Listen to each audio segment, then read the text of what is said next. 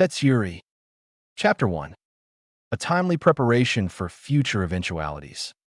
He was falling, he was cold, and he was tired. So tired. How long had he been fighting for? It seemed like all his life.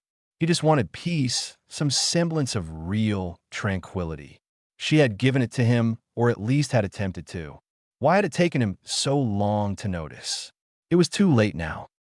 Naruto was falling. How long had it been now? The blonde wasn't sure anymore. His chakra had been ripped from his body and used against him. That was why, right? The young man felt cold as the air whipped against him in his descent. It was the middle of winter, wasn't it? The war hero was tired. His body felt like lead. He wouldn't be able to rescue her now. Did she even want to be rescued anymore? She had gone willingly after all, hadn't she? Did it even matter now? But if that was true, why had she been crying? I didn't want to see her cry. I never did like to see her cry. Kid, are you giving up? The blonde wearily opened his deep blue eyes, taking in his new surroundings as they changed. He'd been summoned to his mindscape, gaining a temporary escape from the realities of the current situation. Instead of falling, he was now standing and staring at a serene blend of obscure colored mist. He turned around to stare before him at a rather dejected mountain of rust-red fur. The embodiment of pure chakra that sat looming over him glared with eyes the color of blood, slit pupils judging him apprehensively. The young shinobi's body language said it all, but the Kyuubi wanted to hear it for himself. I am Sorukerame. I have nothing left. What do you mean? I can probably muster up more chakra before you hit the ground. It'll only dash. I have nothing left. My clan was wiped out before I was even a thought. My parents died before I was even an hour old. Ji-chan died before I even hit puberty. Ero-senin died before I became a man. Hell, he'd probably be disappointed to know that I'm about to die before I could really become a man. Naruto paused and thought about it for a second, then grabbed his face and leaned forward, groaning in disappointment and shock. Oh, Kami, I'm going to die in a shitty way. And as a virgin, did that by you? This got a smug chuckle out of the old fox before the depressed blonde continued with his monologue. Sasuke never really came back. The Sasuke that I got back wasn't the one that left. Hell, even the one that came back left as soon as Kakashi-sensei let him. Tebeo, I spent so much time and effort chasing him, trying to bring him back to the village. The Sasuke I knew ended up only being a ghost, and I was alone again in the end. Mumbling the last part sourly, the young man plopped down with a sigh, disheartened at the admittance as he rested his arms over his knees. Naruto looked completely dejected and defeated at this realization. Was he ever really there to begin with? This retort earned the Biju a sharp look as Naruto glared up challengingly at the red-furred monster from where he sat in a more defiant posture. Kurama bared his teeth, leering down in return, and after a pause, Naruto's features softened, sadly returning his gaze downward towards his hands resting on his lap. No matter how much he hurt me, he was still my brother, Tebeo, even if he ended up the way he did. Both embodiments of sentience sat in silence for a time, reflecting on their shared experiences. Around them played scenes from Naruto's past. Always struggling, always training, always fighting, always hurting, and what did he have to show for it? He thought being acknowledged would cure his loneliness, alleviate some of the pain, but becoming the infamous war hero just made him feel even more isolated. No one saw him for him anymore. Those that did know him personally never seemed to have time for him now. No one except. I regret not approaching her sooner. And maybe if I had, things wouldn't have turned out this way. It's my fault. Naruto smiled darkly as he bawled in on himself, tears burning the edges of his vision as his body flooded with regret and guilt. Maybe this is my divine punishment. I made her suffer for years. If that Jinjutsu was an accurate display of her memories, that means she's at the very least like me for over a decade. Hell, that means she acknowledged me before even Iruka-sensei did. And how did I repay her? By being a big idiot, Databeo. I even flirted with Sakura in front of her, even after she told me that she loved me and almost died for me, twice. I couldn't even bring myself to approach her after Niji. How cruel can I be? I'm nothing but a stupid coward, Databeo. He chuckled, his tone filled with mirth. Kit, you weren't exactly the most socialized human, and you were dealing with your own problems. I'm pretty sure she understood that. That doesn't change the fact that I hurt her, and have been hurting her for years. Tabeo, if I had the chance, I'd go back and make it up to her. Maybe then things would have turned out differently. Do you think when I reincarnate next time, Old Man Six Paths can set something up? I wouldn't even mind if I became her pet rabbit or something. Databeo. Naruto pleaded morbidly, resigned to his fate, but with a small flicker of hope. Kurama was stunned by the boy's complete abdication. Naruto was really giving up. Had the boy finally reached his breaking point, giving the broken man a remorseful look before quickly recovering? The monstrous vulpine-like creature shrugged, playfully giving the blonde an arrogant smirk. Kurama, in fact, was gathering chakra to save the idiot. Throughout their conversation, the 19-year-old's body had still been plummeting to the earth, and Kurama wanted to distract him from the pain and anxiety of the situation. Out of all the humans the Kyuubi had met over the years, this one deserved more. He was treated no better than any Biju. The humans always used Naruto as a tool, a weapon, and ignored his wants and needs when the crisis was over. Who had been there for him when he was a weak kid going to bed hungry at night? Who held him after the war when he struggled with nightmares for months? Kurama knew Naruto well. Even if the boy could hide his feelings and thoughts from everyone else, it was hard to shield those emotions from someone living in your head. The Kyuubi saw and felt it out, as if it were his own personal experiences, every betrayal, every infliction of pain, physical or not. No, this boy deserved more, and Kurama would make sure Naruto achieved some happiness in his life if he could help it. Grinning with cunning that only an ancient nine-tailed fox could muster, he turned his chakra pools inward. Sure, Kit, I could try to talk to him about setting something up. Kurama, will it hurt? Not any more than when Mandara ripped me from your body. I'll make sure of it. Thank you, Kurama, and again I'm sorry. With his last words to the fox, Naruto directed his consciousness outwards. Opening his eyes to the real world, the defeated blonde was once again aware of the sting of the cold wind on his cheeks as he tumbled through the winter air. Naruto's tan skin was burning from the chill as his body gained momentum. Despondent blue eyes drifted upwards to gaze at the false sky of this strange land his team had been drawn to during their mission. He could still clearly see the hole his chakra has pierced through the miniaturized moon that glowed in the night sky. It reminded him of her, and those eyes her clan was famous for. Naruto lifted his hand. Still firmly grasped in his firm grip was a charred piece of scarlet that had been carefully knitted throughout their journey. He had seen her working on it as he watched her every night. All that work carelessly obliterated in an instant. Naruto chuckled at the irony, since his own will and dreams had been destroyed just as easily. Bringing the small bit of comfort closer to his chest, Naruto tried to get his breathing under control as the ground drifted closer. The Jinchuriki now fought against his primal instincts that screamed for him to save himself. He had to remind himself that Kurama had assured him it wouldn't hurt. It'd be over in an instant. Would they be able to find his body? How would they feel after he was gone? Would they succeed in their mission without him?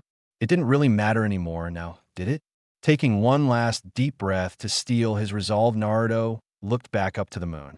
It really did remind him of her eyes, those gorgeous pools of pearlescent lilac, usually hidden behind indigo as dark as the night sky. With that last thought, there was nothing, and then there was pain everywhere. Groaning, a young child slowly opened their bruised but shining cerulean blue eyes. The first thing the battered boy noticed was the pain encompassing his small frame. Then he saw that it was snowing. Looking around, sky blue orbs locked onto large pools of milky lilac staring down at him. Tears brimming the ethereal gaze, threatening to fall along a delicately round, pale face framed by indigo. Wah! Was all the young Naruto could muster. He didn't know if it was because his body was in so much pain the dizzy falling sensation he was currently struggling against, or those large eyes that kept him pinned to the ground. After another moment of fighting to gain his bearings, a bleary-eyed Naruto slowly sat up. "I'm sorry." A voice whimpered barely above a whisper. Naruto turned to focus on the voice, returning to gaze at the pretty eyes before the pearlescent pools snapped shut as something scarlet was thrust under Naruto's nose. "Why your scarf? They ruined it." As more of Naruto's surroundings came into focus, he saw a girl no older than himself kneeling in front of him. Displayed in her hands were the remains of a scarf, torn to shreds. A sudden tidal wave of emotions washed over the young boy. It felt like someone had punched him in the gut all over again. What was this feeling? It was overwhelming, disorienting, familiar, yet foreign. "Hey, are you okay?" the girl asked in concern, lowering the object to look at him with worry filling her large pupilless eyes. She seemed scared or distressed, not of him, but for him. This was a strange feeling that was developing in his gut right now. Naruto wasn't sure what to make of it, but he didn't want the girl to look so sad and scared. Even though it seemed every part of his body was sore and stiff, Naruto managed to brush the snow off of himself, making an effort to smile at her reassuringly. "I'm okay. I'm used to it. How about you? Tebeo, are you okay?" He observed her more intently as the current situation came flooding back to him. The girl had been being bullied by some older kids when he tried to intervene, then said jerks had knocked him out. Naruto's large blue eyes carefully inspected the nervous girl, trying to notice if those mean older kids did anything to her besides saying harsh words to make her cry. He didn't want to see her cry either, but it would be better than seeing her hurt. "I am okay. Here's your scarf." The girl tried again to give him the remnants of scarlet yarn. Naruto smiled again, shaking his head and waving his hand dismissively. The article of clothing had been destroyed. What use did he have for it now? The girl was nice, but her logic was weird. "That's okay, you can keep it. Databeo, we should probably head home anyway. It's kind of cold out here." To prove his point, the 7-year-old started to shiver, rubbing his arms vigorously at the realization that he was freezing. His hands were pink and numb, as were his face and ears. "How long was I out for? Has she really sat in the snow this whole time, waiting for me to wake up? Why would she do that? Isn't she cold? What a strange girl." The girl stared at him for a long moment, seeming to be unsure about something before she tucked the remnants of yarn into her pocket and nodded in agreement. With that, the duo went their separate ways. Naruto wouldn't let his weakness show, but in reality, he was cold, hurt everywhere, and felt kind of sick. Not quite as sick as when he drank spoiled milk on accident, but an unfamiliar, unsettling feeling deep in his gut. It didn't take long for Naruto to make it to his apartment. Upon entering, the young boy shouted a less than enthusiastic Tadaima.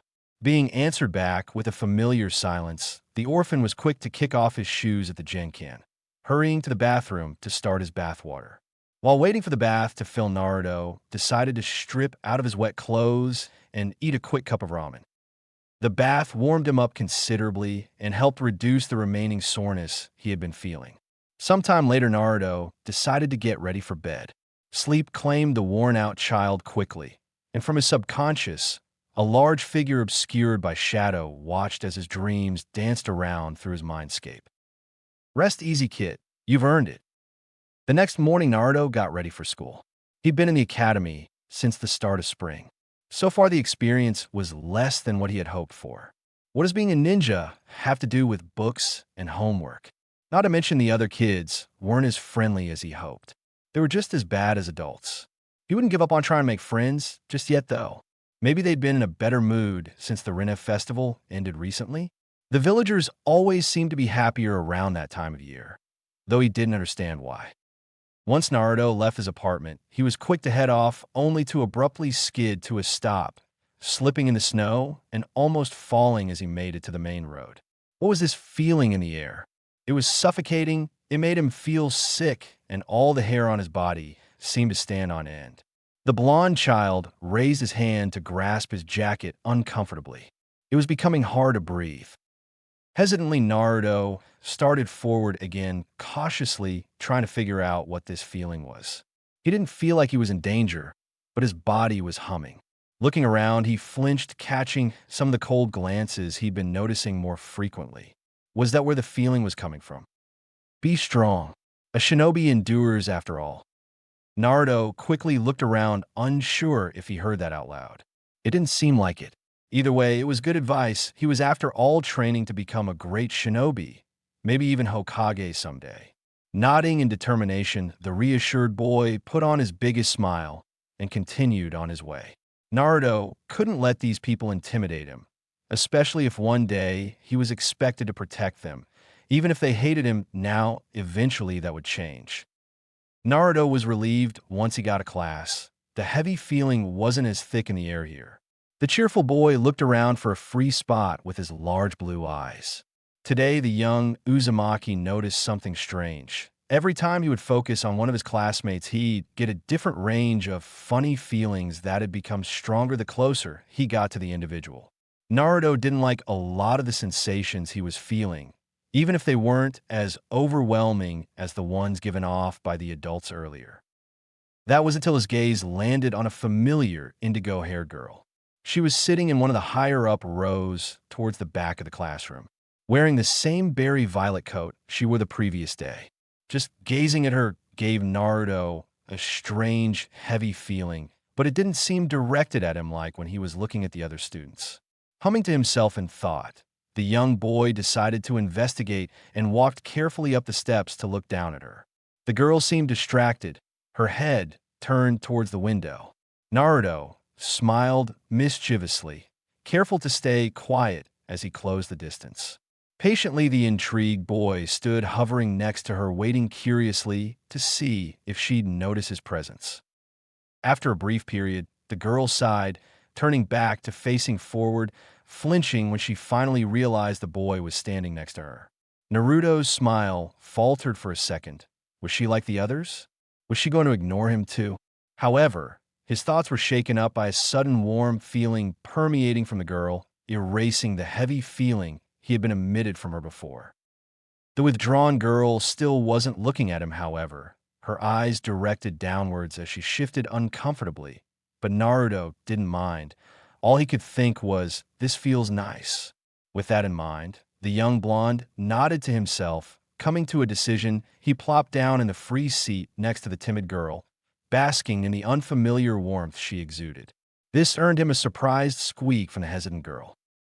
Naruto waited in comfortable silence, giving the girl a couple of sidelong glances to gauge her tolerance of his presence, before mustering up his biggest smile, turning to face her while leaning against the desk, resting his whisker-striped cheek in his palm. I didn't know we had class together. I'm Uzumaki Naruto. What's your name, Databayo? Hinata, Hyuga Hinata, the girl murmured after a long pause, still avoiding eye contact with the boy. Naruto nodded in recognition, chuckling in restrained giddiness. She didn't ignore me. Someone's actually talking to me without getting mad. Leaning back in his seat, Naruto interlaced his hands behind his head and looked up at the ceiling. The nervous boy was trying to give off a look of boredom and apathy, when in reality, he was feeling the complete opposite. Hesitant to press, he weighed his options before deciding to press his luck. Do you mind if I sit here today, Hinata-chan? He finally asked quietly, giving her a sidelong glance to ascertain her reaction.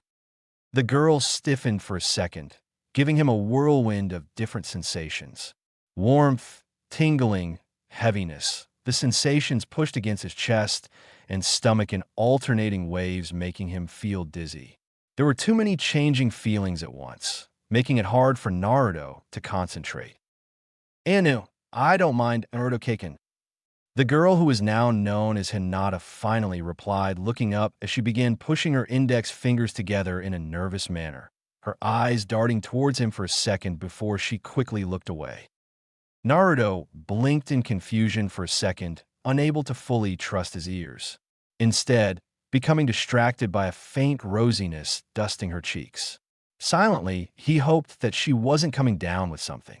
He felt guilty since she had stayed out so long in the snow yesterday, because of him. Yep, Naruto definitely needed to sit here today and keep an eye out for her in case he needed to notify Sensei of her condition. Hinata had, after all, told him she didn't mind sharing seats with him. Suddenly, a disturbance at the front of the class drew both of the children's attention. A dark-haired boy dressed in blue, flocked by a group of girls, made his way into the class.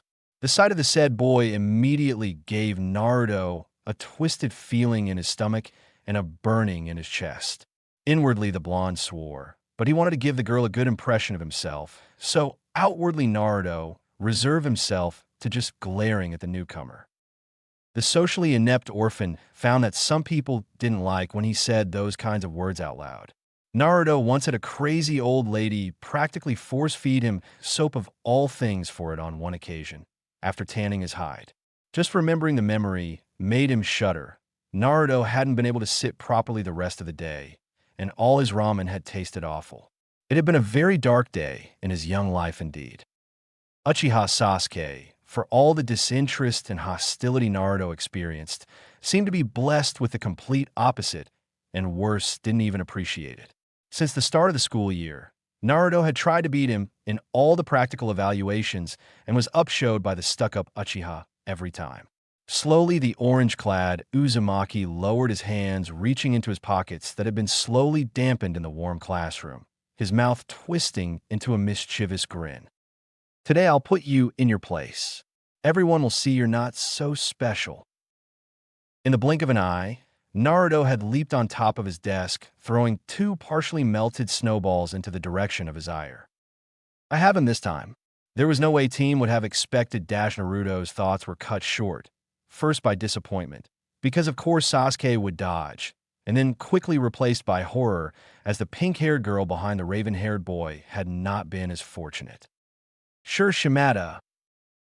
Naruto spent the first half hour of class nursing wounds received from inciting the wrath of one irate Haruno Sakura, something Naruto hoped to not repeat anytime soon.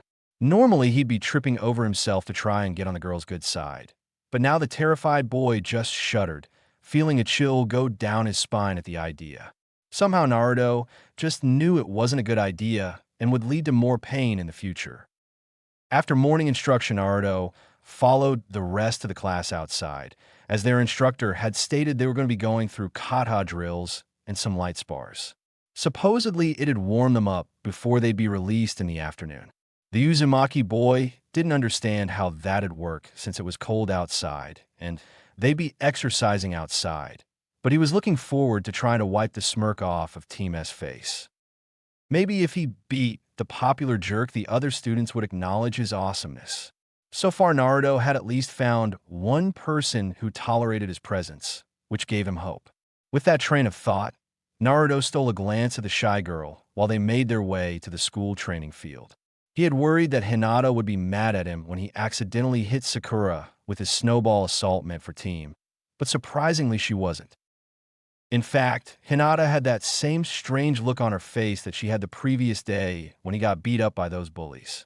Naruto didn't know exactly how he felt about that, but a small part of him felt hopeful he'd have to see where things went.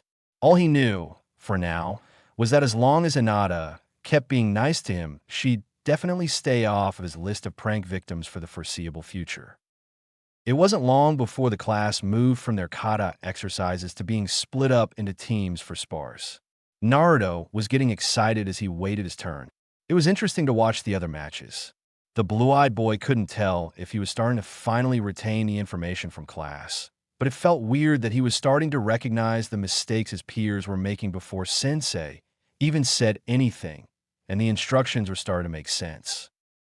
Uchiha Sasuke and Uzumaki Naruto, you're up. And remember to behave this time, the teacher called from where he was writing on his clipboard. Naruto grinned confidently as he approached the practice ring, making the seal of confrontation they were taught to signify the start of the match. It was annoying listening to the others cheering for team. Why couldn't they cheer for him for once? What made the Uchiha so cool? Naruto didn't see anything special about the clan, or specifically about the boy currently glaring at him. As soon as the signal was given, Naruto launched into his assault. Normally, he would have just launched forward with a haphazard punch, but for some reason his body moved on its own and he swung into a butterfly kick instead.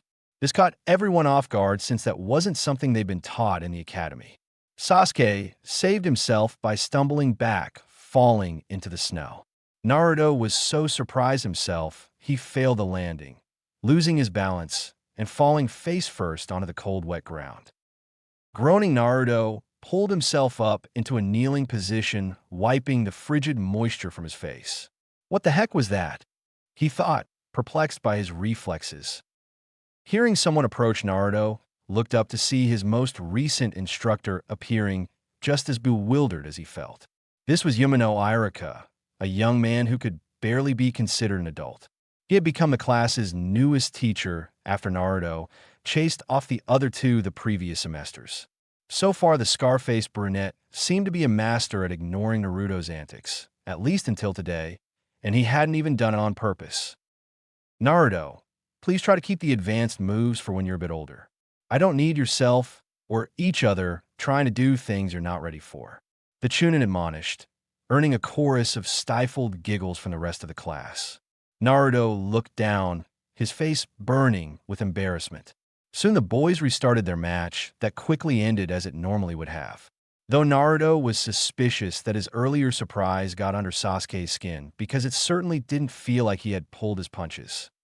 While Naruto sat on the ground, nursing his bruises, Sasuke scoffed as he hovered over him haughtily. You're 100 years too early if you think you can beat me. Use your Itanki.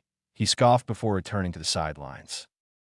Normally, this remark would have spurred Naruto into a tantrum, but for some reason, it didn't bother him as much today.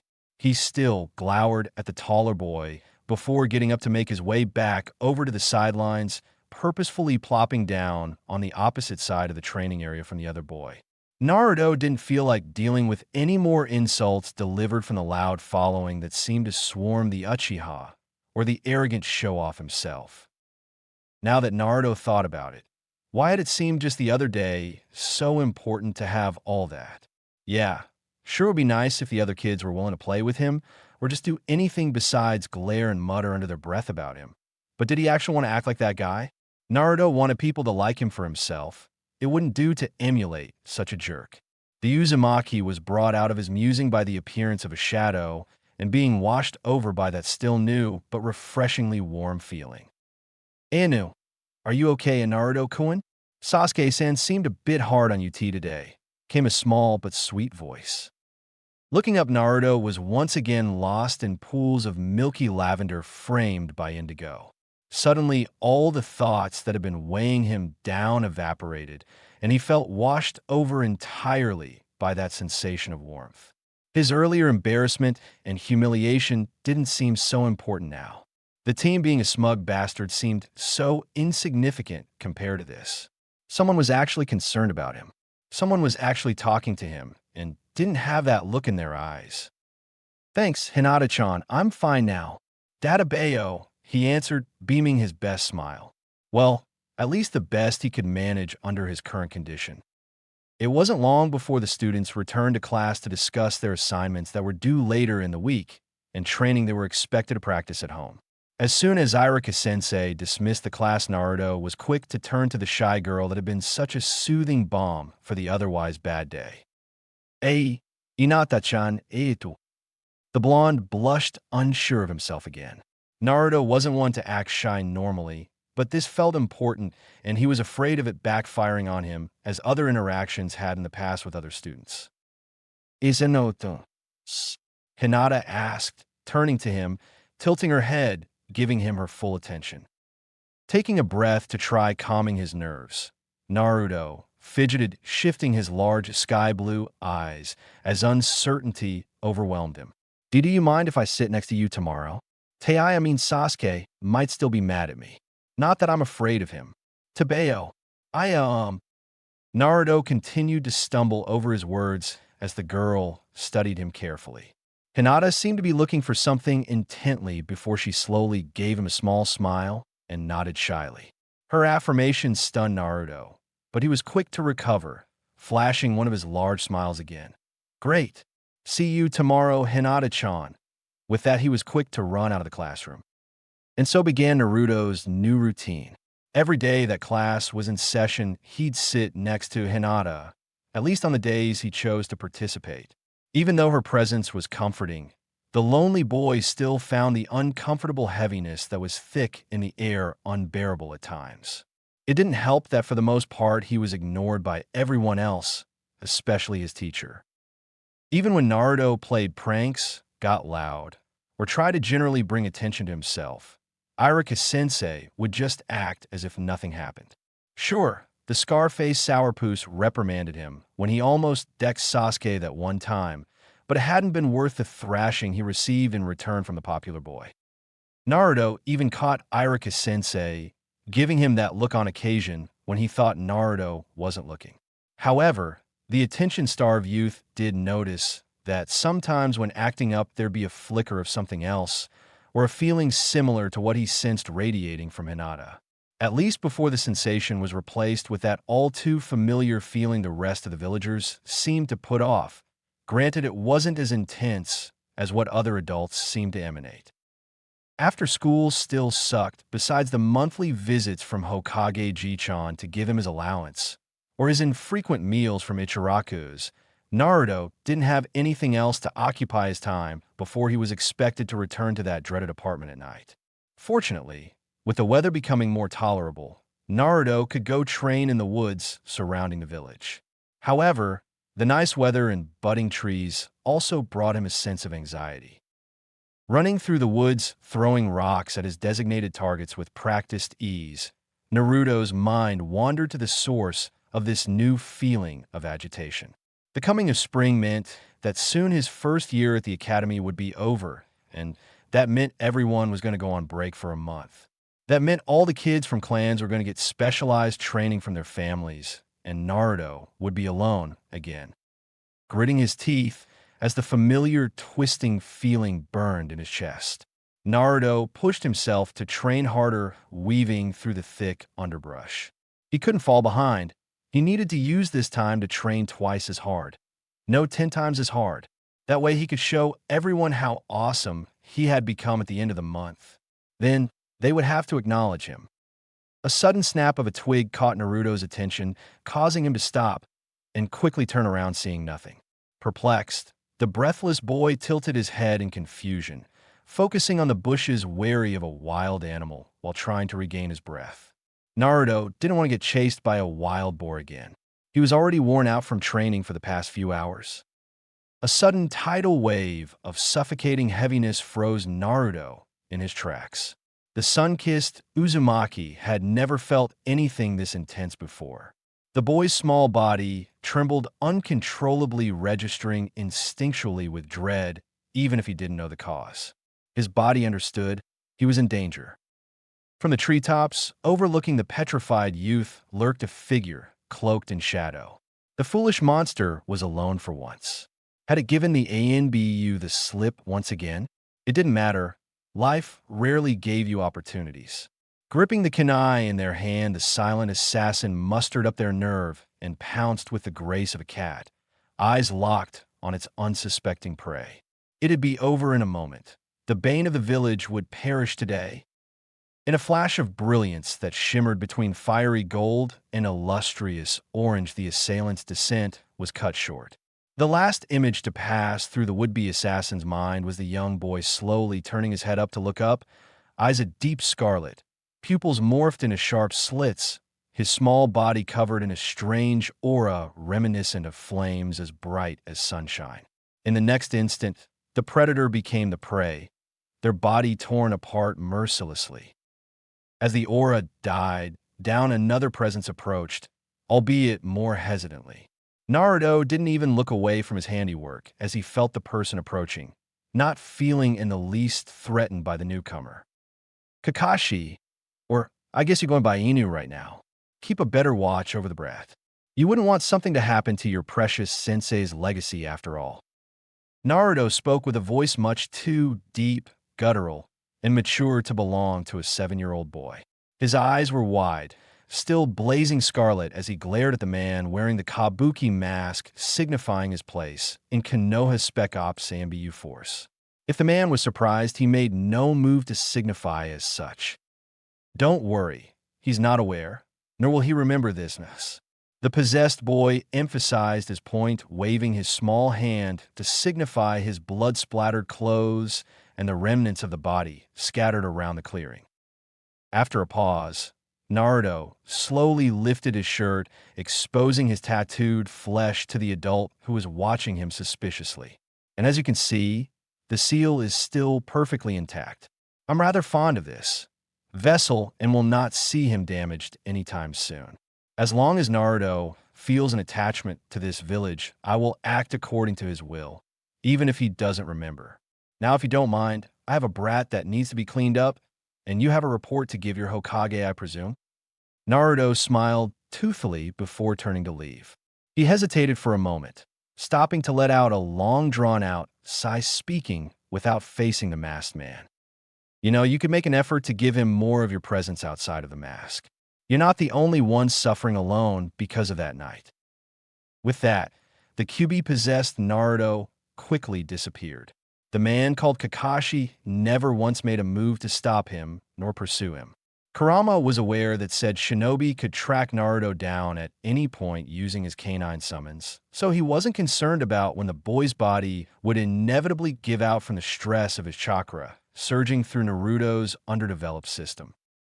Kakashi, for his part, didn't know what to think about the current situation. It had been a routine assignment of watching Naruto from the shadows. Unfortunately, at some point, he'd lost track of his young charge.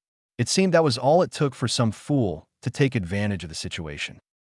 Digging through the carnage for any form of identification, the young ANBU soon realized the poor bastard had been some chunin whose team was meant to be guarding a nearby checkpoint. Why was the man so far from his post? Did he know Naruto trained in this area frequently? Had he been planning this attack for a while? What would have happened if the Kyuubi hadn't decided to protect Naruto? Standing back up, Kakashi contemplated his options. There were too many unknowns and questions left unanswered. What was the best way to handle this situation? On one hand, the Kyuubi seemed to be able to easily take over and possess Naruto, to the point of effectively turning a trained shinobi into nothing more than dog food. On the other hand, Naruto's seal was still intact, and it seemed the Kyuubi had become attached to his young Jinchuriki, to the point of even stating he'd support Konohagakure if that was Naruto's wish. Well, after chastising Kakashi for slipping up with his sworn duty. Actually, how did the fox know his name? Looking around at the remnants of one of his compatriots, Kakashi weighed his options once more. How would the Hokage take the news? Would he even believe Kakashi's account? Would this put Naruto in even more danger? The young ANBU was torn between his duty to the village and his fallen sensei. At last, Kakashi came to a decision, leaping off in the direction of the outpost. After all, it wasn't unusual for a ninja to meet their end because of a dangerous animal. His teammates just needed to be convinced, while after Kakashi made sure they weren't complicit. The young shinobi's left eye glowed threateningly at the thought. If that had been the case, well, Konoha wouldn't miss one low-ranking team. The forests were full of wild animals after all. It was late evening when Naruto stirred. What happened? Groaning, he sat up and noticed his clothes were soaked while also covered in mud and foliage. The young boy was confused, sore, and too tired to really care about much else. Maybe he ate poisonous mushrooms again. Everything seemed fuzzy, and his memory was coming up blank. Hokage Jichan has warned him to be careful when foraging in the forest. Naruto's thoughts were cut short by a familiar presence making itself known. Looking up, disoriented youth noticed a tall, lanky ANBU that had shadowed him most of his young life, well, one of them anyway. Inu was usually pretty lax compared to some of the other ANBU the Uzumaki had to deal with. Inu never spoke to him, of course, but he never gave him that heavy feeling either. Instead, the ANBU gave off a more complex feeling Naruto couldn't place. It was like a mix of what he felt when he'd return to his apartment every night, but also how he felt greeting Hinata every day at school. It was a very disorienting sensation for sure.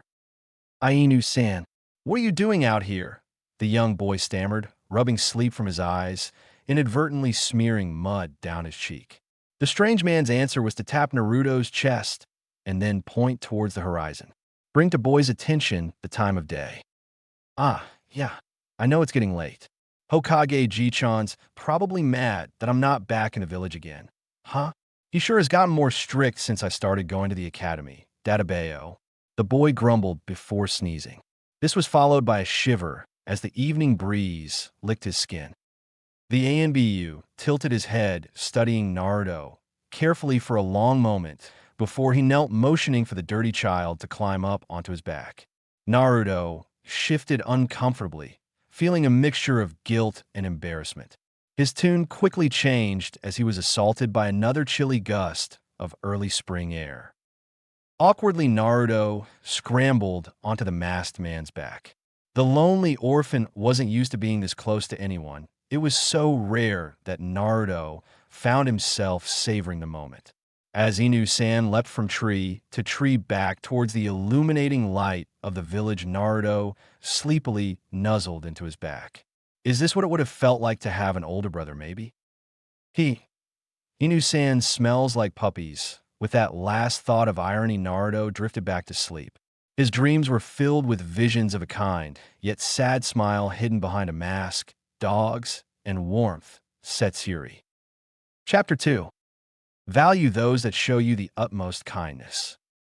Naruto fidgeted uncomfortably from where he sat on his swing, watching the assembled students that were waiting excitedly that morning for the new school year to begin. Over the past month, they had been on break. During this time, the young boy had trained tirelessly in fear of falling behind. Naruto glanced up, feeling a swell of jealousy and longing eating at every fiber of his being from the display before him. The sight of the children interacting with their parents and guardians was torture for the lonely orphan. His eyes, normally sky blue, were dark as the sea during a storm as the despondent Uzumaki returned his gaze down to the fresh spring grass beneath his feet. Situations like this were when Naruto would struggle the most, being reminded just how alone he truly was. On occasion, Naruto had tried to ask the Hokage about his family, but the old man had adamantly refused. The dead didn't matter, according to Hokage Ji-chan, because dwelling on them wouldn't help the living. But if that was true, why did they have to learn about all those dead shinobi and previous Hokage in school? Why was it important to know about old wars, but it wasn't important to know who his parents were? Had they been bad people?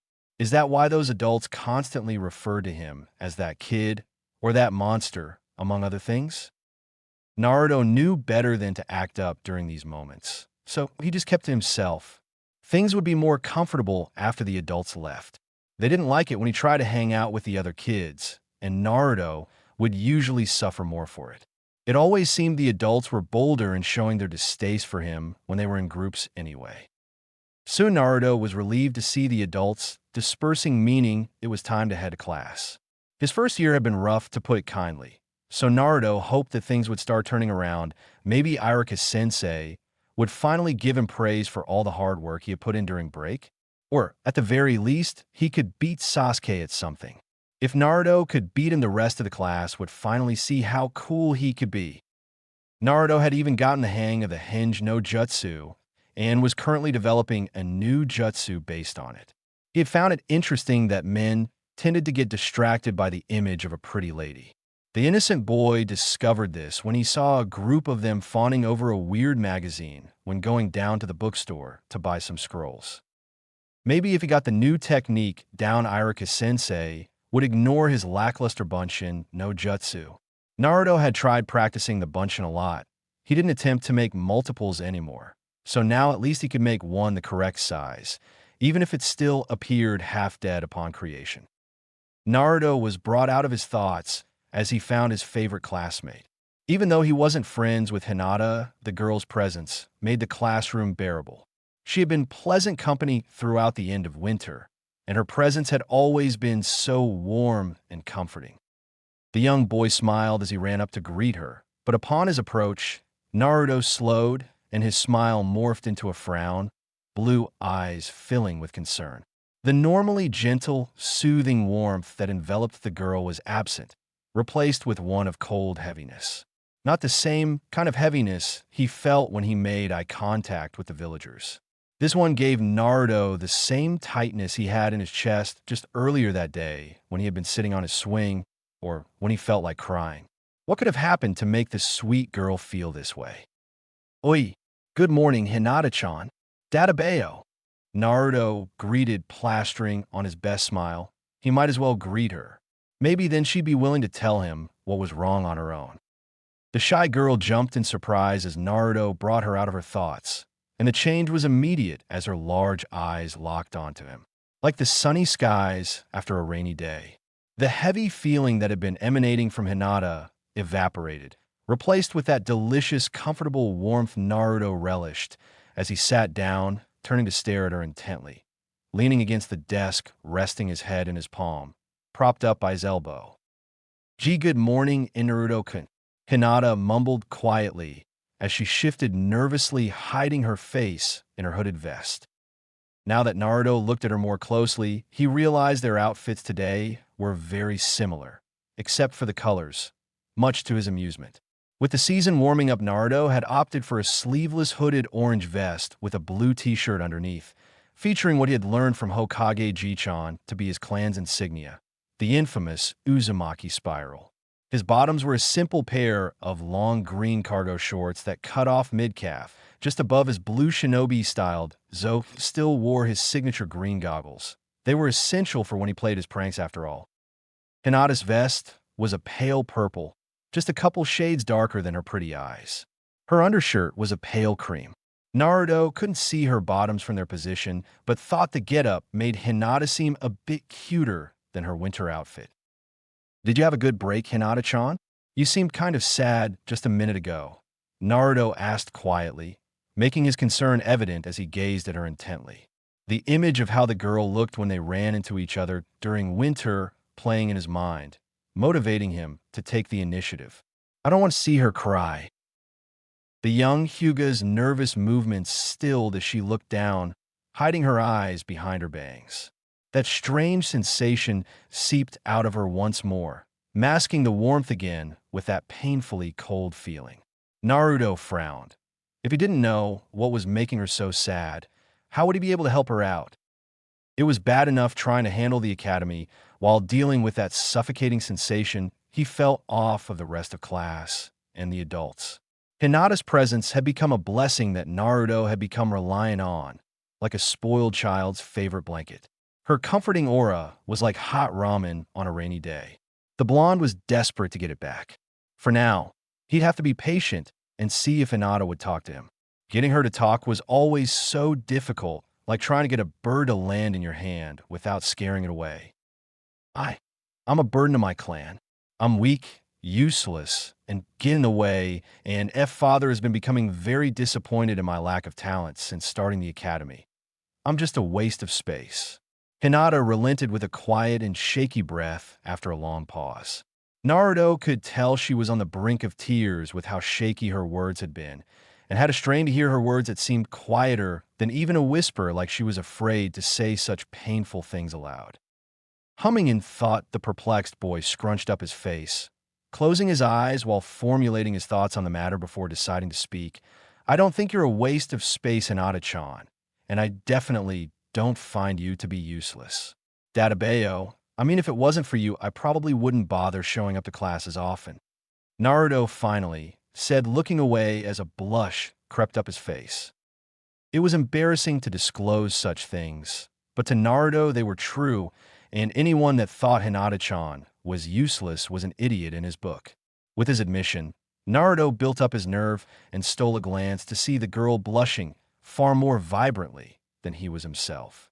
The warmth came back, now with an additional tingling sensation like butterflies in his stomach. This felt nice. The Uzumaki patted himself on the back as class started. He had accomplished his mission, now back to business as usual. Most of the day was spent reviewing what they had learned the previous year, at least until near the end of class. Naruto stared down at the blank paper in front of him, twirling his pencil absent-mindedly, smirking when he heard another student make a witty comeback at Irika-sensei's explanation of the assignment. HM, If the world was to end tomorrow, who would you want to spend your last day on Earth with? This is stupid. The world isn't going to end, Databeo. Normally, Naruto would be running a blank, get frustrated, and probably cause a scene. Giving the girl next to him a sidelong glance, the orange-clad boy decided to take a different approach. Quickly, Naruto wrote down his answer before resting on the desk, preparing for a nap, and conveniently hiding his paper until Irika-sensei was ready to gather up the assignments. Sitting next to Hinata-chan always feels so nice. As spring progressed, Naruto's days at the academy continued along in a similar routine. Outside of classroom assignments, they practiced different jutsu, such as their aim and proper handling with shuriken jutsu, daily kata, and form practice with taijutsu, where they sparred with each other at least once a week. Naruto was beyond irritated that he still ritualistically got his ass kicked by almost everyone. It was like his mind wanted to do one thing and his body wanted to do another, making him mess up in front of everyone repeatedly. With ninjutsu, they were in the process of practicing the Bunshin no Jutsu, something that Naruto still couldn't get down to save his life. This, ironically, is what it was meant for. It was frustrating and made him somewhat angry when the other students made fun of him during evaluations for not being able to get it down. Naruto always tried to laugh it off, but it still stung nonetheless. At least it seemed he had some talent with the Henge no Jutsu.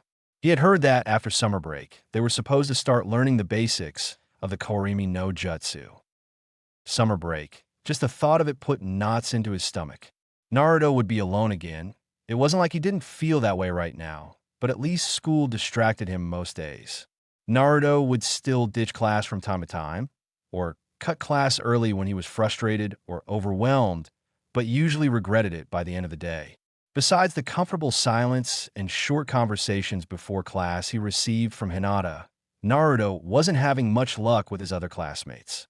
They usually treated him with disdain or ignored him outright. It was starting to become unbearable. Naruto was desperate to make some friends. Lately, he had been trying to hang out with a group of boys led by one of his classmates, named Hibachi, which loitered around the playground after class, but they generally tried to chase him off or would run off themselves. Sure, Hibachi had been a major jerk to him in class today, getting their other classmates to gang up on him and pretty much calling him a plague. This in turn led Irika-sensei into instructing them to ignore him, as if they didn't already do that. Naruto was brought out of his thoughts as he coincidentally noticed the group of boys discussing something. Interacting with Hinata had caused the young blonde to learn that sometimes it paid to be quiet and listen. You never knew just what you could learn by being silent. What Naruto had learned, and others tended to underestimate about him, among other things, was that when he wanted to, he could have a knack for stealth. If he didn't, he wouldn't get away with the pranks he played on the villagers. The Uzumaki hung back and eavesdropped on the boys' conversation curiously. Listening intently, Naruto heard mention of a test of courage they were arranging tonight at the cemetery. Normally, he would have demanded to be included, but now a different idea came to mind. Smirking to himself, he started to formulate a plan involving the mask he had recently acquired from a less-than-kind shopkeeper. Not only could he get Hibachi back for what happened in class, but maybe they want to be his friends if he could show them up proving that he wasn't some useless loser. Quickly, Naruto headed home to set his scheme into motion. I'll need that fox mask, maybe a sheet. It'd be easier than trying to keep up a hinge. I'll also need to get there early enough that I can catch them off guard, but not early enough to be caught by some adult. What else? The mischievous Uzumaki became completely absorbed into his thoughts as he started to put his plan in motion. Running around his apartment, gathering supplies, Naruto put together his costume, practicing in front of the mirror until he was satisfied with his act. The young ninja cadet actually took his pranks very seriously. Mostly because failed pranks usually ended with him either in pain or being forced to do extra work under the supervision of trained shinobi. By late evening, the now disguised boy was waiting patiently in his hiding spot atop the memorial monument that overlooked the cemetery. Naruto glanced up at the sky. It was currently on the cusp of twilight, so the other kids would be here soon. The boys arrived about half an hour later and started the process of lighting their lanterns while going over the rules of their challenge. Soon Naruto's first victim made their ascent, losing their nerve before they even got a third of the way through the cemetery, much to his disappointment. The second boy made it two-thirds of the way, so Naruto rewarded him by throwing his voice. "Guru, Guru," he called, earning a yell of surprise from the terrified boy. Naruto had to stifle his laughter to not give away his hiding spot. Looking down from where he hid, the troublemaker watched the boys bickering with one another until his targeted victim finally decided to make his way up the path. Naruto watched as Hibachi made it to just below the monument. "Gururu, Gururu child, a delicious child," Naruto shouted before jumping down mere centimeters from the petrified boy. After a long pause, Hibachi let out a high-pitched scream, throwing up his lantern and running away, continuing to scream hysterically about a monster fox that wanted to eat him. Naruto couldn't control himself any longer, laughing to the point of tears. The prankster was so distracted by his reverie that he didn't notice another presence until they were about a meter away. This new figure gave off a scary aura, making the hairs on the back of Naruto's neck stand on end. "Oh, I might have made one of the adults a bit too mad with my joke. This could be bad." Gathering himself up, Naruto looked up to get a better look at the person in front of him. In relief, he realized it was just Irika-sensei. Quickly, he removed his mask, plastering on his best foxy grin, hoping to defuse the situation. Irika-sensei, did you see their faces? He. Better run away, or I'll eat you all up. Bunch of babies. That was the best prank ever. Serve them right." "Naruto," Irika snapped sharply, getting Naruto's attention. The said boy stopped laughing, realizing he was going to be in trouble, maybe a lot of trouble. "Do you realize what you're doing?" the adult asked in a cold tone. Now that Naruto was focusing more, he realized that the heaviness had not dissipated even though he had revealed himself. Looking up, he saw iciness in Irika's gaze. It was that look again, the look that said he was a nuisance, unwanted, unneeded, a plague on the village, a monster better off dead. The reason the Yondaime had died. Naruto couldn't stand it anymore, were his only choices to be hated or ignored. Why him? Why? Why does everyone, even my own teacher, why do you all look at me like that? I'm not a nuisance. I'm not some kind of disease. Databeo. I'm Uzumaki Naruto. Chikushu. I'm sick of this. I'll never return to the academy again. What's the point? With tears burning in his eyes, Naruto pushed past Irika and ran off towards home, ignoring Irika as the man called after him. Once safely in his apartment, Naruto slammed the door behind him and sunk to the floor, sobbing in frustration. Naruto didn't cry often, but this feeling was too overwhelming. Why did everyone hate him? Why did they make rules to exclude him? Why was he so alone? Why did everyone go out of their way to ignore him? What had he done to deserve this? Then having it forced into his face every day at the academy, screw that. The academy, that's the only place I see Hinata-chan. Oh well, she'll probably forget about me after a while. It isn't like we're friends or anything anyway. Naruto thought bitterly, making his way towards his bedroom, haphazardly tossed articles of clothing around, and put on his pajamas before climbing into bed. Naruto didn't feel like eating, so he turned in early for the night, drained by the feeling of loss and defeat. I'll miss her though. She was nice to talk to. In the recesses of his mind, sad scarlet eyes gazed up into his memories. Kurama couldn't prevent all of Naruto's pain, because in some instances the sacrifices led to exponential gains. The weary Kitsune only vaguely remembered this trial from the original timeline, but understood that his interference was not needed. Instead, Kurama turned away from the gates that barred him from his young container to instead gaze down at the Hoshi no Tama held hidden in his many tails. Inside the large golden, glowing orb rested a very familiar man sealed into stasis.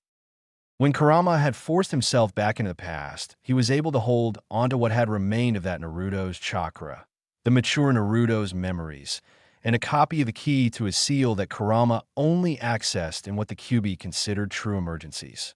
Kurama tried his best to keep the previous incarnation's memories sealed, only allowing glimmers to methodically leak out when he felt it benefited the struggling youth. If the fox had still been his old, hateful self, he would have used the opportunity to escape, but the old fox had made a promise he intended to keep. He was, after all, very fond of his container, even if the boy wasn't aware of it just yet. Just bear with it, kid.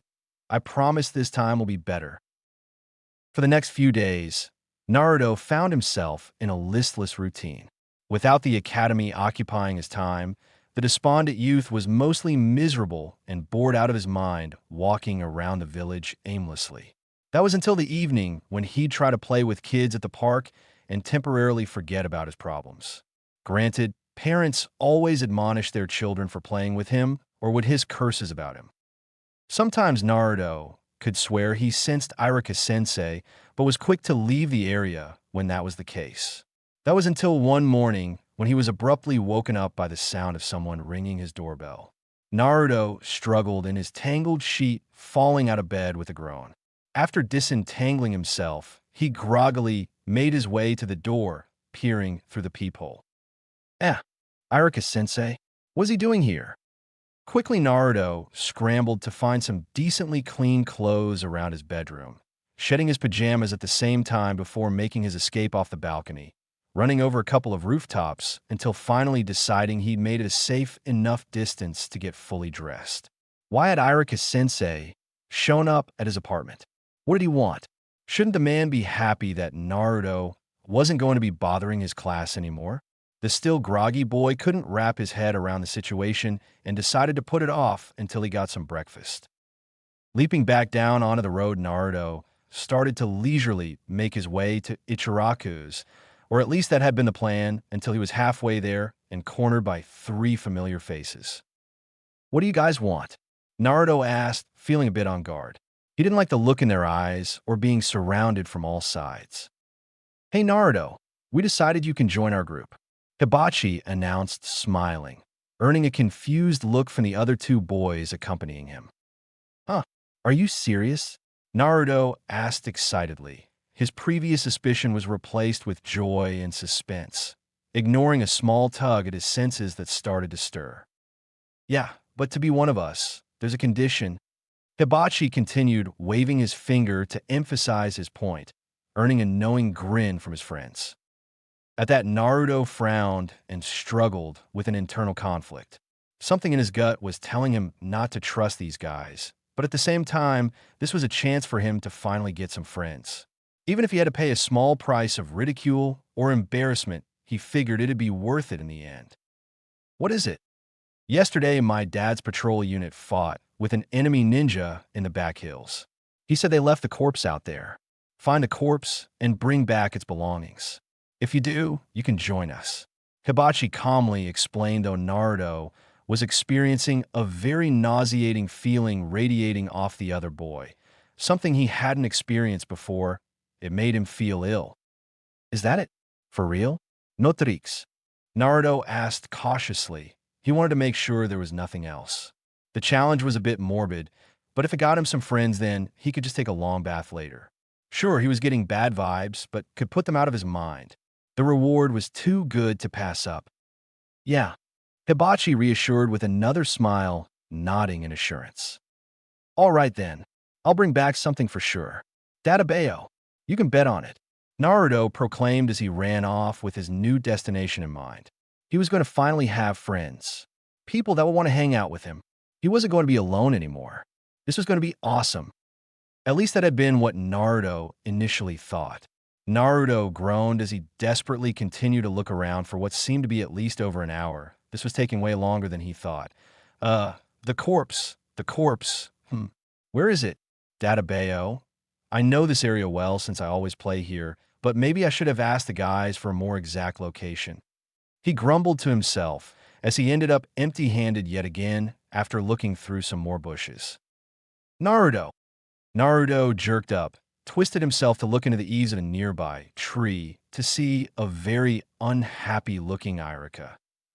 "Sensei!" he shouted in shock. "What are you doing? Get back to the academy now." Iruka ordered sternly as he leapt down and approached Naruto, pointing back towards the village to strengthen his command. Naruto frowned as he bunched up his fists, stomping the ground in defiance. Sure, he'd been miserable and lonely all week, but the desperate child couldn't pass this chance by.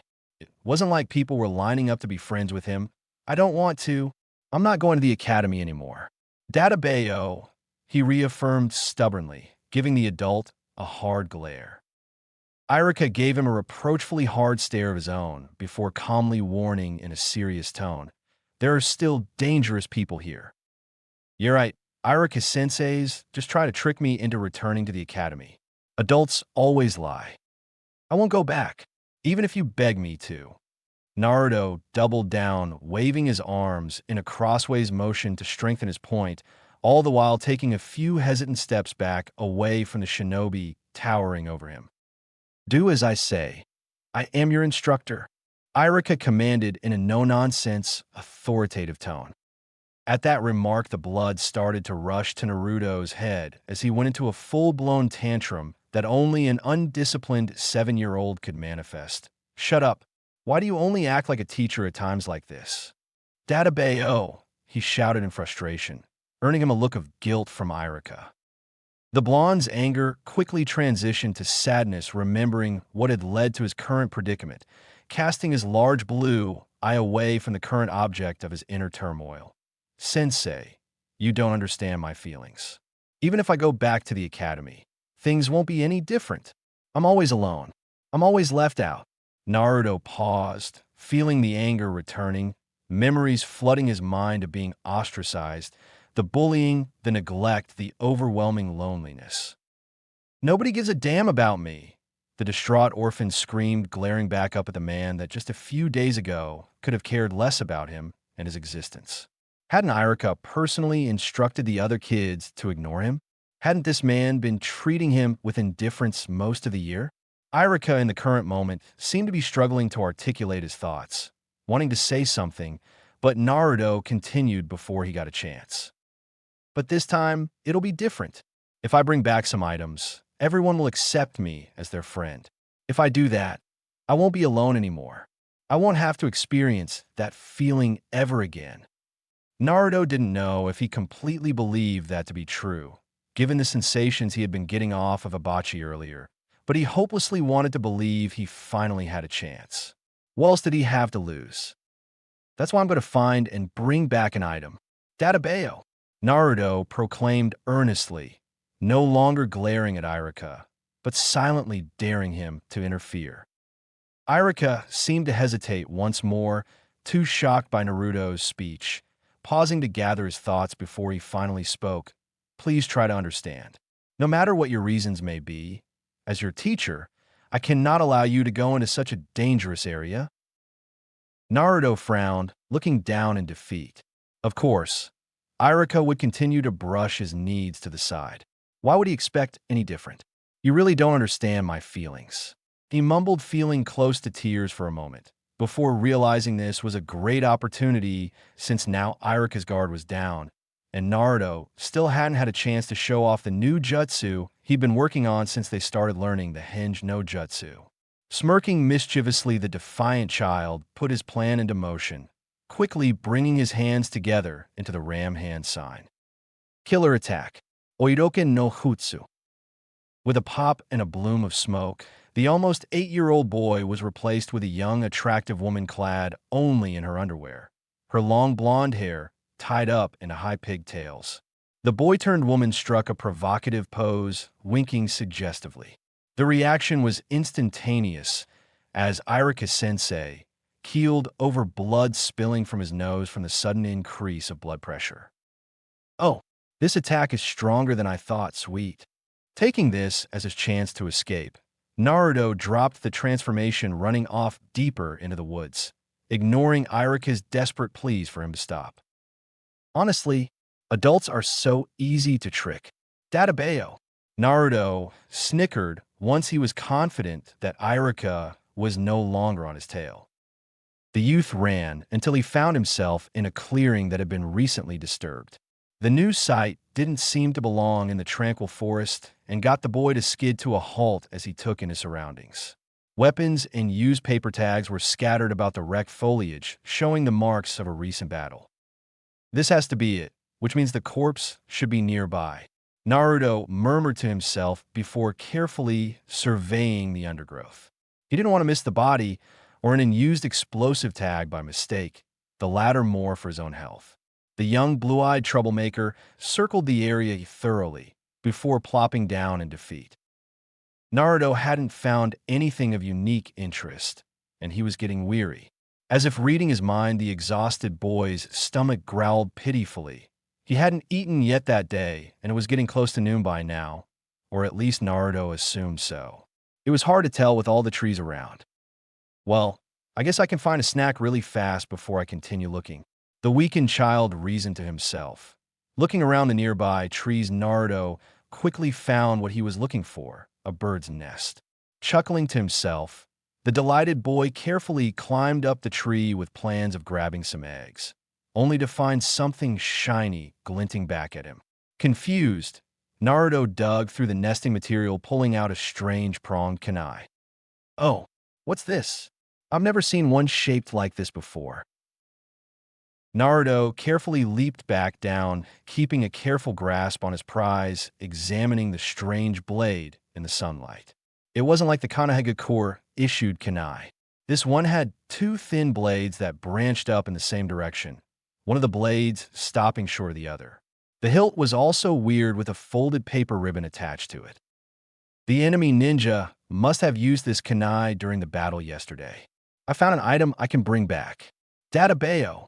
Naruto excitedly cheered aloud. He'd successfully found something, and he didn't have to pilfer a gross corpse to get it.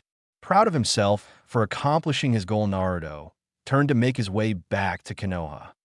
After not much time had passed, Naruto started to notice signs that he was close to the village. Now I'll be able to make some friends, he exclaimed with a laugh, unable to contain his overflowing happiness. That is, before said feelings of joy quickly evaporated. 3 shinobi had suddenly appeared, blocking his path, and they gave off bad vibes, very bad vibes that made his hair stand on end and his muscles tremble. Hey, Kid Dash, the shinobi in the lead position, started. What the? Who the hell are all of you? Naruto interrupted with a growl of bewilderment. He didn't recognize these ninja, and their headbands weren't Konoha's signature leaf insignia. Hand over the kunai, nice and easy, the de facto leader commanded in a calm, steady voice, laced with venom, ignoring Naruto's outburst. Naruto glanced down at the kunai in his hand. Why the heck would they want this? Stubbornly, he quickly hid it behind his back, desperate to keep his prize. In no way. I can't hand this over. Databeo. This was his only ticket to getting friends. He needed it more than these weird ninja, that was for sure. I see. It looks like we'll have to take it by force. The ringleader mused before all 3 shinobi drew ninjata from holsters on their backs. Huh, what? Wait a second. Naruto started before finding himself cross-eyed, staring down the length of a razor-sharp blade. Sure, Shimada, what have I gotten myself into? He thought anxiously before letting out a frightened scream, turning to run for his life. It didn't seem the enemy ninja appreciated this, however, as Naruto had to continually dodge shuriken while trying to shake his pursuers. Never before had he been so happy to have his body's weird autopilot mode until now. The frightened boy didn't fight it and just focused on the direction he was aiming for. At one point, Naruto tried to use his new jutsu on the trio, learning a very valuable lesson. First, Oiroke no jutsu didn't seem to work on women. It only made them mad. And second, the shinobi who were chasing after him were kunoichi. Today was just not his day. Naruto continued onward, trying to set off as many hunter traps as he could to slow the interlopers down. This was the only thing he could manage to keep himself alive at the moment. Naruto was in the woods, alone, and had a very realistic expectation of his ability to outrun trained, serious, and angry ninja that could care less about his well-being. The foolish boy was in serious trouble. Naruto! Sensei! Naruto whispered to himself as he registered the voice, thanking all the kami above. He wasn't alone. Never had the endangered boy been happier to hear Irika-sensei's voice. "I'm over here." "Databayo," he shouted, looking around the treetops as he ran. Unfortunately, his bad luck seemed not to have turned just yet as Naruto caught his foot in a tree root, launching himself head over heels down a steep hill, losing control as he tumbled end over end through the forest undergrowth. Naruto screamed, realizing he'd been unable to stop himself from somersaulting off the edge of a sheer drop-off. This is it. This is the end. He thought, fearfully, watching the ground getting closer and closer to his face, and then his whole world went dark. "I don't want to see her cry anymore. I'm tired of being alone. It's my fault. I'm sorry, Kurama." "Hey, are you all right?" A familiar voice called out to him. "Oi, pull yourself together. Are you hurt?" The voice asked more firmly as Naruto felt a strong pair of hands pick him up gingerly. Naruto grunted painfully in response as he forced his eyes open, looking around in a confused daze until Irika's concerned face came into focus. "Oh, thank goodness. You've regained consciousness," the young scar-faced man exclaimed with relief. Naruto felt like he wanted to vomit and his head pounded painfully. What were those dreams? Who was Kurama? What was going on? "As sensei," he mumbled, trying to gather his thoughts. But everything was a garbled mess that Naruto couldn't make heads or tails of. "Come on, let's head back to the academy," Irika-sensei gently insisted as he helped Naruto carefully sit up. The concussed boy was still unsteady. There was something bad he needed to speak up about. What had he been doing? Naruto needed to warn Sensei, but what about? Irika's attention was suddenly brought up to where Naruto had fallen from. Up on the ridge stood three very angry-looking kunoichi. "Oh, right. That. Kyuso. Those guys." Naruto tried to articulate weakly as he felt another wave of nausea wrap through his body. Irika frowned warily at the kunoichi. "What are you outsiders doing sneaking around Konoha?" He barked threateningly, only to earn an unimpressed scoff in return. "Who are you? Leave the brat with us, and don't put up a fight." The unofficial leader of the trio demanded, earning a hard glare from Irika in return. "Oi, I'm in charge of this child. I can't do that." The Konoha Chunin stated firmly. Normally Naruto would have felt impressed, but currently he was trying to get his world to stop spinning. "So, your teacher?" Another one of the women mused. "It must be tough having such a bad student. Because of that you're going to die." The last snickered. "It's the bad ones you get attached to. Besides, you won't be able to defeat me that easily." Irika retorted in confidence. Wow, I didn't realize Irika-sensei could be so cool. Naruto thought wearily as his world faded into darkness once more. Naruto awoke sometime later with a concerned Irika peering down at him. He didn't feel as delirious as the first time he'd awoken, but his head still hurt like no other. From the way the light illuminated his surroundings, it looked like it was early evening at the moment. "Hey, you're up. How are you feeling, Naruto?" the weary teacher asked while handing the blonde a canteen and onigiri, helping him to sit up from where he'd been resting on the grass. Naruto noticed that Irika was pretty banged up. Why had the teacher bothered to risk so much for a dropout like him? Didn't he hate Naruto like everyone else? "Like the whole class used me for target practice before dropping a boulder on my head. Databayo." Naruto grumbled weakly, absently sipping his water and taking note of his surroundings. They were back in the village, more specifically the courtyard in front of the academy. Irika chuckled in response to Naruto's creative assessment as he carefully studied the boy. "Do you think you'll be fine out here by yourself while I take care of some business with Sandaime-sama? I need to urgently report to him what went on. If not, you're welcome to come with." Naruto thought about it for a moment, nibbling his rice ball as he weighed his choices. Normally, it'd be fun to go hang out with Ji-chan, since he didn't get to see him often, but in all honesty, the exhausted boy just wanted to get some more rest. I think I'll be fine out here, Irika-sensei. I promise not to run away again. I've done enough running today." Naruto yawned, shuffling until he could comfortably slump against a nearby tree, mindlessly working on his light snack, watching Irika head towards the Hokage's office. After about an hour or so, Naruto was feeling much better and decided to check his pockets for the prawn kunai he had acquired, only to find it was missing. All that worked down the toilet. Just as Naruto started to feel at a loss, he noticed Irika making his way back. So Naruto stood up to meet him, his childlike rationality taking over once more. Sensei, how could you lose the precious item I found? Databeo. The frustrated boy whined, accusingly unaware of the adult's growing loss of patience. You idiot! Irika finally shouted at him, causing Naruto to shrink back, yelping in surprise. Was this really Irika-sensei? The same Irika-sensei who didn't bat an eye when he greased the classroom entryway? The same Irika-sensei that never made a peep when he was disrupting the class? Why was Irika-sensei so mad now?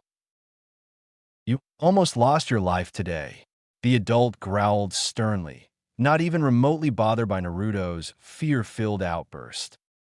Oh, so that's why he's mad, Naruto thought as comprehension dawned on him. Guiltily, the scolded boy looked away in shame. Irika had been worried about his well-being. It had never occurred to Naruto that someone would be afraid for him. That's true, but Naruto trailed off, considering his actions. Had it been worth almost dying just for a chance to be friends with Hibachi of all people? He was starting to feel awkward as the man's demeanor made him reflect on his choices that day. Was this what it must feel like to have a parent? HM, you're awfully quiet today, Irika remarked curiously, having finally calmed down from his tirade. That's because this is the first time you've yelled at me. I am surprised, Tebayo. Naruto admitted, nervously fidgeting, giving the man a sidelong glance. In reality, no one ever really yelled at Naruto, at least not out of concern for him. To curse his existence was one thing, but this felt different. It made Naruto feel sheepish and ashamed of his behavior. Irika chuckled at the admittance. Ah, I see. That's right. I've decided to be more upfront with you as your teacher. Starting tomorrow, I'm going to be more strict with you, he promised confidently as he smiled down at humbled youth, thus earning another shocked look of disbelief from the expressive blonde, his mouth agape disbelievingly. Yeah, that makes me want to come back to the academy even less. Databeo. Naruto whined dejectedly. This new Irika-sensei was throwing him for a loop. He didn't know if he'd be able to handle a stricter teacher, or worse, be able to meet his expectations. Naruto, do you have the will of fire in you? Asked Irika, pulling Naruto from his childish thoughts. Will of fire? What's that? Naruto questioned curiously, tilting his head to the side in confusion. It's the strong will to protect the village. If you have it, you can become as strong as the Hokage. The Hokage? The Hokage is really that strong? Naruto asked excitedly, his interest piqued. Yeah, he's not just strong either. Everyone respects the Hokage. He is our leader. The Yondaime, for instance, is the hero who protected the village from the Bakegitsun. A hero? Naruto echoed in awe, seeming lost in thought for a moment before grinning. Okay, I think I've made up my mind. I'm going to become a Hokage who is stronger than the Yondaime. I'm going to make everyone acknowledge my strength. Tebeo. Irika smiled at the boy's proclamation. Pulling out a kunai, the instructor stepped forward, scoring a line into the trunk of the tree Naruto was standing in front of. You might be able to become Hokage by the time you're this tall. Yeah, I'm going to work really hard to become Hokage. Databeo.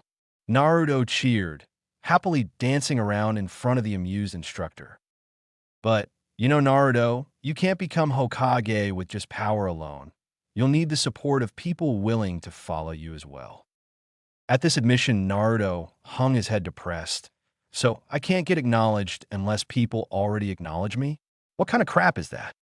Naruto, I don't think you're as alone as you think. Here, come with me back to the classroom. I have something I want to show you. Irika explained, turning to head into the academy. The blonde became confused but hopeful upon hearing Irika's statement, and dutifully trailed closely behind. Naruto, you need to know I would never have found out or had any idea you were in danger if it hadn't been for Shikamaru. Irika explained as they walked down the hall heading to the classroom. Naruto was shocked to hear this. Shikamaru never really spoke or hung out with him, but sometimes he caught the dark-haired boy staring at him intently, like trying to solve a puzzle. Yes, since I hadn't been able to get in contact with you the past couple of days, I decided to ask your peers if they'd seen you. He was very brave to speak up about what Hibachi had done. Irika continued, sliding the classroom door open, taking a glance down at Naruto, who'd started to sniffle, trying to hold back tears. No one had ever stood up for him before. From now on, Shikamaru was definitely on his do not prank list. Oh, and he's not the only one looking out for you, Naruto. Here, take a seat while I find what I want to show you, the Chunin directed as he began digging through a filing cabinet behind his desk. Quietly, Naruto sat in a chair usually reserved for the assistant teacher Mizuki, waiting patiently with his mind too much of a blur to do much else. Not that he had to wait long. Ah, here we are. Now, Naruto, do you remember the assignment I had you do at the beginning of the year? The one about who do you want to spend your last day on Earth with? Irika asked, turning to Naruto with two papers held in his hand. After a pause, Naruto nodded, recalling the seemingly unimportant lesson. Do you remember who you chose? Naruto thought about it for a second before blushing and looking at his feet, which earned a laugh from his teacher. Where is Irika-sensei going with this? Well, I have something very interesting to show you. You see, I think you'll be surprised to learn that there are people that care about you and would miss you if you weren't around. Take a look for yourself. Irika explained with a smile, revealing the answers on the two papers to Naruto. The first he instantly recognized as his own, the other. Really? She W want to? Be but why me? KQ so. Naruto stammered, his voice cracking as he fought against tears, now falling freely down his striped cheeks. The emotionally moved child vigorously rubbed the drops away as he handed the papers back to Irika. Naruto didn't want to cry and didn't understand why he couldn't stop. The feeling of relief was so overwhelming. He felt stupid, happy, embarrassed, angry, relieved. Naruto felt too many things and could only express the whirlwind of sensations by breaking down. His sensei took the papers back, placing them absently on his desk to deal with later. For now, it seemed that these revelations were too much for Naruto, and Irika had a child to console. Hesitantly, the young instructor gently rested his hand on the boy's head, rubbing his soft, disheveled blonde locks. Naruto flinched from the foreign contact before raising his large, watery eyes to face the reassuring smile of Irika. That's something you'll just have to ask Hinata-chan, Naruto, and you know it's okay to cry when you're happy. Setsuri. Chapter 3. Allowing others to see your vulnerability is true strength. It had been a few weeks since the incident with the foreign ninja and the enlightening conversation Naruto had with Irika. Since that day, their relationship had improved immensely. Naruto returned to school. Even on days he didn't feel like going, Irika made sure that he showed up. If Naruto was absent or late, Irika would be outside his apartment door or bound to find him around town. Naruto didn't know whether to be happy that he'd finally caught someone's attention or frustrated that he couldn't get away with anything anymore without fear of invoking his sensei's wrath. Not that this stopped him from pulling pranks on the village populace. Naruto was just getting smarter, faster, and sneakier. It had also become a game to stun the poor man with his oiroke no jutsu. Hibachi and his friends had been severely punished for the incident that occurred the previous month, and Irika had a long talk with Naruto, explaining the important differences between quantity and quality. Taking the lesson to heart, the young boy focused on more important knowledge he'd learned that evening.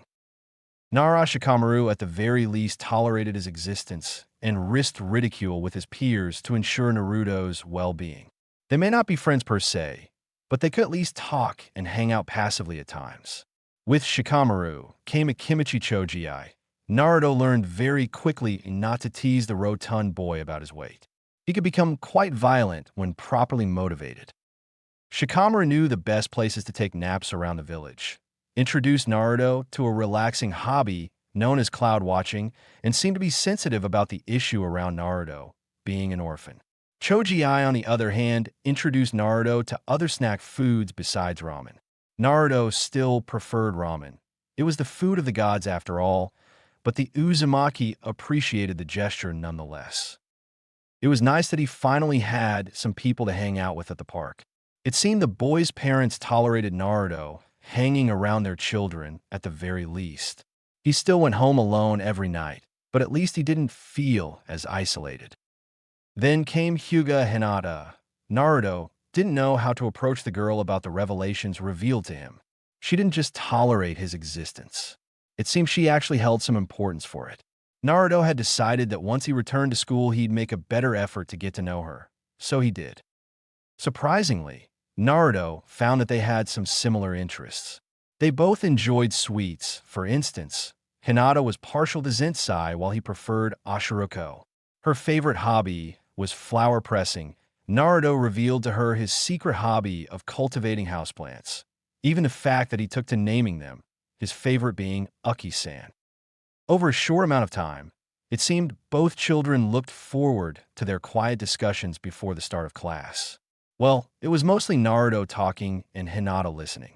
After the issue at the start of the year, Naruto didn't feel Hinata would appreciate talking about her home life, and since Naruto himself didn't have a family, they just avoided that topic altogether. On the days Hinata seemed depressed, Naruto would go out of his way to make her smile. Even though she never said anything, he could tell by her presence that she enjoyed his pranks, although sometimes his pranks would backfire in a spectacular fashion, leading to Naruto being pummeled, particularly by an irate Haruno Sakura or other members of Sasuke's fan club. It wasn't like Naruto aimed for the girls on purpose. His primary targets were usually Irika-sensei and Uchiha Sasuke. Granted, Sasuke always outsmarted him, so his targeted pranks usually failed, but it was still worth the challenge most of the time. Today was the day Naruto had been dreading for the past few weeks.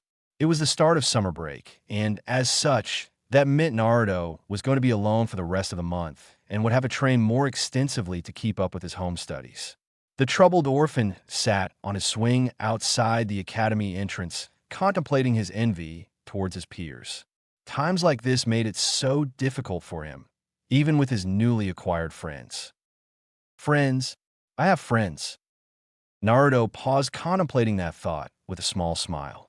Sure, he was never invited to their respective homes, and they weren't allowed to hang out at his, but he had people to hang out with now, at least on occasion. That settled it. In between his training sessions, Naruto would get some gifts for his newly acquired companions over the break. Hinata-chan seems to like flowers. Maybe I can find some special ones in the forest. Choji-ai seems to just like food in general. I could probably give him some of my special occasion ramen. That just leaves Shikamaru. Ugh, he's still so hard to figure out. Dadabayo. A sudden commotion brought Naruto out of his thoughts.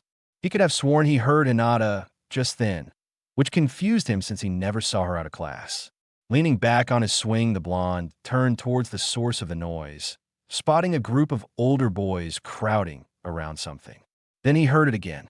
It was definitely Hinata's voice. There was no mistake. Clenching his jaw, Naruto scrambled off of the swing, running over to see Hinata being forced to kneel on her hands and knees while one of the boys held her head down in a prostrating position.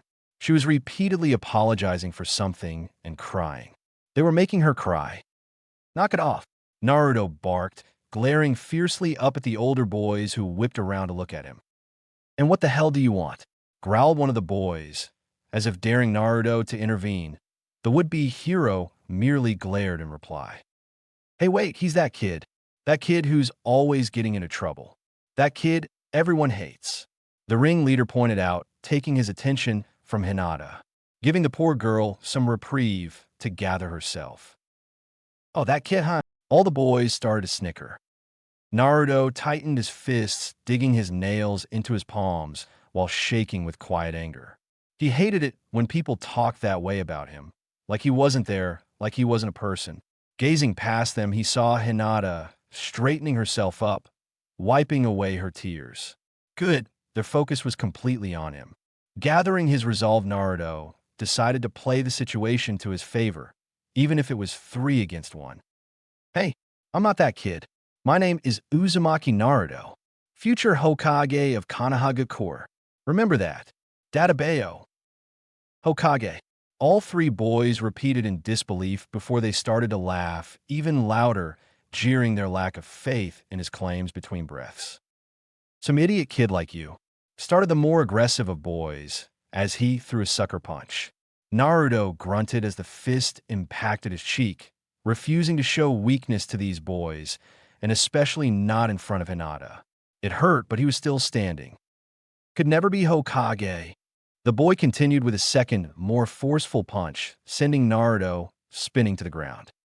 It was painful, but he needed to be strong. Naruto couldn't become Hokage if he couldn't protect his precious friends. Spitting out the blood that filled his mouth, the bruised but determined boy stubbornly stood back up. Wiping the remnants of vermilion fluid from his chin, Naruto glared defiantly up at the 3 bullies. He smirked, letting out a confident chuckle, giving off the air that the punch was nothing to him, riling the other boy even more. Naruto spared a glance towards Hinata as she shakily stood up, watching the scene in front of her. Why is she just standing there? This is her chance to escape. You want to fight? The combative older boy snarled threateningly, earning a cocky grin from Naruto. You better not, or you'll regret it, Naruto warned boldly, putting his hands into the seal meant for the Bunshin no Jutsu. He knew it was his weakest jutsu, but he also knew the most important thing in a battle was to catch your enemy by surprise. Bunshin no Jutsu. In no way. The older boys seemed to be scared until the smoke cleared, and there stood Naruto's half-baked abomination. At least this one was standing. Everyone seemed dumbstruck, even Hinata. After a pause, the older boys were in hysterics, laughing uncontrollably at the failed jutsu. This was the opportunity that Naruto had been looking for. Letting out a battle cry, he tackled the primary aggressor to the ground, taking the chance to return a few punches of his own. I caught you off guard, didn't I? You just watch, I will become Hokage. Databeo, I'll show all of you. I'll prove you all wrong, he declared with each punch. Get him, the other 2 boys hollered, quickly yanking Naruto off of their comrade and pinning him down so they could deliver a punishing beatdown. Naruto grunted and groaned under the punishing punches and kicks, but tried his best to remain strong. He could hear Hinata whimpering, but at least their primary focus was still on him. Why wouldn't she run away? He was providing a distraction after all. Hinata-sama, a mature voice shouted. At the sound of the approaching adult, the older boys stopped their assault, hurrying to get up and make a speedy escape. Good, she's safe now, Naruto thought as the footsteps stopped near him. Letting out a relieved sigh, he succumbed to his injuries and drifted out of consciousness. It's my fault. I made her suffer for years. If only I could go back and do things differently. It was dark by the time Naruto awoke. He found most of his superficial wounds had already healed, which wasn't anything new to him. His body was still stiff, sore, and would probably remain that way for the next couple of days. The bruised child was happy that he could take the attention off of Hinata, but would have been happier if he didn't have to get thrashed in the process. Naruto needed to get stronger. A Hokage protected everyone. He couldn't even protect himself. With that thought in mind, the defeated but still optimistic Uzumaki struggled to his feet, slowly making his way home. Over summer break, Naruto trained himself into the ground, testing his skills with increasingly more elaborate pranks that stirred the ire of the shinobi populace within the village. He was getting fast enough to outrun most of the Jonin and even some of the ANBU. Naruto knew, of course, that they weren't being as serious as they could be if he'd been a real threat, but it still made him feel good that he was starting to see results from all his hard work. Naruto wished he could afford actual practice kunai, but was afraid of losing them, so rocks suited him just fine when practicing the aim needed for shuriken jutsu. He couldn't practice his taijutsu either, lacking a sparring partner. Instead, Naruto took his aggression out on a practice dummy he created in Sasuke's likeness. He also diligently practiced the kata they'd been learning in school. Sometimes Naruto would even try to work on the weird moves his body tried to implement, slowing them down and breaking them into kata to practice. Some of the moves didn't seem to fit with his current stature and could only be executed clumsily, but Naruto found them interesting. Naruto was, after all, one of the smallest in his class, so any moves that would give him an advantage in spars couldn't be wasted. Since they started learning chakra theory in class, Naruto had come to understand that chakra was a balance of both physical and spiritual energy. Since he trained and exercised daily, he wasn't worried about his physical energy. To raise his spiritual energy, Naruto attempted to meditate and read scrolls, but still wasn't disciplined sufficiently enough to sit the adequate duration to gain any noticeable effects. Naruto sometimes wondered if that was the reason he couldn't complete a successful Bunshin and was abhorrent in Jinjutsu. Naruto contemplated asking for help from Iruka-sensei once school started back up, but quickly decided against it. He needed to figure out some things by himself and couldn't be held by the hand if he wanted to be acknowledged for his own power one day. One of the stealth practice challenges Naruto attempted one day for training had been to sneak into the adult bookstore for more references to perfect his Oiroke no Jutsu. He noticed one of the more popular magazines was full of naked women instead of women in their underwear. So Naruto started to implement that idea to make the jutsu more effective. The naive youth was even planning on testing out the effectiveness of the personalized hinge by trying to sneak into the public baths at some point, but wasn't confident or brave enough yet to try it. After all, he learned that women tend to get mad when he used that technique for some reason, and they showed it by hitting him repeatedly. Today, though, Naruto was taking a break from everything, relaxing on top of the Yondame's likeness carved into the Hokage monument, leisurely eating a popsicle and watching the clouds. Shikamaru was right. At first, Naruto thought the idea of cloud watching was boring, but it did help to focus his thoughts. Not to mention, it was fun to notice recognizable shapes in the puffy white formations. Currently, however, his mind was wandering towards the strange changes that had occurred with him since midwinter. Some subjects in the class had become easier to understand, and when Naruto wasn't trying to clumsily show off or getting flustered, he noticed that he'd greatly improved in Shuriken Jutsu and Taijutsu. Granted, Naruto would probably be immensely better if he wasn't so short or uncoordinated. He'd started to drink more milk in hopes that it would help improve his short stature, but so far he wasn't having any luck. Not counting the positive improvements with his more practical skills, Naruto noticed some other concerning changes. The blonde had figured out that the presence he felt from others was most likely an inherent ability of some sort. Naruto would have to clarify this with Iruka-sensei, though, since it would be important to disclose for team placement once he graduated.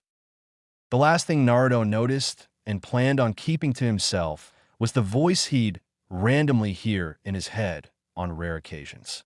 It wasn't like the voice told him to do bad things, but Naruto wasn't dense enough to think it'd go over well with Iruka-sensei or Hokage Jichan if he told them he'd started to hear voices.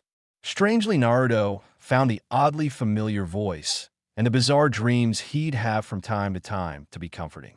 Like he wasn't as alone anymore, but a small part of him wondered if it was healthy to think this way. Naruto decided to keep all these changes to himself for now until he could understand them better. It wasn't like they were hurting anything, and so far the advantages outweigh the cons.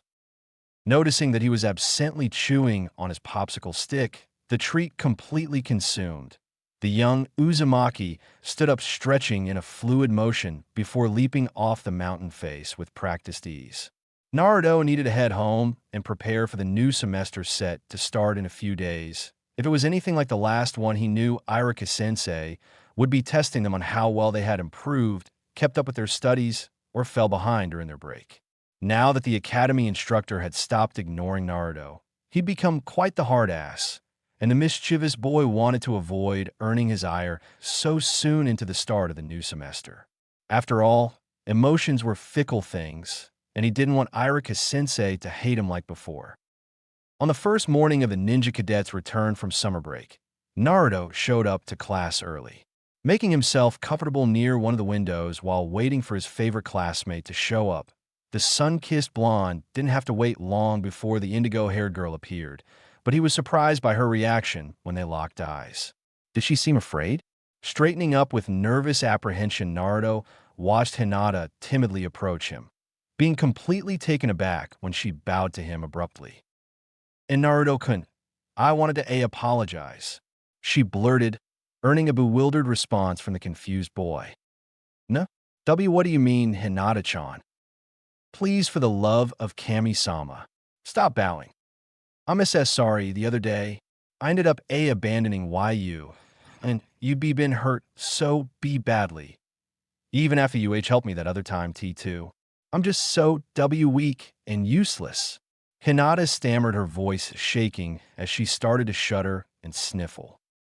Naruto was completely dumbfounded. Had she really been stressing out about that event this whole time? All a summer break. The embarrassed boy glanced around. The classroom was still mostly empty, but the few students who'd arrived were watching them curiously, and it felt uncomfortable. Rubbing the back of his neck, Naruto tried to think of a way to handle the situation. He still wasn't used to a lot of social interactions and didn't quite know how to deal with scenarios like this. The boy thought about how Irika-sensei comforted him when he became overwhelmed after the hibachi incident, deciding to emulate what he remembered. Hesitantly, Naruto gently patted Hinata's shoulder. The girl flinched initially before slowly looking up to see Naruto flashing his signature toothy smile. You have nothing to be sorry for, Hinata-chan. I'm just happy you weren't hurt. I'm totally fine. Te baio. So please, don't cry anymore, okay?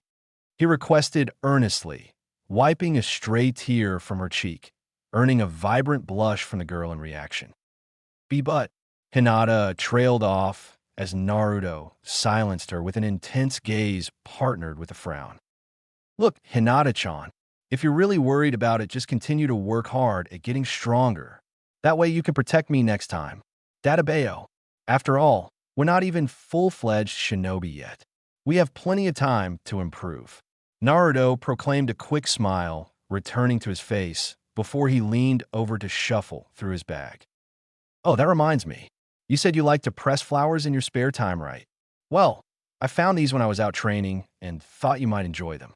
I'm not sure if I did it right, but I hope that's okay. The light-hearted boy rambled, pulling out one of his books, opening it to reveal delicately pressed pale white wild irises, deep purple lining the edges of each petal. As Naruto showed Hinata the gift he'd procured her, the warmth she was radiating suddenly increased to a new sensation he couldn't put into words. This feeling took Naruto completely by surprise. It was better than anything he'd experienced before. It was better than even ramen from Ichiraku's. If you could believe that.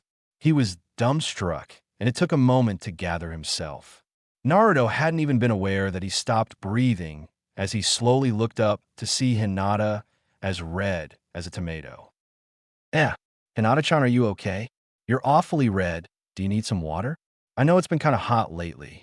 Naruto asked with concern as he carefully slid the gift over to Hinata's portion of the desk. And no, thank you. I'll be fine, the shy girl mumbled, burying her face in her vest.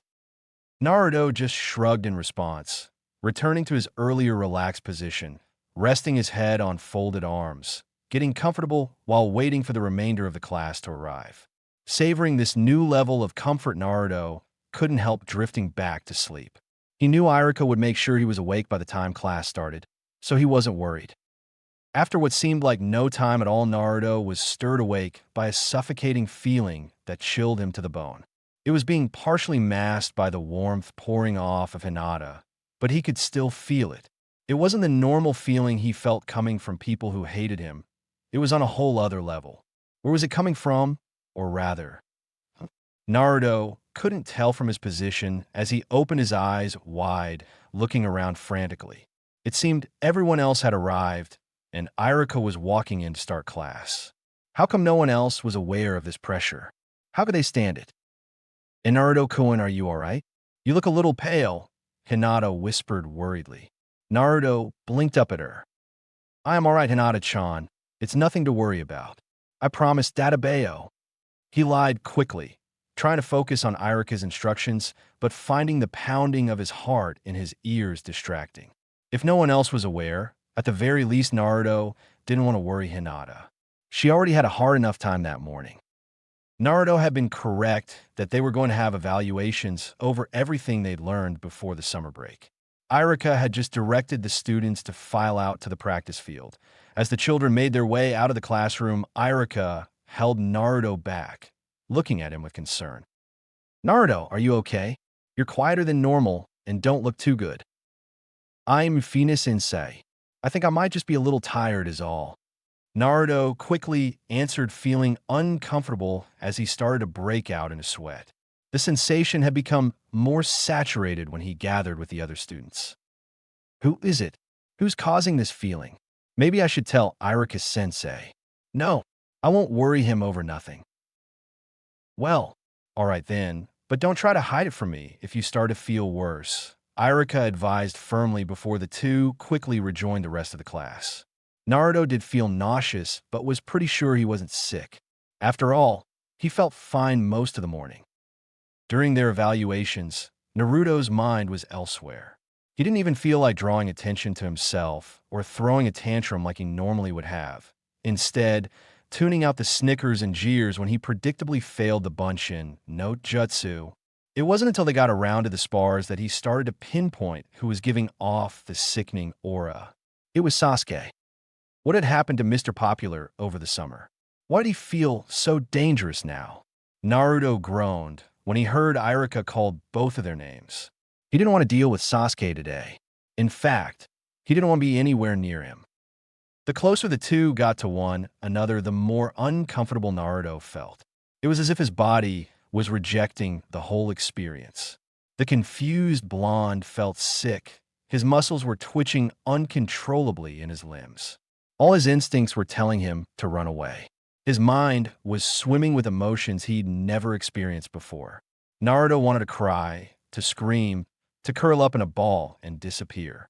It was dark, it was cold, and it was scary. Walking up into the sparring circle, Naruto half-heartedly made the seal of confrontation, trying to muster up his usual vigor. He didn't want to disappoint Irika. He's worked so hard during the summer to improve his skills. I need to focus, Kyuso. I can figure out problems with team later. Psyching himself up, Naruto took his stance, waiting for the signal to start. Just as Irika gave the signal, Naruto ran forward, only to end up on his back before he could register what happened. With a fist mere centimeters from his face and a very scary look in Sasuke's eyes not far behind. He's not even looking at me. He's looking through me. Just what could make him feel so much hate? No, this is stronger than hate, Naruto thought before finally reaching his limit. Sasuke was too close, and the dark force emanating from him was too much for Naruto to handle. Quickly, Naruto pushed Sasuke off of him, much to everyone's surprise, since he was so much smaller. Then, in a fluid motion, Naruto rolled onto his hands and knees, proceeding to vomit uncontrollably, earning a chorus cry of disgust from his fellow students. Naruto didn't care. He could still see those eyes. They looked dead, yet alive. They promised nothing but misery and pain. Naruto needed to get away, but the world was spinning. He couldn't run, let alone stand. Irika rushed forward, kneeling at Naruto's side, but the delirious child barely took notice of him. Being close to Naruto had not been mentally or emotionally prepared for the feelings emanating off the Uchiha. Naruto had felt similar things before, but nothing so intense or up close. He couldn't breathe, no matter how much he panted. No air filled his lungs. He couldn't think, all he felt was panic. His body was shivering, but it wasn't cold outside.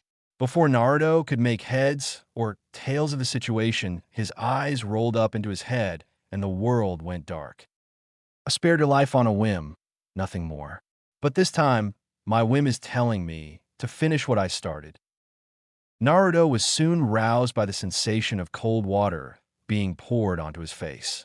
Spluttering, the shaken boy quickly sat up to see most of his class watching him nervously from the side, and a disapproving, supremely worried Irika kneeling over him with an upturned canteen. Sure, Mata, Naruto, I told you to tell me if you got worse. For now, I want you to go rest in the shade until the rest of the class is done with the drills. I mean it. You probably gave yourself heat stroke without realizing it. But sensei, I dash. Now, Naruto, with no room for argument, Naruto obediently sulked his way over to where he'd been instructed to rest, sitting grumpily in his drenched clothes.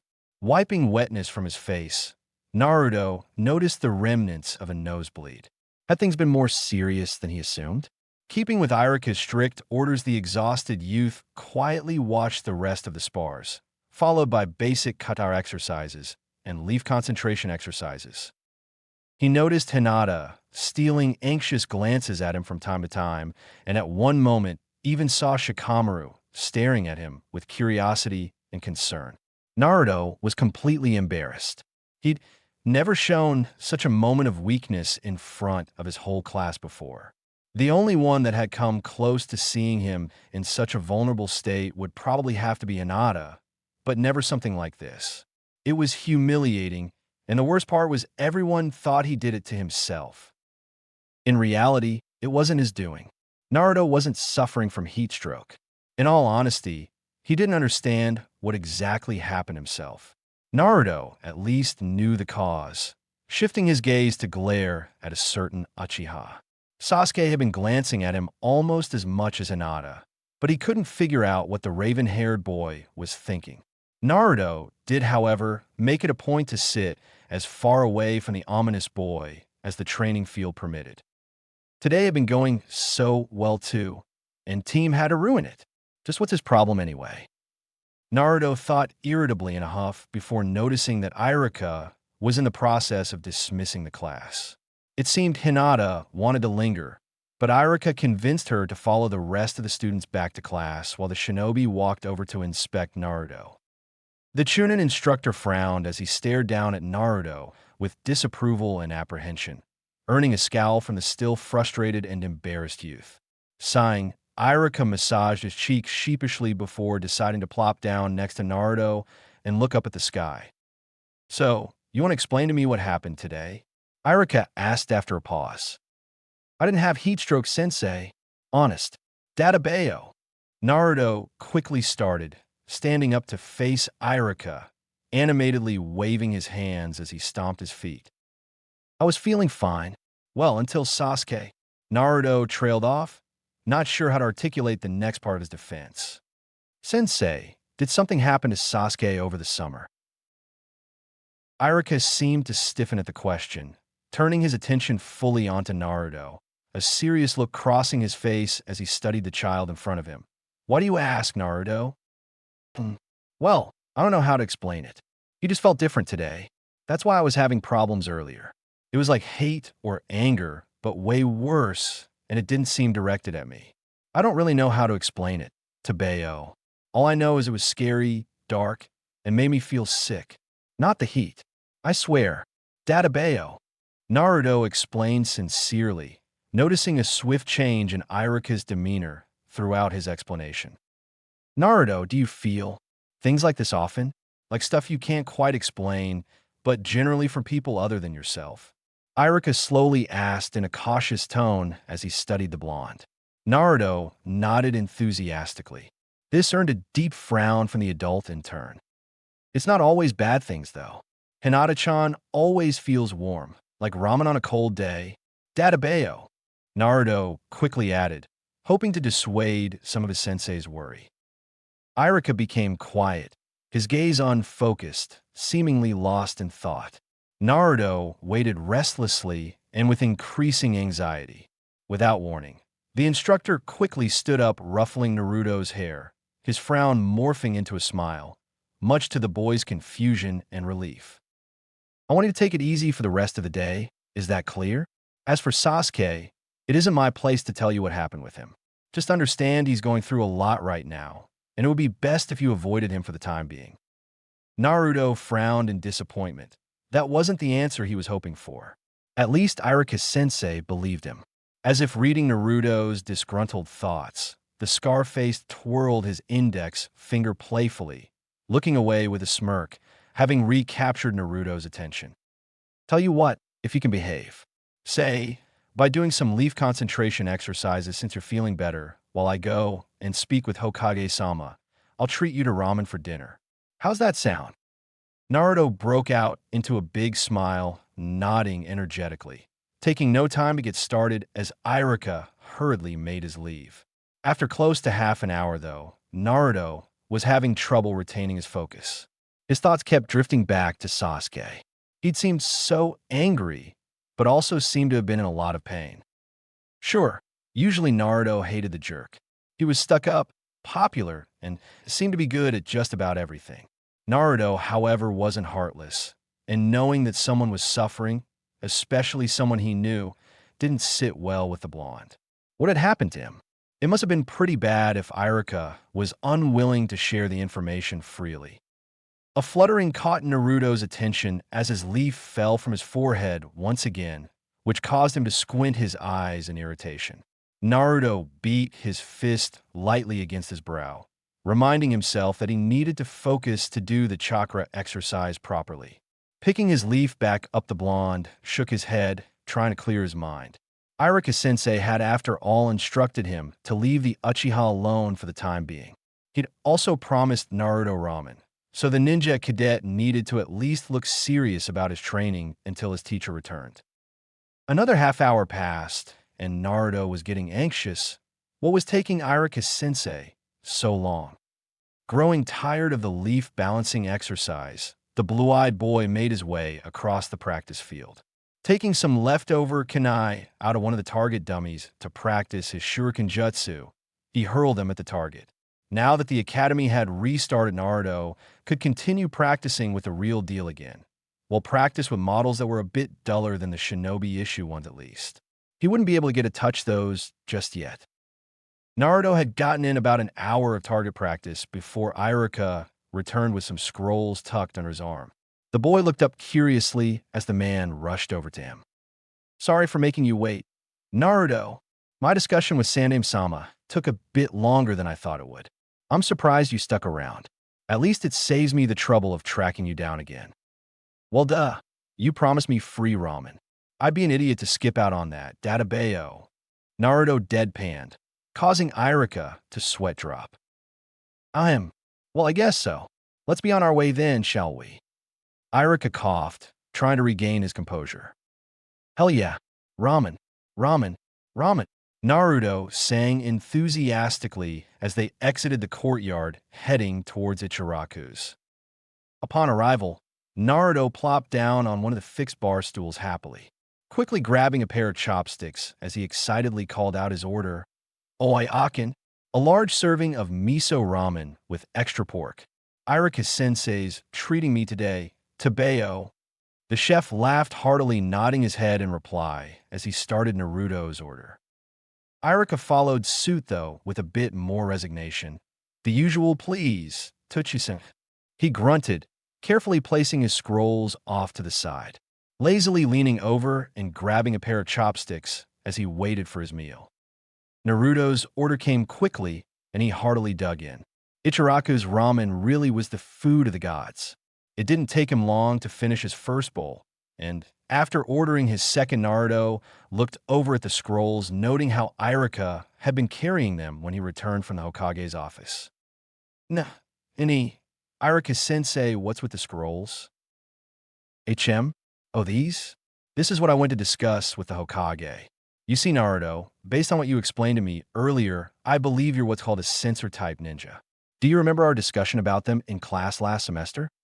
Irika explained, pausing with his meal to give Naruto his full attention. Vaguely, Naruto admitted sheepishly, earning an exasperated sigh out of Irika. Well, sensor-type ninja are normally able to mold their chakra in various ways to detect the chakra of others, and sometimes discern specific chakra signatures, meaning they can tell individuals from one another just on their chakra alone. Hinata's clan, for instance, can see the chakra network of the body when they activate their Byakugan. It's an ability unique to the Hyuga. Irika explained, noticing Naruto's confused look at the mention of the dojutsu. Anyway, That is how it is usually used. You, on the other hand, seem to be able to sense others' emotions, and in turn, it is having a physical effect on yourself. Simply put, you have a unique ability and your lack of control over it overloaded your system. That's why you had such a bad reaction when you were around Sasuke today. Naruto nodded in understanding, absent-mindedly starting on his second helping of ramen. So those sensations he'd been feeling were other people's emotions? What a weird power, but it was cool that he and Hinata have another thing in common, being sensor-type ninja. These scrolls. Irika went on lightly patting the bundle with his free hand to emphasize his point, are going to be your homework until you're able to get your abilities under control. What? That's so unfair, Irika-sensei. Tabeo, Naruto complained, momentarily forgetting his ramen, only to earn a sharp look from his teacher, causing him to quiet down. Naruto, your ability is very unique. Honestly, I'd never even heard of something like this before. It is that rare. Are you subconsciously flooding your system with chakra? Are you at risk of depleting your chakra reserves? Because of this, today you got sick and ended up fainting. What's to say next time you're by yourself or in the middle of training? What if you get hurt with no one there to help you? Or worse, the Chunin scolded soberly, causing Naruto to look down guiltily, playing with his noodles as Irika continued to calmly lecture him. In fact, the ability is so unheard of that the only written information I could find on it was a brief mention of the Shodame's wife, Senja Mito, formerly known as Uzumaki Mito, having it. At the mention of his surname, Naruto snapped his head up to see Irika give him an apologetic smile. Unfortunately, since Yuzushigakure's destruction during the Second Shinobi World War and your parents' own demise the night of the Kyuubi's attack, Kanehagakure is fresh out of adult Uzumaki that could have helped you learn to control your abilities. Now Naruto completely abandoned his food. So what? He'd inherited some rare ability that could potentially be a risk to his life, and anyone that could teach him how to properly use it had already died a long time ago. His melancholic thoughts were interrupted by the weight of a hand resting heavily on his head, ruffling his hair. Slowly Naruto looked up, seeing Irika smile at him reassuringly. This is why I try to find all the scrolls I could that explain the basic and advanced theories behind sensor-type abilities, behavior studies, and basic psychology. I'm not expecting you to go at this alone, get it down in one night, or even 1 month, so don't worry. We'll figure this out together. You're my precious student after all. As Irika finished his deeply moving assurance, Naruto choked back tears, quickly going back to shoveling down his food. Sure, it sucked he was going to have more work than his other classmates, but in a way, Naruto guessed this is what it meant to belong to a clan. Based on Irika's explanation, Naruto bet that his peers belonging to prominent clans had tons of extra work they had to put in based on their own family's unique jutsu and abilities. Naruto himself didn't know much about the Uzumaki clan besides what he learned in school, which wasn't much.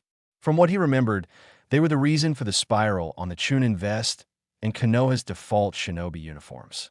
The clan had also been closely allied with Konoha, at least before the majority of the clan had been wiped out close to 3 decades ago. After the duo finished their meal, Irika held out the scrolls to Naruto. For now, I want you to read these. The first is information that Sandaime-sama felt would be beneficial for you to learn about the Uzumaki clan and Mito-sama. He, after all, knew her personally since his own sensei had been Naidame-sama, Shodame-sama's brother. The boy was shocked to hear that. Just how old is Ji-chan? The second is a modified meditation exercise to help build up your mental fortitude, the spiritual part of your chakra exercises. It also gives an introduction for recognizing and noting the differences between basic emotions to get you started. The last one is the introduction to your new after-school course, where you'll learn what it means to be a sensor-type ninja with augmented chakra control exercises to get you started. I'll be instructing you in the basics every day after school, starting next week.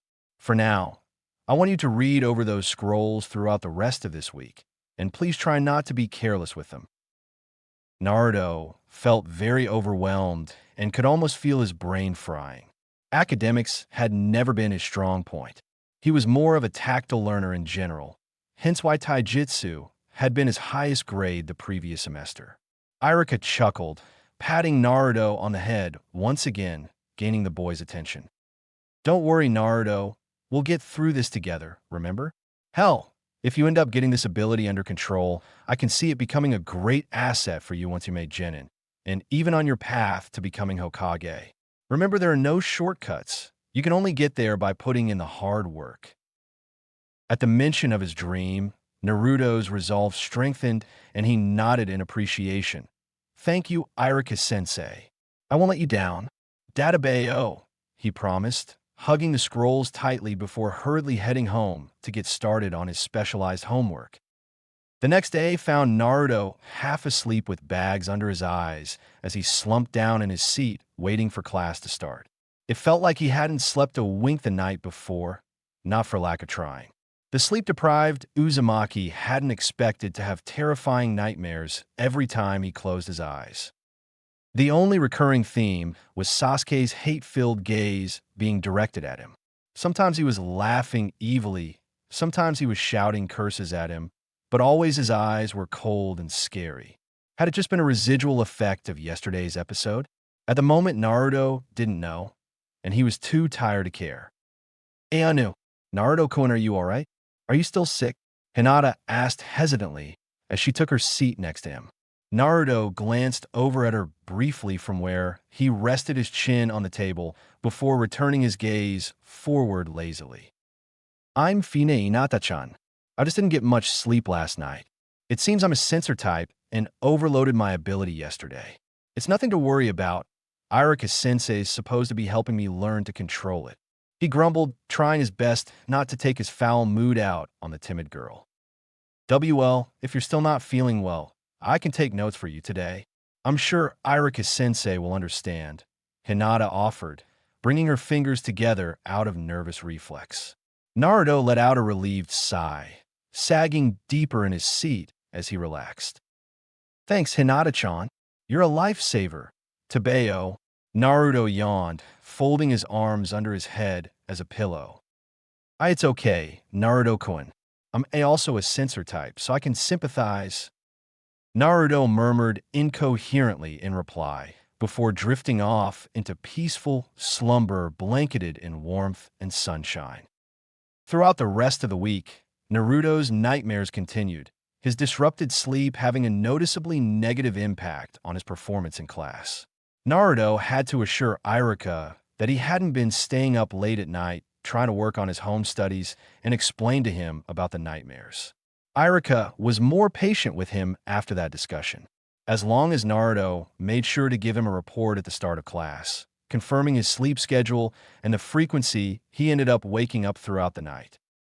The first week came and went leading into Naruto's after-school studies with Irika.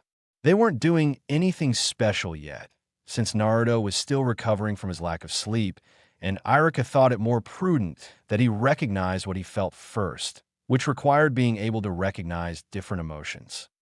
Naruto thought emotions were simple. You had happy, sad, and mad. Simple was easy, simple was what he preferred. His sensei disagreed, and even pointed out to him that recognizing more complex emotions could help him in combat situations once he started his ninja career. Naruto slowly learned the basics of human behavior and psychology, struggling to grasp the advanced subject. He figured Irika wanted to pound these skills into him more so that Naruto didn't end up caught off guard or deceived again, but the material was difficult to grasp. Naruto would think he figured something out only to be told differently, much to his disappointment. It was easier when Irika broke down the big words and confusing definitions using examples Naruto could pull from his own experiences, such as when he compared Hinata to ramen. That had meant she was someone special that Naruto cherished. Irika also tried to break down the different levels of hatred Naruto had come to experience, though that had been an uncomfortable session for both teacher and pupil. Naruto didn't understand why he was hated so much by so many. Irika seemed to know, but either wouldn't or couldn't tell him. Maybe it was because he was the sole surviving Uzumaki in Konoha. If his sensor ability was that amazing, maybe people felt threatened by it. The scroll Naruto read describing his crippled clan made them seem amazing, strong life forces, long lifespans, bigger chakra pools, an improved healing factor, and higher stamina levels. Yep, Naruto was proud to count himself among the remnants of the Uzumaki clan. He'd learned that they even had woven ties with the Senju clan, the clan the Shodame and Nightaim hailed from. That meant somewhere in his family tree, he could be related to some of the Hokage. How awesome was that? Then again, some of the whispers he would overhear from time to time made it seem like it was his fault the Yondaime died. Naruto thought that was stupid, though, since he was born the same day the Yondaime died. What could he have done? Drooled on the man to death. Adults were confusing. Naruto chose not to dwell on it, instead focusing on his exercises. After 2 weeks of working closely with Iruka, he started to notice an improvement, but he didn't know if that was from the lessons or avoiding Sasuke. Naruto had of course learned partially what happened to Sasuke from listening to gossip in the village. It seemed over the summer his clan had been massacred in one night, leaving him the lone survivor. That meant he was now an orphan like Naruto. A small part of the lonely youth was happy there was someone else like him in the village, but he was also sad since that meant Sasuke was alone at the end of the day, just like him as well. Being able to recognize the emotions he was sensing from everyone was starting to greatly help Naruto. Granted, he wasn't even close to controlling his ability in the slightest. At least he could recognize people to avoid and who was approachable. This made his time in the academy run more smoothly, helping him avoid unnecessary confrontation after school. Naruto was about to figure out he could gauge what he believed to be people's true intentions by getting a rise out of them, which he usually tested out with his pranks, much to Iruka's frustration. The weeks flew by, and it was now the time of the year when the seasons started their shift once again. Naruto was looking out the window, noticing the first signs of fall on the trees outside. His birthday was at the end of the week, and he didn't know how to feel about it. Normally, it was just another day of the week. Granted, Naruto was usually sadder than usual as he sat alone in his apartment at night, but that was about it. As a familiar heaviness filled the room, the despondent blonde shifted his blue eyes to lock onto the dark-haired boy who sat a couple of rows in front of him before quickly returning to the scenery outside. Sasuke's presence had become less suffocating over the past month and a half, but was still distracting. Iruka had reintroduced them to spars and other collaborative drills, keeping a watchful eye on Naruto the whole time. The Uzumaki brat was quite proud of himself that he was able to detach himself from the Uchiha's emotions, separating them from himself enough to focus on the task at hand, but it was taxing to practice for a long period of time. Naruto noticed that if he riled up Sasuke, it would disrupt the heaviness he gave off, but would also invoke the ire of his fangirls. It was a double-edged sword, and he really didn't like getting hit by a bunch of bloodthirsty girls, especially ones training to become lethal warriors. A warm presence interrupted his thoughts, causing Naruto to turn in time to see Hinata making her way to her seat. Naruto was ecstatic to learn that the warmth he felt from her meant that she was happy, and since she got that way when he interacted with her, that meant Naruto made her happy. He was important to her in some way. She valued him. Iruka had explained to him that he should always try to bring this feeling out in people and that it greatly benefited Hinata in particular, though he never elaborated as to why. Based on the rare mentions Naruto had been able to pull out of the girl, combined with his current studies, he surmised that her home life was most likely not a happy one. Even if her situation was slightly different, Naruto came to realize Hinata probably looked forward to their shared time in the academy just as much as he did. "Good morning, Hinata-chan. Dadabayo." He greeted, enthusiastically beaming at the shy girl, inciting her to blush furiously. Naruto didn't understand why Hinata would continuously and increasingly act standoffish when he tried to interact with her, but he could sense that she was happy all the same, so he just rolled with it. She was weird, but she was nice. "Gee, good morning to YU as well," and Hinata stammered back, fidgeting bashfully. Naruto looked at her intently, growing, bewildering body language. Hinata seemed hesitant and struggling internally with something. After sitting next to her for close to a year, Naruto had learned to be quiet and patient when Hinata acted like this. Usually, when she worked out whatever issue she was struggling with, he got a reward, like when she shared her bento with him on occasion. Hinata finally mustered up her courage, reaching in her bag to grab a scroll, thrusting it under Naruto's nose. It was lined with his favorite shade of orange and tied closed with a bright red cord. I know it's a little early and presumptuous of me. I'm sorry, I asked Arakasinta. Please wait to open it until you get home. Hinata squeaked, closing her eyes and trembling, anxiety getting the better of her. Naruto nodded slowly, absently taking the scroll from the overwhelmed Kunoichi in training, putting the gift securely in his bag. Thanks, Hinata-chan. I don't know why you decided to give me a gift, but I really appreciate it. Tabeo, I look forward to opening it later, the confused boy stated in a hushed but delighted voice.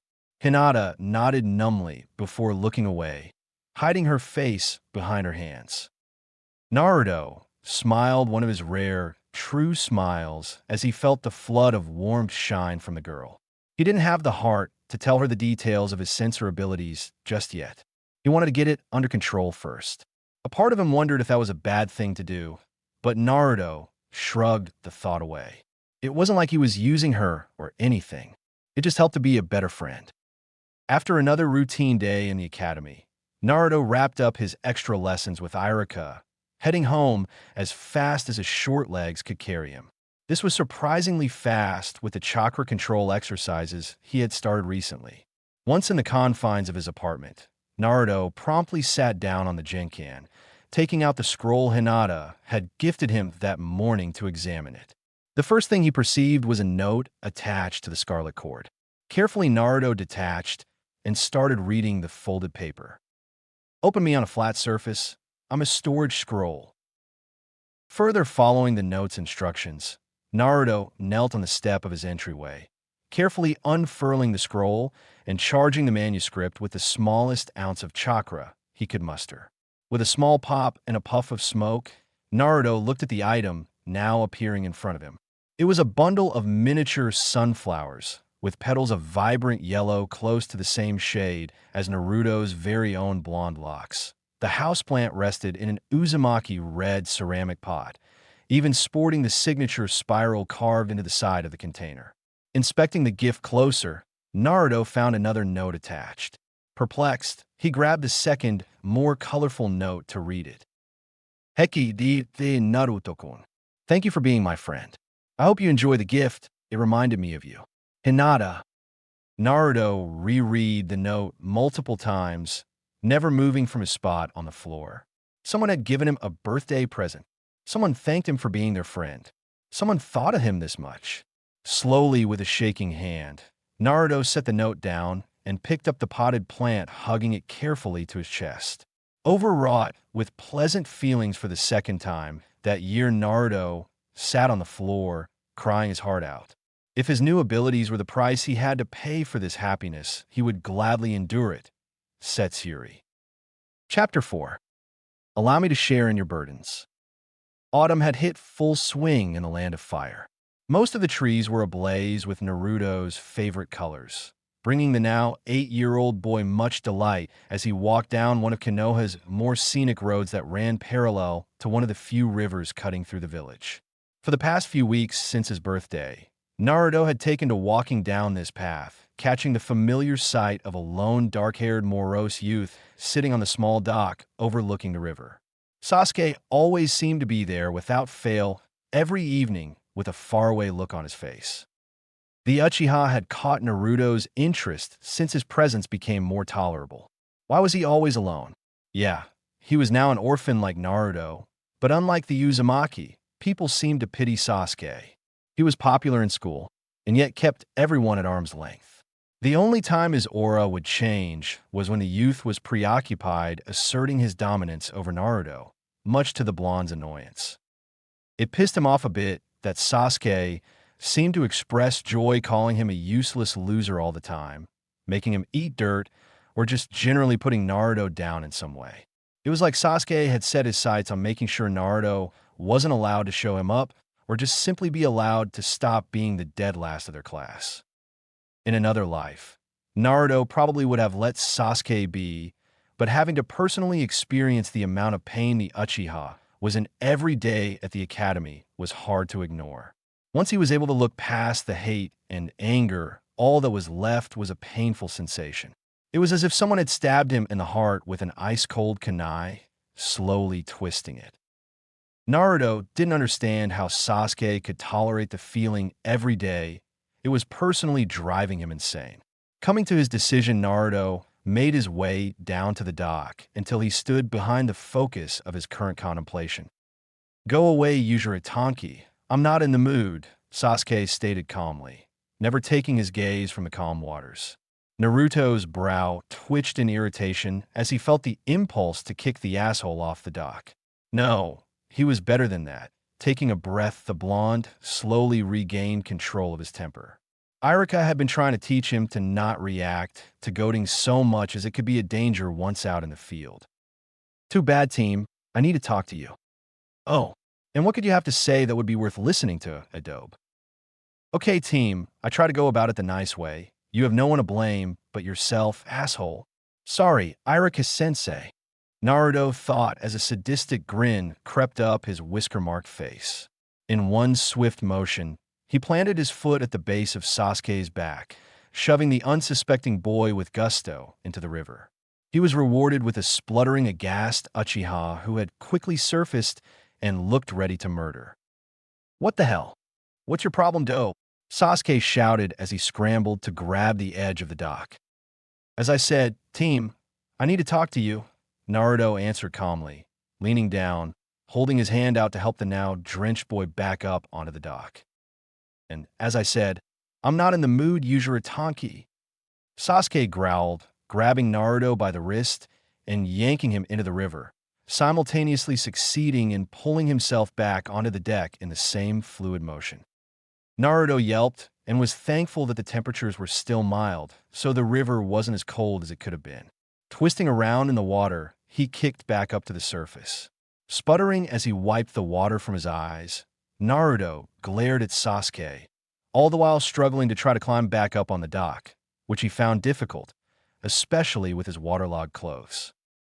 Sasuke watched him struggle for a few minutes, seeming to enjoy the torment he'd inflicted on the smaller boy.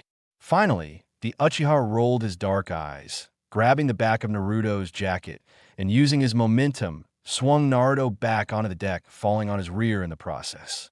Naruto, for his part, rolled around on the ground, whining in muffled pain, holding his face that he had the bad luck of landing on.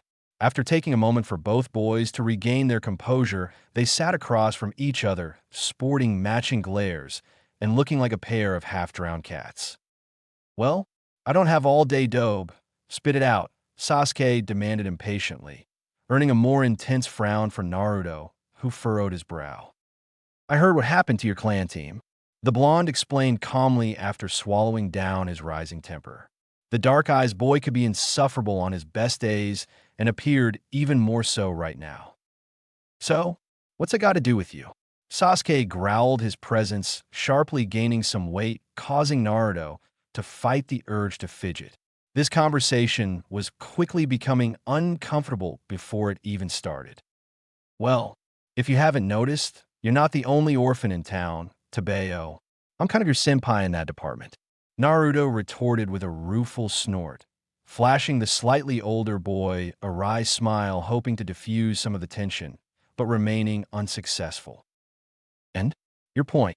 Sasuke hissed, narrowing his eyes, the loathsome feeling he gave off permeating the air like a thick, choking, invisible miasma. The hair on the back of Naruto's neck stood on end. The socially inept boy knew he was now entering dangerous territory, but retained his resolve. Naruto had to at least attempt to reach out to his fellow orphan, rubbing the back of his neck in a self-soothing motion to steel his nerves before the nervous boy continued. "Well, I just thought, it must get pretty boring hanging out down here all the time, Databeo. And well, I thought you might be lonely with your family, no longer a rude dash." Naruto's words were swiftly interrupted as he was knocked flat on his back. Sasuke, sitting on his chest, pinning Naruto's arms under his knees. That was all the subdued boy was able to register before the first blow came down, leaving him dazed. It surprised Naruto how much power Sasuke put into his punch. It wasn't something he imagined a normal 8-year-old to be capable of. Then again, Sasuke wasn't a normal child. There was a reason he had the top grades of their class every semester after all. What? You saw we had some things in common. Sasuke snarled before landing the second blow, whipping Naruto's face to the side from the force. Grunting, the blue-eyed boy's vision became obscured by a sudden onset of stars. You thought we could be friends or something? The larger boy roared, knocking Naruto's face into the opposite direction. Naruto grit his teeth, quickly understanding where the situation was headed. I messed up, sure, Mata. Let me spell something out for you, dope. I'll even make it simple enough for your small brain to understand. I am nothing like you. I do not want to be your friend. Much to Naruto's chagrin, Sasuke was right. He really did spell it out simple. With each word, the blonde had been rewarded with another blow to his face. He wasn't sure if Sasuke was still speaking or just decided to continue to beat him mercilessly with no signs of stopping anytime soon.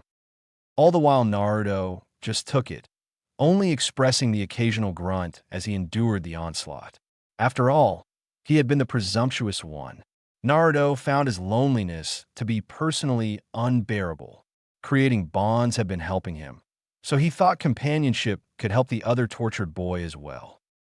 It hadn't been his intent, but at least it seemed Sasuke's feelings of anguish were being alleviated with each punch.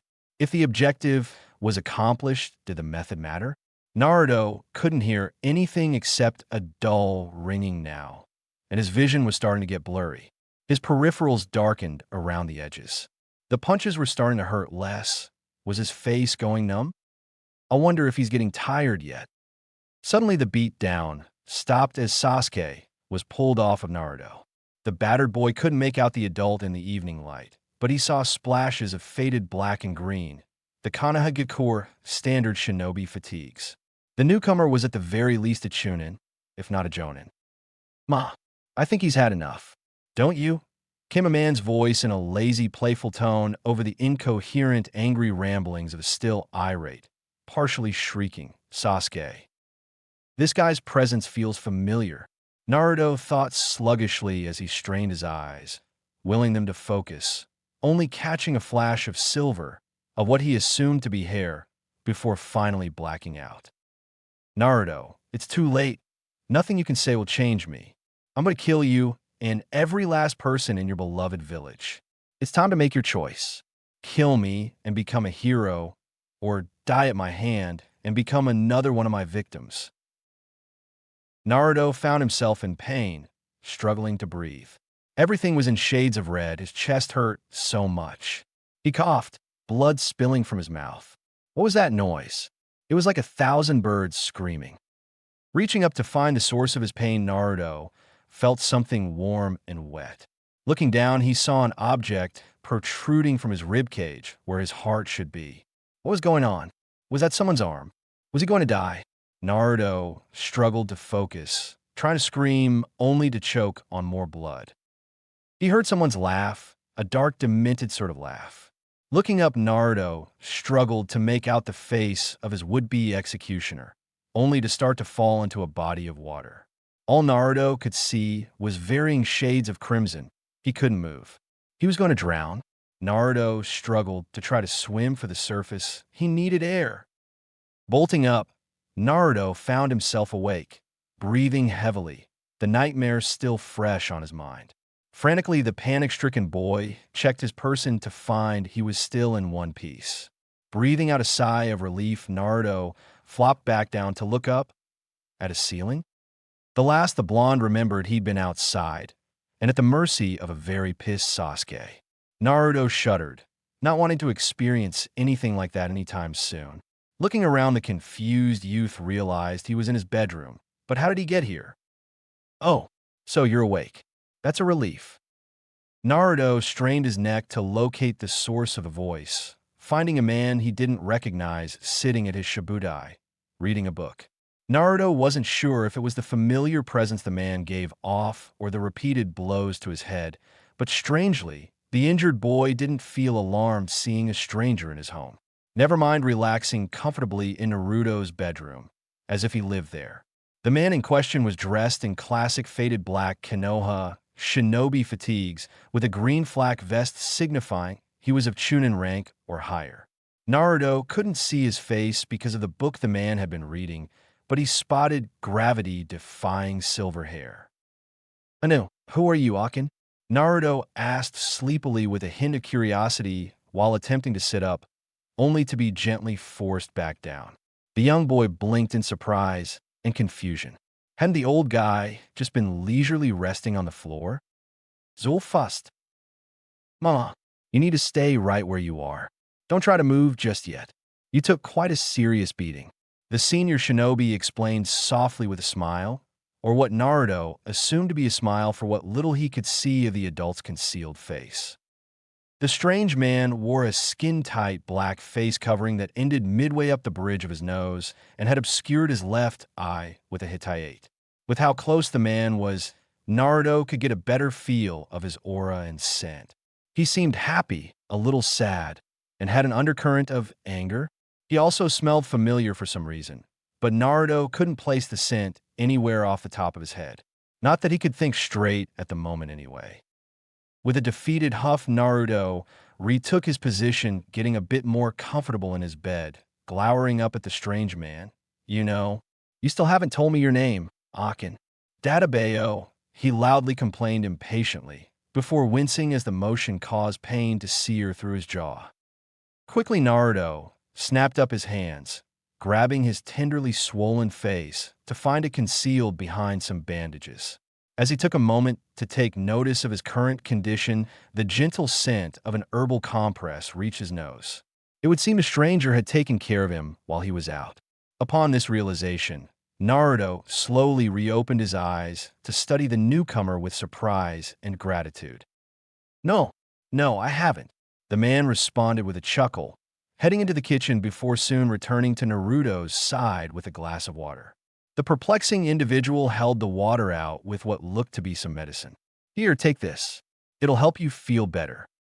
The bewildered boy nodded, taking the items into his hands and proceeding to carefully wash down the medicinal packet, assessing the throbbing pain in his jaw muscles, cheek, and jawbone, around his eyes, basically his skull in general. Naruto didn't know why. The man seemed a bit more patient and easygoing than Irika-sensei, but instead of arguing, the boy felt more compelled to follow the adult's instructions as if it was the most natural thing in the world. He felt like the mere thought of acting up was unthinkable. Naruto did, however, never take his eyes off the man, though more out of general curiosity than real caution. Once the one-eyed shinobi was satisfied with Naruto's compliance, he took the glass back, setting it on the nearby table before squatting down to eye level, his expression taking a more serious tone. "Now, do you mind telling me why you allowed that boy to hit you without ever lifting a finger?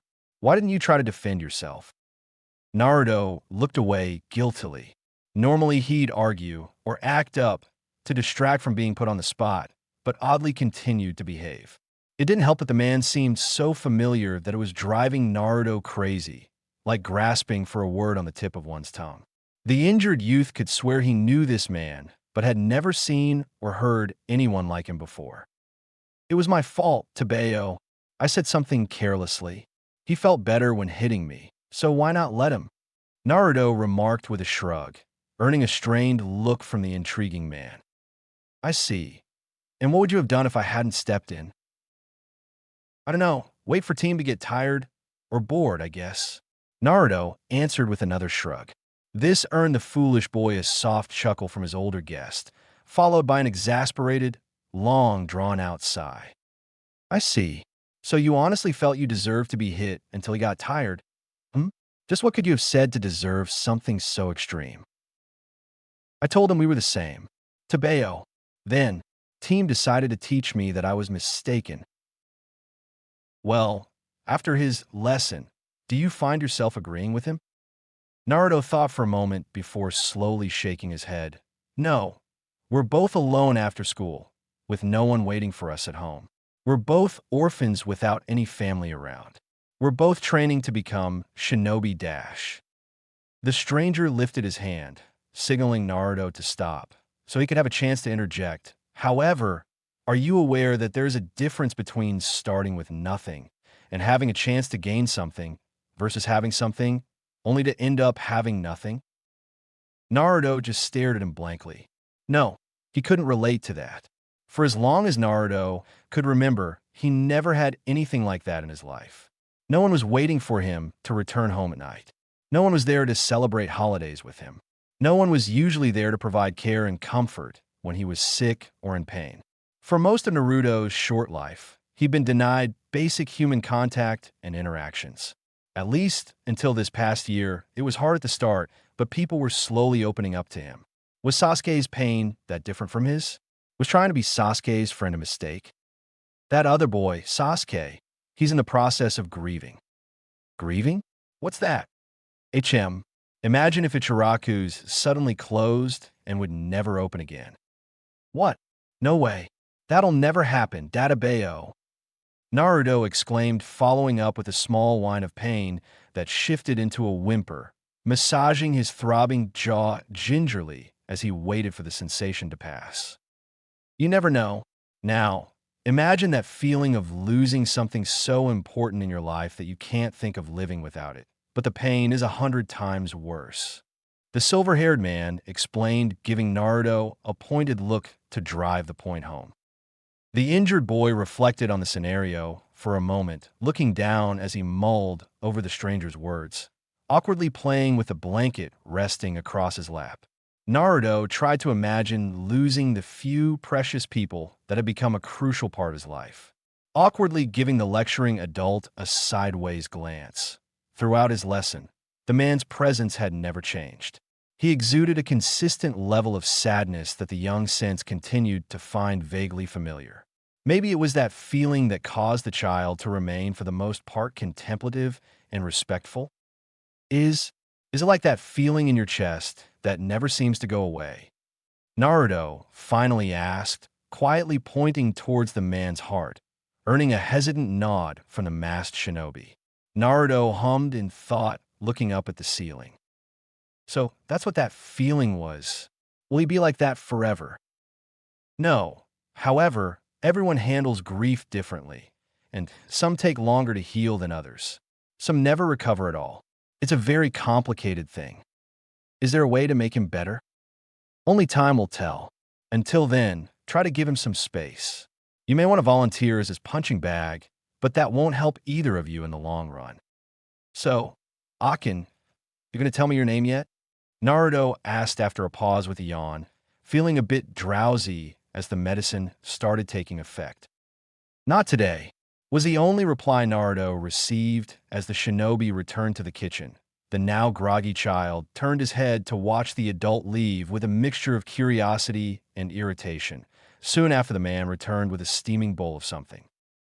The tall, lanky man sat down on the edge of the bed, being careful not to sit on the small boy. From his position, Naruto was able to look down into the bowl. Its mystery contents seemed to be some type of rice porridge. Here, you're too banged up to eat your usual dinner choice. Careful, it might still be a little hot. The stubbornly anonymous man warned, patiently waiting for Naruto to resituate himself to eat his meal. The duo sat in silence as Naruto hesitantly sipped the brothy substance, nursing his aching jaw. The blonde hoped he healed enough overnight. Naruto didn't want to admit it, but the stranger had made a point with his shared wisdom earlier. What was he going to do if it continued to hurt too much to eat? It's not like he usually had anyone over to cook for him.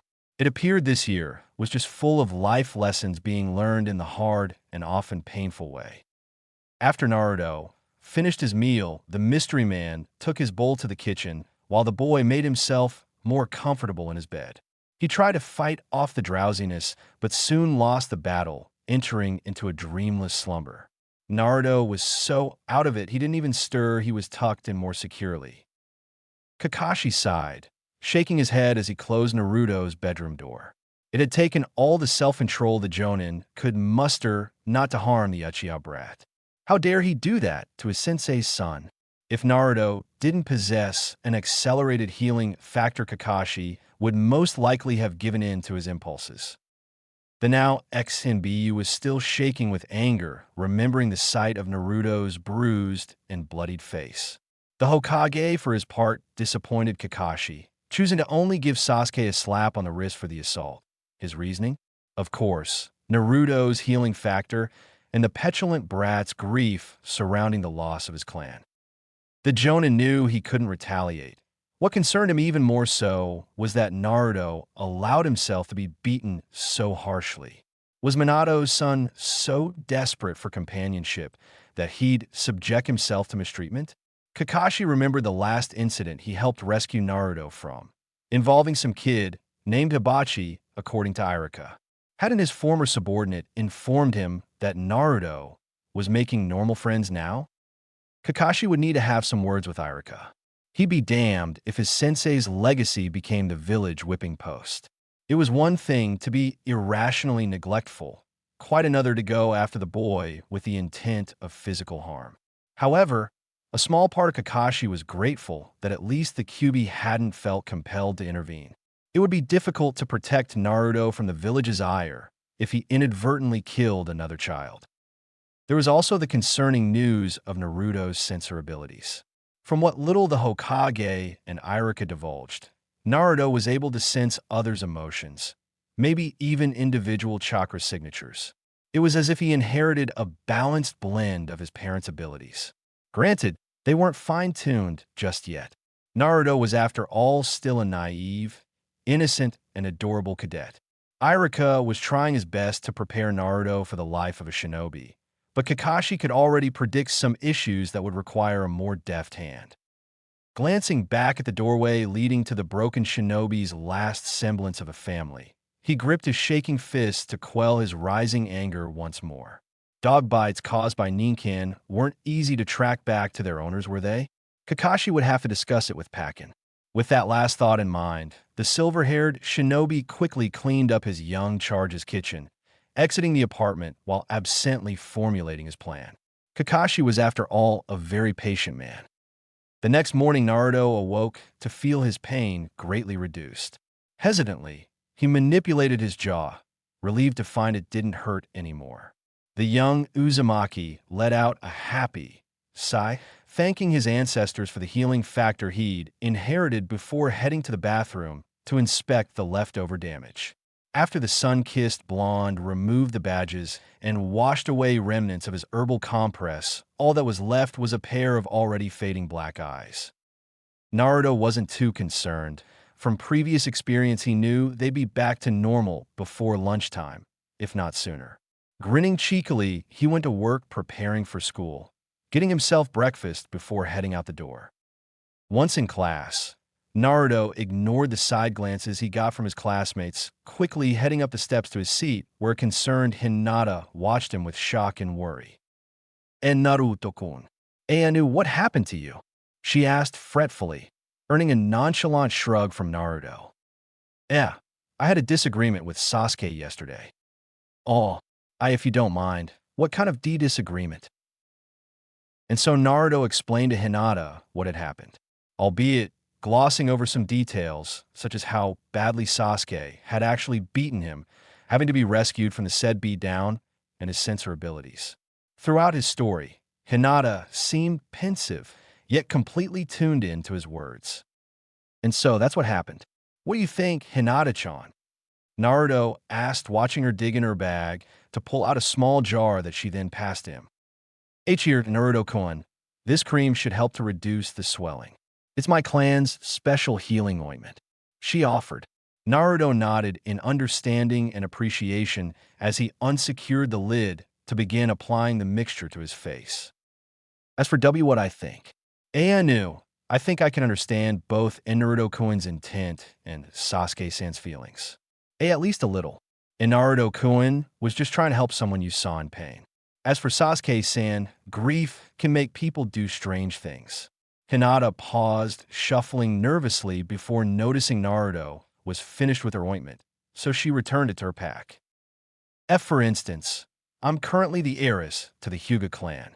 Just after my 3rd birthday, I had been kidnapped by a ninja from Kyoto. As a result, my uncle was killed. Since then, my father has been more strict in my training, and my cousin, in his grief, has blamed me for the incident ever since. Naruto watched her in awestruck silence.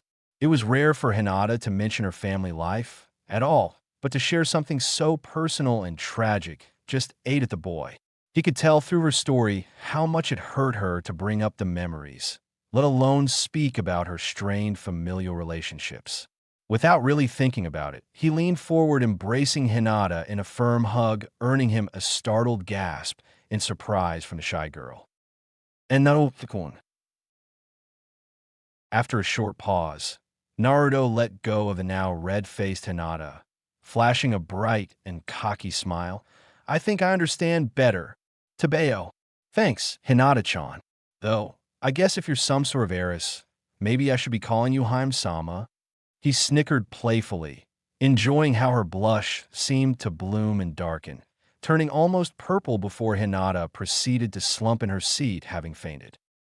Hinata-chan, Naruto cried out in surprise and shock. Gami. Shirmata. I killed her. Several weeks had passed since Naruto's confrontation with Sasuke. At school, he gave the Uchiha a wide berth unless they were partnered for joint exercises. After school, Naruto no longer saw the dark-haired boy sitting despondently at the dock in the evenings, but he wasn't sure if the change in the seasons was more to blame than anything else. Naruto had heard a rumor that shortly before winter the Uchiha had been attacked by a feral dog or something. As it were, both boys seemed to have an unspoken agreement, pretending the incident never occurred, and none were the wiser. Naruto had been considering giving the other boy a Rinne present in the form of a prank before their week-long break. However, that could wait. Currently, the Rinne festival itself was at the forefront of Naruto's mind, or at least what followed it, Hinata's birthday. Ever since Hinata had gone out of her way to get Naruto such a thoughtful gift for his birthday, he was hell-bent on paying her back. Irika had told him when her birthday took place, and Naruto had been agonizing over ideas ever since. He didn't have much money, so the orphan couldn't get a gift as awesome as the one Hinata had gotten him. Naruto hoped that by cutting back on meals at Ichiraku's, except when Irika's sensei treated him, of course, he'd be able to scrounge some funds for something. The fretting boy's second issue was what to get her. It wasn't like Hinata needed anything. She came from an esteemed family. He didn't want to get her flowers again since all the wild ones were dormant during this time of year, and it was too embarrassing to go buy some from the Yamanaka's store, especially with how nosy Ino could be. Naruto was at a loss. He thrashed about in his bed, voicing out his frustrations with a yell before looking at his clock. It was late. He needed to get some sleep. The subdued boy crawled underneath the covers, hugging his pillow close to his body, slowly starting to drift to sleep. Wait, that's it. Attempting to jump out of bed, Naruto ended up tangled in his bedding, face-planting on the hard floor. He remained undeterred, scrambling upright, switching the light on, then grabbing a pencil and some paper, making some rough sketches so he wouldn't forget his idea in the morning. Once Naruto was satisfied, he clambered back into bed to drift happily to sleep. Don't say I never helped you with anything, kid. Over the next 2 weeks, Naruto worked meticulously on the secret gift. He'd managed to acquire scrap materials at the local craft store for a discount. Of course, Naruto found that his henge had come in handy for these excursions. It had become a good training exercise. On the final day before they'd be released for the week of the festival, Naruto examined the following touches on his creations. He couldn't place the inspiration for the initial choice, but was still proud of what he accomplished. Naruto managed to create 2 plush spheres decorated with features and attributes to make any girl squeal with delight, or at least that was the reaction he was aiming for. The first was a smiling light orange fox with whisker marks, reminiscent of his own, and reddish-orange accents. The second was a blue, almost black rabbit with a sleepy face sewn using shimmery, silver thread to pop against the dark fabric. On the bottom of both, Naruto had sewn matching Uzumaki swirl clan patches. The fox received the classic red, while the rabbit possessed the less common, more formal, white. Naruto didn't know why he felt like adding his clan insignia, but at the time thought it seemed right. Inspecting the plush creatures one last time, Naruto nodded in satisfaction, deciding to grab the strange scroll Irika helped him obtain. Since Naruto didn't have the money to afford something like that, Irika worked out a deal with him, where he promised to show up to class consistently, at least for the rest of the year. It was a small sacrifice to pay. Irika even let him get a similarly designed scroll to the one Hinata had given him for his birthday, though this one was lined with lavender and paired with a gold cord. Carefully, Naruto put the gifts in place, adding his handwritten card. Reading over the instructions Irika had written him once more, he proceeded to seal the items. After finishing, the giddy boy put the scroll in his bag and got ready to leave for school. Since his scarf had gotten ruined the previous winter, the Sandaime gave Naruto his New Year bonus early, allowing the boy to get a proper coat. It was cool too. It was his favorite shade of orange, blue across the shoulders and waistband, with a broad, creamy white collar. Naruto made sure to buy it a little bigger than his current size so that he'd have room to grow into it. He wanted to keep the jacket as long as possible. Naruto was planning to add some custom touches, but so far all he managed to add was the default red Uzumaki clan patch on the back. Once Naruto was properly dressed, he hurried out into the winter weather racing to school. After he was situated in the classroom, he fidgeted restlessly with barely contained excitement. Would Hinata enjoy his gift? Would she find it too girly for a boy to make such things? Would she think he was weird? Naruto was brought out of his thoughts by the subject herself taking a seat next to him. Good morning, Hinata-chan, the giddy boy greeted in a sing-song voice. The girl in turn blushed, returning the greeting with a soft murmur. Quickly glancing around the room to make sure they didn't have a gawking audience, Naruto stealthily pulled out the scroll. Looking away innocently, he handed it to the now taken aback Hinata. "F for your birthday. Since, well, Naruto trailed off with a blush, becoming shy from the situation himself. After he felt Hinata lift the scroll from his outstretched hand, Naruto stole a glance over to the heiress. She was blushing but held a small, delicate smile on her face. Naruto had felt the warmth from her aura so much that he had grown accustomed to it, but the actual smile was still a rarity expressed by the shy girl. He was awestruck and made a promise to himself to try to earn that smile more often. Thank you. Naruto-kun, you shouldn't have. It was no trouble, Hinata-chan. Naruto proclaimed with a broad, toothy grin as he kicked back in his seat. I hope you enjoy it. I worked really hard. I heard homemade gifts make the best gifts, Databeo. If Naruto-kun made it, I'm sure it will be perfect, Hinata mumbled quietly, hugging the scroll close to herself. Naruto watched her as his face felt more heated. He wasn't sure if she meant to say that out loud or more to herself. It gave him a tingly feeling in his chest and made him feel a little lightheaded. After a long pause, Naruto scratched the back of his head, nodding awkwardly. The rest of their morning was spent in comfortable silence. Naruto decided that day that it was indeed worth it to be in class more consistently. At least if it meant he got more time with Hinata, that is. As winter turned into spring, the young ninja in training continued their time at the academy. Naruto found himself enjoying his time with Hinata every day, especially the mornings, where they could catch up with each other. They rarely socialized with each other during lunch and never saw each other outside of class. Naruto had attempted, but Hinata's caretaker, Ko, would always just pull her along, admonishing her for associating with, as he put it, that delinquent Uzumaki. It was a rather polite way to refer to Naruto, all things considered. All in all, their mornings were a precious time for the energetic boy. After school, Naruto's extra lessons with Irika-sensei continued. He was now able to recognize basic emotions easily, and even some of the more complex ones. Naruto still struggled with the bookwork aspect of the training, but was determined to push himself. Unfortunately, he still wasn't able to figure out how to turn off the ability. So, instead, Naruto had been practicing the skill of separating the emotions from himself. This made it easier to focus. Naruto even found an additional use for the newly acquired skill, separating his own emotions when his classmates or the villagers were being particularly hurtful. It was easier to smile when he was able to lock the bad thoughts away and move on with the rest of his day. Oddly, Hinata still always seemed to be able to tell when something was off with him. Sometimes he'd feel guilty when she seemed to be sad when Naruto was forcing a smile, or when he chose to laugh along when others made fun of him.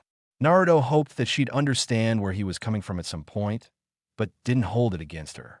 It just made things simple for Naruto to smile and laugh instead of being angry or sad. It also made it easier for others to approach him, even if it was just to laugh at his expense. Since Naruto was spending a lot more time being prioritized by Iruka and getting help with Hinata in the classroom, his grades improved slightly. Granted, he was still dead last, since as soon as his fellow students caught wind of his improvements, they started to apply themselves more, even Shikamaru. Naruto still held a failing grade in Jinjutsu and found he still couldn't create a Bunshin. At least he could consistently keep it the same size and shape, but as the Nara heir described it, the poor clone always looked like it had been fried. Even with his additional chakra control exercises, Naruto was still overloading the jutsu. The conundrum kept his grade low in ninjutsu, but at least Naruto wasn't completely failing that subject anymore. Naruto's best improvements had been in cooperation and classroom attitude, even with him still acting up when paired with Sasuke, invoking retribution from the female portion of the class. The guys simply looked at him with indifference, but some were slowly warming up to his antics and pranks. Well, most of the guys except Sasuke. The jerk still passively went out of his way to put Naruto down at any given opportunity, throw insults his way, or blatantly ignoring him. It was Sasuke, after all, who got his title of Dead Last or Dobe to stick, something Naruto vehemently hated him for. Naruto was happy Hinata didn't decide to become one of his fangirls. They just seemed to get worse with every passing year. Especially Haruno Sakura and Yamanaka Ino. Those two girls were the worst. Sure, they were pretty, but they were also violent, mean, loud, and scary. Sakura in particular was always quick to throw punches if she felt irritated by Naruto's antics. The pink-haired Kijo didn't see the humor in Naruto's pranks.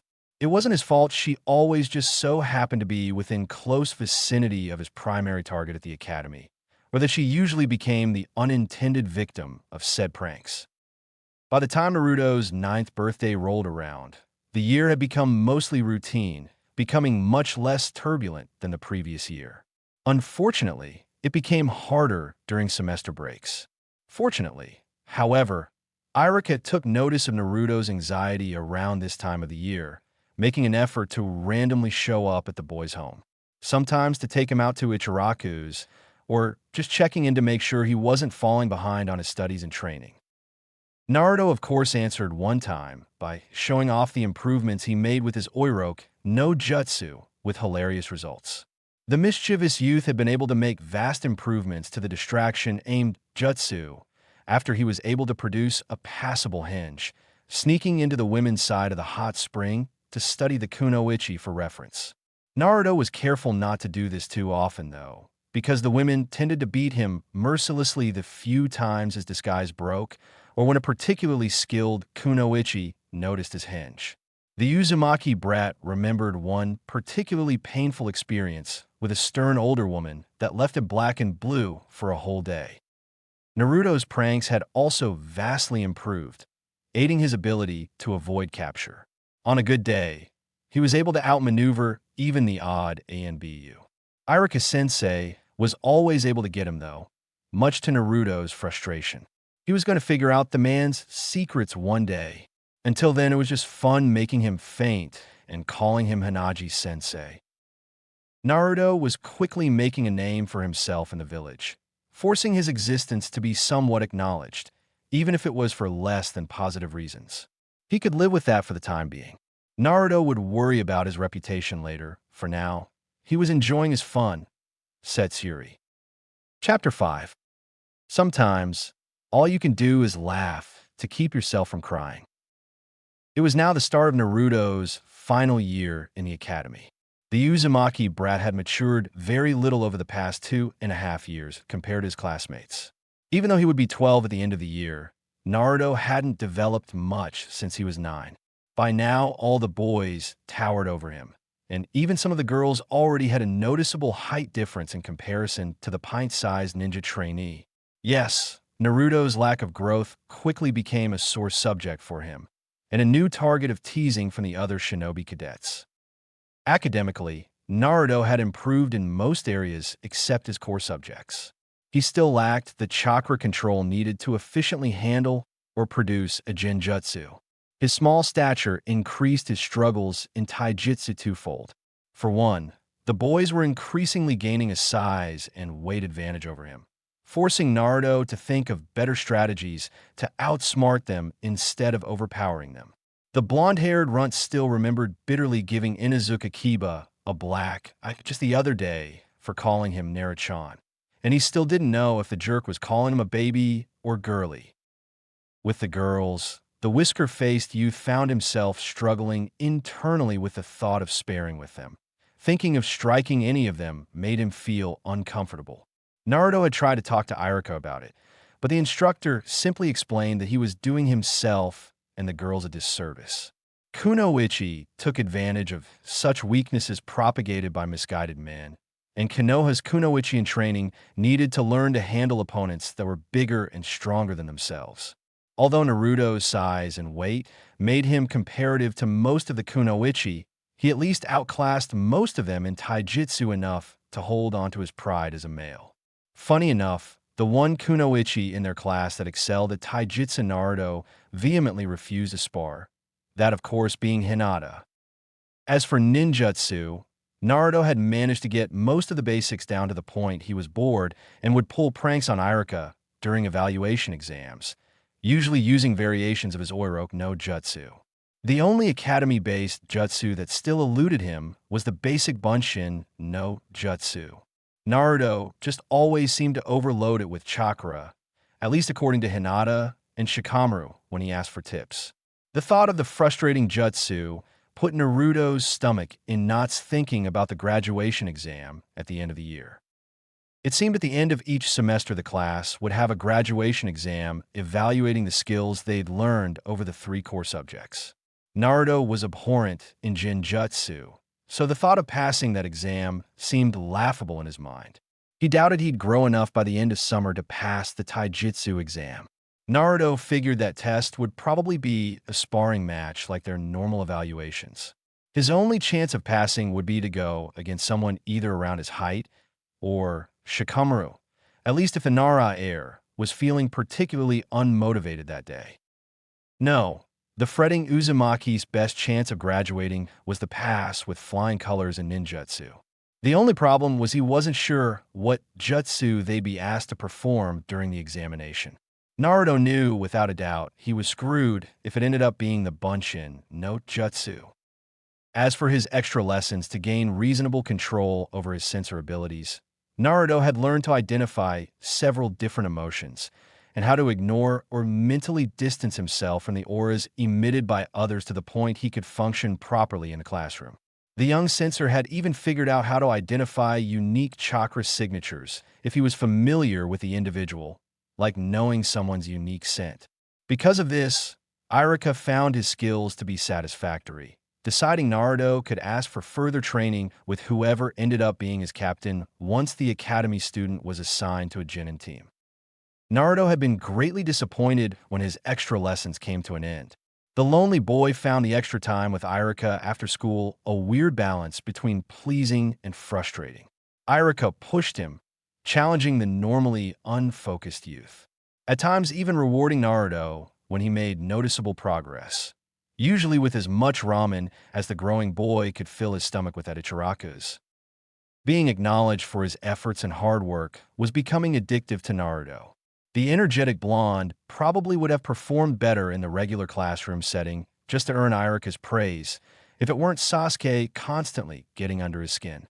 Granted, the Uchiha had calmed down somewhat since the incident that occurred almost 4 years ago. Even so, he still took pleasure in showing Naruto up, forcing the younger boy to remain at the bottom of the class. Ever since Naruto made it his goal to try embarrassing or surpassing the older boy in front of the class. However, being the short-sighted klutz he was, Naruto's efforts tended to end up backfiring or earning the ire of Sasuke's ever-growing and ever-aggressive fan base. The girls in question had become even more vicious in the new year, Naruto noticed. Some had even been bold enough to try asking the Uchiha out on dates. Of course, Sasuke always turned them down. In another life, Naruto would probably have been jealous of the attention Sasuke was receiving from the girls. Now, though, even with Naruto starting to notice how pretty the girls were becoming, he could also vaguely sense their intentions, making his skin crawl. Sure, once they were genin, they'd be technically considered adults, but that didn't account for much when half the class hadn't even started puberty yet, himself included. Naruto had asked Iruka about this new feeling he'd sensed. Needless to say, getting the talk from a sensei was eye-opening, embarrassing, and horrifying. On one hand, Naruto learned how effective his Oiroke no Jutsu truly was on the male populace, and considered exploring an alternative variant targeting the female population once he was more experienced. On the other hand, Naruto had become utterly disgusted and resolved to abhor perverts. It was one thing to practice and design a jutsu to be used as a distraction for more powerful opponents. It was quite another to take advantage of or disrespect the sanctity of the kunoichi population. These new revelations had caused an internal struggle within the budding Uzumaki. As his friendship with Hinata grew, Naruto found himself craving her attention more and more, but in a different way than with Iruka. The enamored youth would imagine holding her hand or hugging her, not that he ever acted on these impulses. After an incident where Hinata had fainted, Naruto recalled being completely freaked out, thinking he'd killed the poor girl. It was only through Iruka's reassurances that he managed to calm down. Ever since the confused boy became afraid of engaging in any form of physical contact with his friend. Instead, the soon-to-be preteen found joy trying to show off around the Hyuga heiress. Naruto wanted her to see him as a cool and capable ninja. Granted, most of the time he tried to show off, it usually ended with the rest of the class laughing at him, Iruka's sensei disciplining him, hurting himself, being hurt by someone else, or a combination of all four. Naruto felt the risk was worth it just to see Hinata smile and laugh. The reservedly shy girl rarely showed such honest emotions, unfortunately. However, Hinata couldn't hide her true self from him, even if she wasn't entirely aware of it. For all the skill Naruto was putting into tuning out everyone's emotions, including his own, it seemed he preferred to intently fixate on Hinata's. The full nature of Naruto's sensor abilities were one of the few remaining secrets he kept from Hinata. Now, mostly out of awkward embarrassment, more than anything else. For instance, it seemed at the start of every new year Hinata would be consistently sullen until she'd catch sight of Naruto. The Hyuga heiress never went into much detail about why she would become depressed every spring. Usually, the timid girl would go into a vague, self-deprecating tangent, questioning her capabilities as a ninja and never directly answering Naruto's inquiries. It was in these moments Naruto felt his most motivated. It was like, as Iruka would have put it, his will of fire would spark into a roaring inferno. He might not understand what was wrong, but knew that he had the power to make her smile, usually by pulling a prank or practical joke. It became such a pattern that even a few of the other students come to anticipate Naruto's more crazy stunts within the first week of school every year. Being the avid prankster Naruto was, he aimed not to disappoint. To set the mood this year for his peers, the impish child had set up paint bombs that turned Iruka-sensei and Mizuki-sensei into tie-dye, walking works of art, accented with glitter. Sure, Naruto had detention for a month, but it was worth it. After all, Hinata's high perceptive skills had been able to notice the choice of pigment combinations as the duo's favorite colors. Not all of the first semester had been sunshine and sakura blossoms.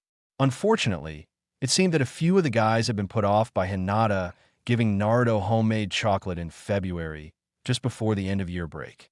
At the start of the new school year, To be polite and a good friend, Naruto returned the favor by bestowing her with a customized kunai. The blade itself was just one from Naruto's personal set he'd purchased in preparation for their final year's shuriken jutsu training. The clever ninja trainee merely modified it with lavender and gold ribbons braided on the grip. They were soon to be ninja, after all, so Naruto wanted to give Hinata something functional and not too flashy. This hadn't gone over well with some of the more hormone-driven male cadets. Thus, one day after school, Naruto found himself cornered by some of the boys, where they proceeded to demand he learn his place. After all, he was a nameless nobody, while Hinata was the heiress of the esteemed Hyuga clan. Naruto didn't care much about the insults, since in his mind, clan standing didn't make a person, especially considering he was the sole surviving Uzumaki in Konoha, a clan whose crest could be seen on every Chunin vest and standard-issue Konohagakure shinobi uniform. Yet Naruto as an individual was considered insignificant. Yes, Hinata was a ninja princess of sorts, but to Naruto, that wasn't what made her special. He'd still call her Haimsama now and again, but only when he was sure people weren't eavesdropping on them.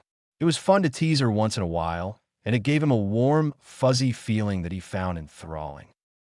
This brought Naruto's thoughts to this morning. Their first semester was going to be ending in a couple of days, and they'd be released for a month to enjoy summer.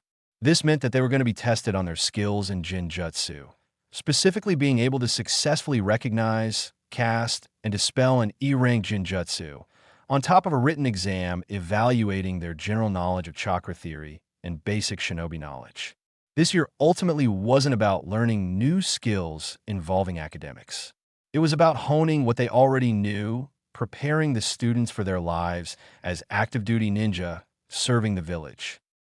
At the current moment, Naruto could care less about any of that. He was completely expecting to utterly fail the Jinjutsu exam, and written exams weren't one of his strengths. No, right now a certain indigo-haired girl occupied his mind. Naruto would have to spend another summer without her, followed by some festivals in fall and winter. Graduation would be here before they knew it. Would they still even be able to see each other once they became full-fledged shinobi? Hinata, rarely if ever, left her clan compound without being escorted by her insufferable caretaker Ko, and Naruto didn't dare go to the prestigious residence. He was one for pushing the boundaries, maybe at times testing his limits with others, but even he wasn't that stupid. The ostracized youth didn't want to cause unnecessary problems for Hinata. So, Naruto decided to keep his distance until he could start changing the village's opinion of himself. What would happen if the dead last didn't graduate alongside his classmates? The thought sent a chill down Naruto's spine, made his stomach hurt, and his heart rate quicken. If he failed every graduation exam, he'd be held back. If Naruto was held back, he'd become the oldest kid in class and not know any of his peers. People would take him less seriously than they already did. It'd be akin to a death sentence for his shinobi career. It was extremely hard to climb out of a hole that deep.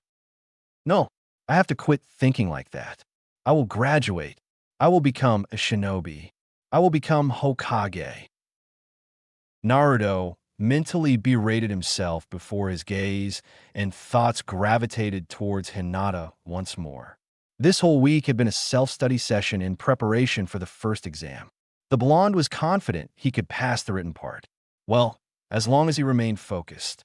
Once Naruto started applying the lessons taught to him with practical examples taken from his personal experiences, it became easier to understand and retain the information. Jinjutsu, on the other hand, how was he going to pass? He didn't have the talent, let alone the control for making or dispelling the nasty jutsu. Naruto could have sworn Mizuki-sensei was making the evaluations impassable on purpose, but he couldn't prove it. At the same time, the suspicious boy wanted to give his assistant instructor the benefit of the doubt. Just because Mizuki-sensei gave off a bad vibe most all the time didn't necessarily mean he was a bad guy per se. The Chunin had after all been friends with Irika-sensei for years. Sure, the ill-felt sensations meant Mizuki-sensei hated Naruto for some reason, but so did 80% of the village. And Naruto-kun called a hushed, but sweet voice. Turning, the once distracted blonde gave Hinata his full attention. Once they locked eyes, she was quick to avert her gaze, fidgeting nervously. It always made Naruto sad and disappointed that she was so timid. Worse, it seemed like her low self-esteem had been increasing with each passing year. He hoped it didn't become a detriment to her career as a kunoichi.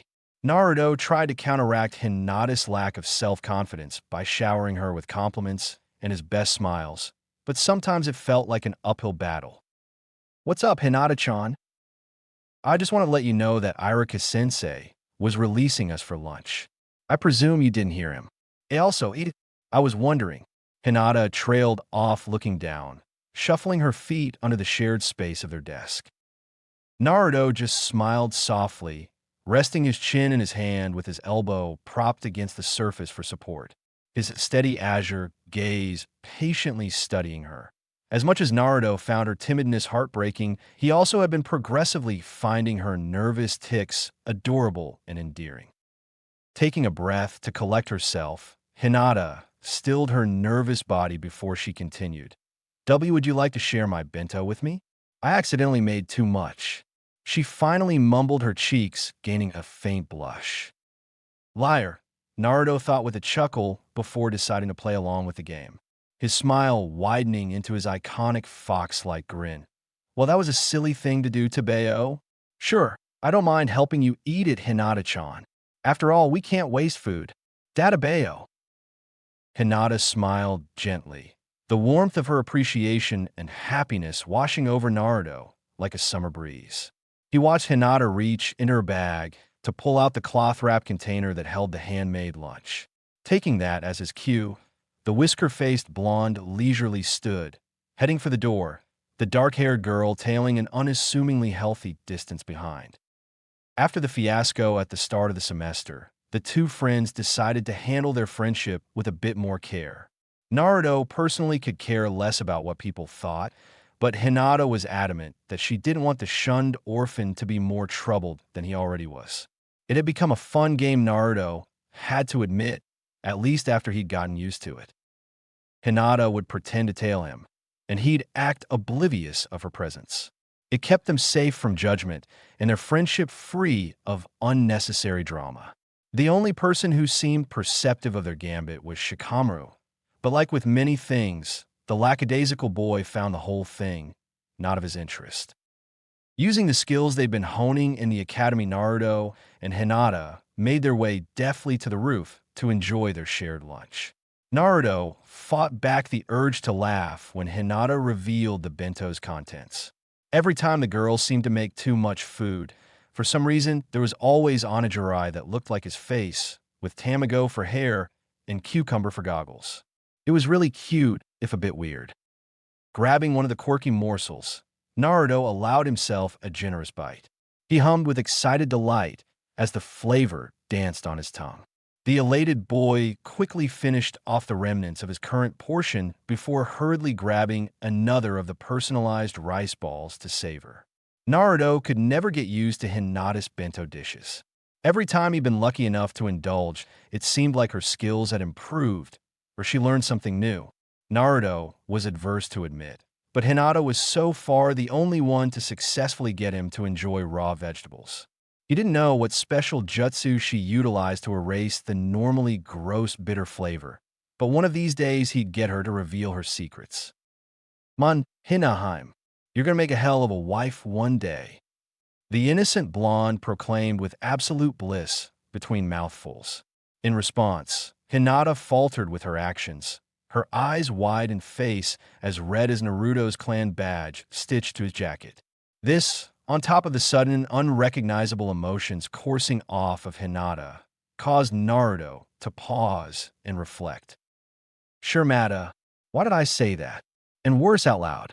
She probably thinks I'm being weird. Stupid, stupid, stupid. E2. Well, you're so good at cooking. Databeo. You'll also be a badass kunoichi.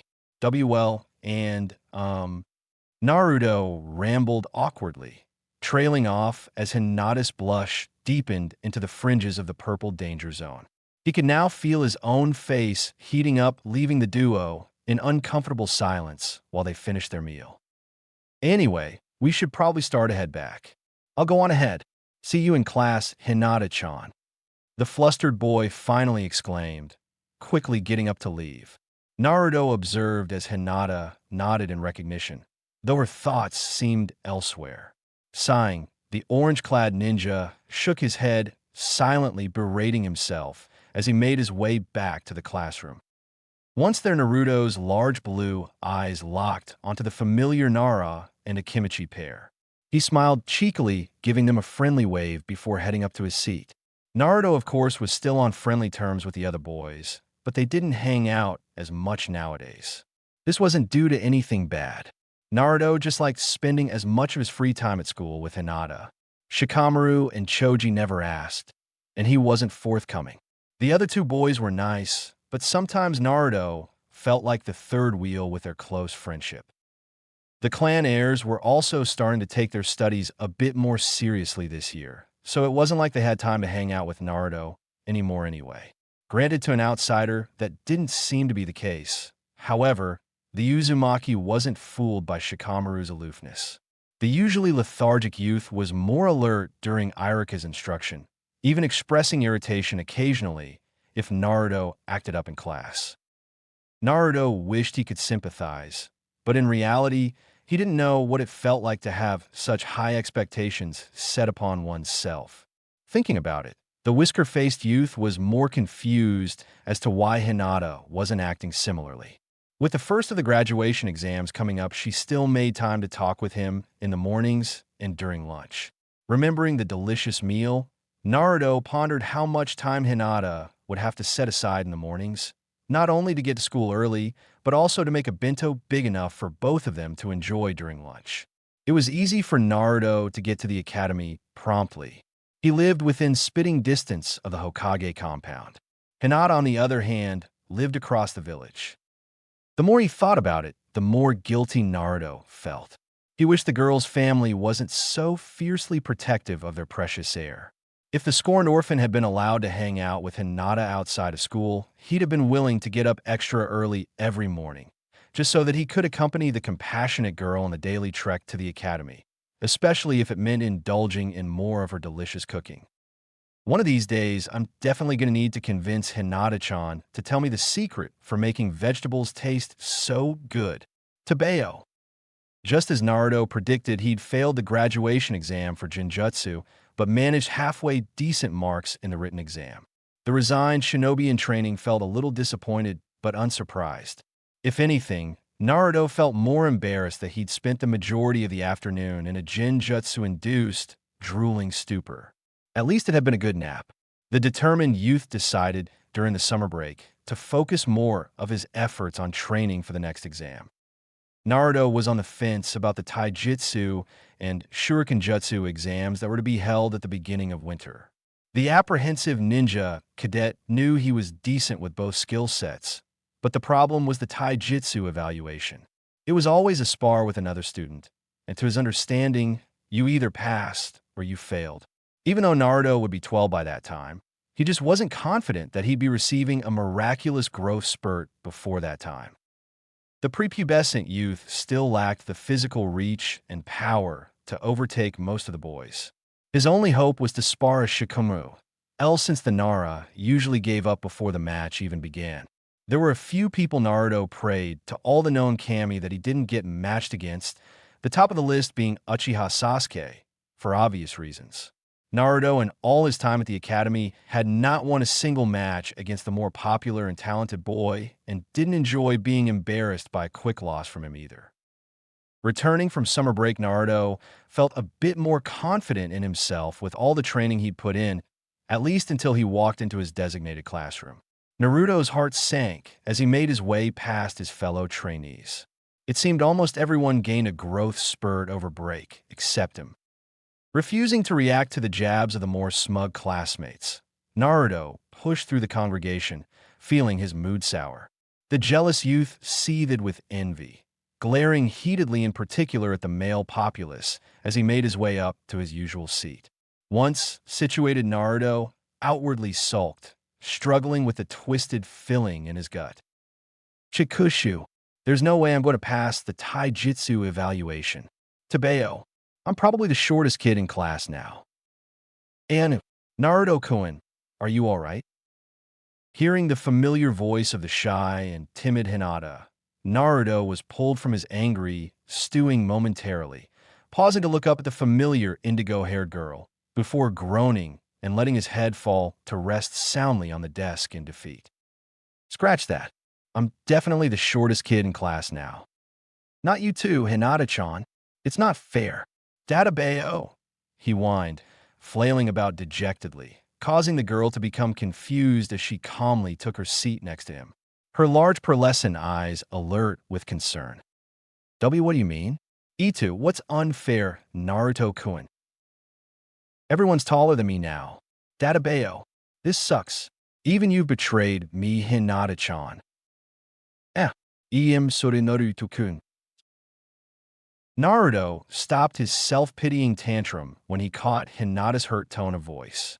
She sincerely seemed remorseful and sad over something that was out of either child's control. Naruto frowned to himself, feeling ashamed that he let his insecurities upset the kind girl. It's okay, Hinata-chan. I'm sorry too, the apologetic, yet still frustrated, the boy muttered, quickly looking away as a faint blush painted his cheeks. Naruto-kun, why you'll grow too. The quiet girl kindly offered weakly, causing Naruto to smile wistfully. Of course, I know I'll grow eventually, just probably not in time for the next graduation exam. I swear if I hear one more person call me Chibaruto or Naruchan, they're dead. Tabeo. As if by some self-fulfilling prophecy, Naruto failed the taijutsu evaluation. He didn't know if his partner had been some cruel joke, but the miserable Uzumaki had been less than thrilled with being matched up against Uchiha Sasuke. At least the match had been swift and merciful, even if it crushed what was left of Naruto's pride that year. Many months had now come to pass, and it was currently the week of the final graduation exam. This was Naruto's last chance to graduate with his peers. If he failed this time, he'd be held back, put in with a class of trainees he didn't know, become the oldest among his peers, probably lose Irika as a sensei, and to top it off, it'd probably be seen as a black mark for his shinobi career. The pressure was getting to Naruto. As the date loomed closer, so too did his anxieties rise. He tried to put on a brave front around his classmates, but was all too aware of his glaring weaknesses. Sure, Naruto could perform a henge flawlessly and a passable kawarimi, but throughout his whole time in the academy, he'd never been able to perform a successful bunshin. The jutsu was a curse for him, and that meant there was a 1/3 chance Naruto would fail to graduate. The desperate youth worked tirelessly on his chakra control, but couldn't get it low enough to create a passable, illusionary doppelganger. His bunshin was always overloaded by too much chakra, or not enough chakra had been used to execute the technique. Naruto half wished he could get a waiver since his clan were notably infamous for their large chakra reserves, but thought better than to ask for special treatment. This technique was paramount to a ninja's survival in the field after all.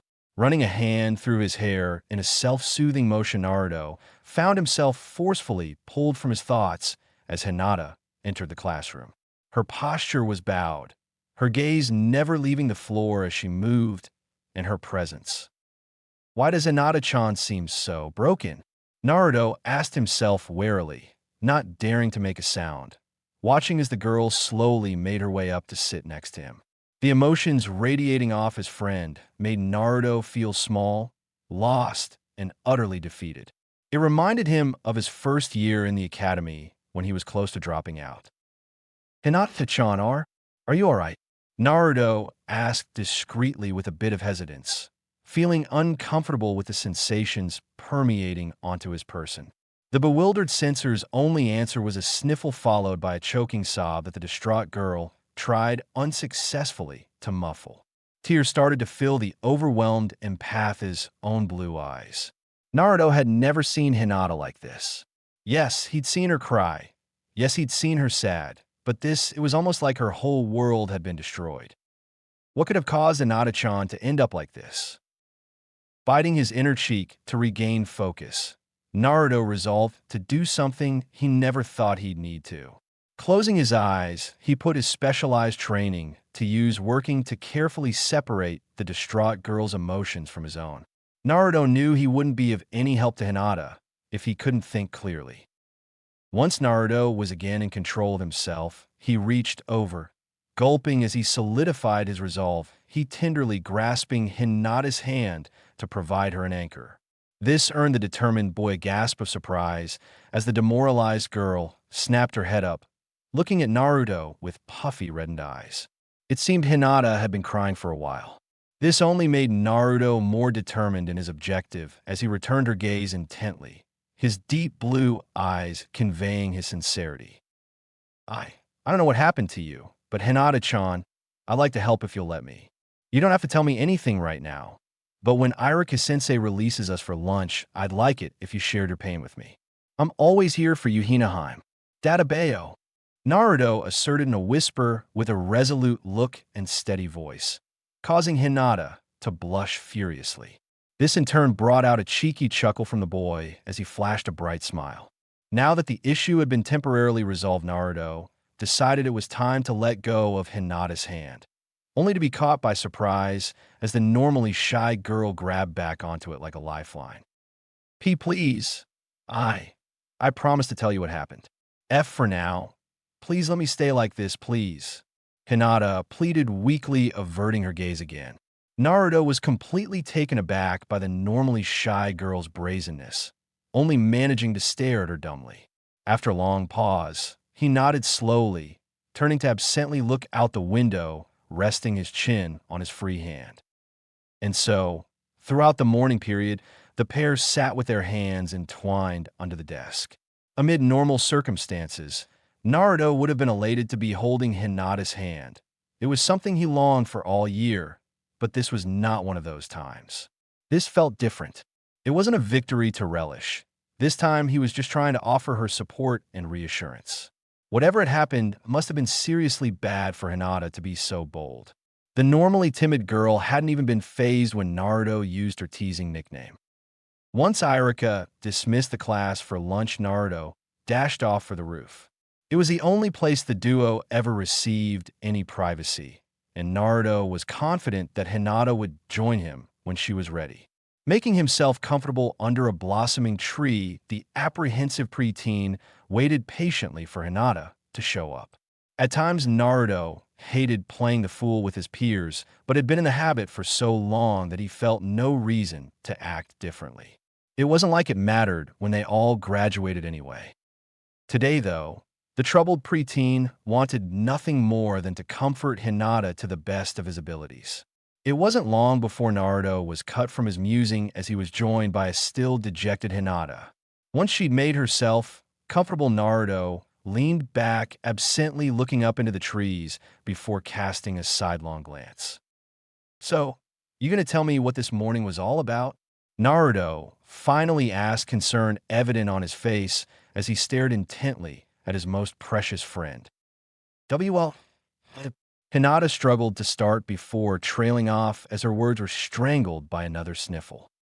Naruto, for his part, just sighed uncomfortably. He didn't know what to do in these situations.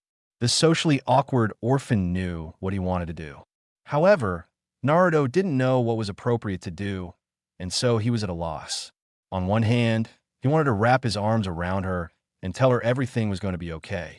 On the other hand, Hinata would faint anytime Naruto unexpectedly invaded her personal space, and then he wouldn't be able to find out what caused her to be in this state to begin with. Absent-mindedly, Naruto rubbed the back of his neck before deciding on a happy medium. Closing his eyes, the orange-clad trainee leaned his body lazily, just until his shoulder gently bumped with Hinata's, while simultaneously grasping his crossed ankles with his hands to keep from acting on any further impulses. At the action, Naruto felt Hinata stiffen momentarily before relaxing. Patiently, the blonde remained passively silent, allowing the distraught girl to continue the discussion at her own pace. Why yesterday, I was called before F father and some of the clan elders. They, they wanted me to spar with my little sister to defend my claim as the future head of the Hyuga. During the spar, I couldn't bring myself to. I just... Hinata trailed off once more as she struggled to collect herself. Naruto slowly reopened his eyes to look down at his hands, sympathizing with his friend as he continued to listen. He didn't comprehend much about the issue, but remembered Hinata mentioning her little sister on occasion. From what he gathered, the girl was about 5 years younger than Hinata and had been growing quite cold to her over the past year or so. Still, to make Hinata spar against someone who wasn't even in the academy yet. Stupid Hyuga. How cruel can you get pitting siblings against one another? Tabeo. Anyway, as of now, I'm the heir in name only. In the eyes of the Hyuga clan, Hanabi is the recognized future head, while I'm nothing more than a disappointment, a weak failure. Hinata finished, letting her renewed tears fall once more. Naruto growled, turning to look at the self-deprecating girl, his grip tightening around his legs. You're not weak. Databeo. He snapped, causing the girl to flinch momentarily. Naruto was slowly starting to piece together the cause of Hinata's timid nature. Opting to use a softer tone, he continued, I don't completely get it, but to me, it sounds like you care more about not hurting your precious little sister instead of satisfying some dumb request from your clan. That makes you strong in my book. If they don't see it, just prove them wrong. Tabeo. Huffing with repressed anger, Naruto stood up purposefully as he cupped his hand around his mouth. I'm Uzumaki Naruto. I'm going to be the future Hokage to surpass all previous Hokage. Tabeo. I believe kindness is the best strength. Stronger than any jutsu. Databeo, he shouted with conviction before turning back to smile at a flabbergasted Hinata. The cheeky boy chuckled as he crossed his arms and cocked his head to the side. Don't sweat the small stuff, Hinaheim. You'll become a kick-ass kunoichi and will always have the support of Konoha's future badass Hokage. It's a promise. Databeo. Yeah, no need to sweat the small stuff, so what if I suck at the Bunshin no Jutsu? I'll pass that stupid exam and work my way to the top. Mentally berating himself for his previous lack of self-confidence, Naruto was only partially aware of how flustered Hinata had become. Her gaze seemed unfocused, her complexion a vibrant vermilion. Leaning forward, Naruto bent down to feel her forehead. He hoped she wasn't coming down with something with their most important exam happening in just a few days. No, are you okay, Hinata-chan? As soon as Naruto's hand made contact with her forehead, the girl's body relaxed, slumping down in an awkward position. Naruto sighed, slapping his forehead admonishingly with his other hand. He'd been so careful and still ended up causing Hinata to faint. Hesitantly, the exasperated boy allowed his senses to reach out, once again meeting with the renewed warmth of the unconscious girl. Naruto didn't know what to do with Hinata or her familial predicament, but at least he succeeded in making her smile for the time being. At this, a sudden thought occurred to Naruto. He probably wasn't the only student stressed out about the final exam. Not to mention this was their last year, hopefully at least, in the academy. Shouldn't he send them off with one last hurrah? A prank to end all pranks? As the plan formulated in the devious youth's mind, a fox-like grin grew on his whisker-striped face. Oh, this is going to be good. Tabeo. When Irika had been preparing to start class that morning, of course, he'd suspected something was up. All the signs were there. First, Naruto had been spacing out for the past few days and seemed suspiciously happy about something. The Uzumaki brat may be energetic and quick to smile, but he was rarely, if ever, truly happy about something. That is, unless it gave Irika a headache. Second, the notorious blonde wasn't in class when Irika entered the room today. Normally, Naruto would show up early to interact with Hinata for as long as possible. The young instructor suspected that the pair may have possessed a mutual crush on each other, but couldn't be too sure given how oblivious Naruto always seemed to be. Third, the familiar sight of a breathless shinobi bursting into the classroom, causing the instructor to let out a tired groan. Irika, quick, it's Naruto. This time he's defacing the Hokage monument. Pinching the bridge of his scarred, knows the Chunin could feel his head already starting to throb. It was no secret that the Yumino seemed to have a talent for catching Naruto and reeling his destructive energy back in when the prankster was prone to acting up. This didn't mean it was easy to accomplish. It was honestly quite taxing on the academy instructor. Irika was sure that he'd be sporting gray hair and wrinkles before he was 30 if Naruto had any say about it. All right, class. I'll be back as soon as I can. This is your last day before the graduation exam. Take this time to review your ninjutsu until I return. Irika announced with a dismissive, if not slightly irked, sigh as he made his way out into the hall. Just as the frustrated instructor was in the process of closing the door, he caught some remarks about the misunderstood Uzumaki that had him shaking with repressed anger. That Naruto baka, he's so selfish. Why'd he have to pick such an important day to act up? If I did half the things he did, I'd be grounded for life. He doesn't even realize how lucky he is to not have parents. That loser, growled a familiar female voice followed by a chorus of half-assed chiding giggles, much to Irika's disappointment. Putting his thoughts aside, Irika quickly made his way to the roof. Once there, he could feel his growing headache intensify.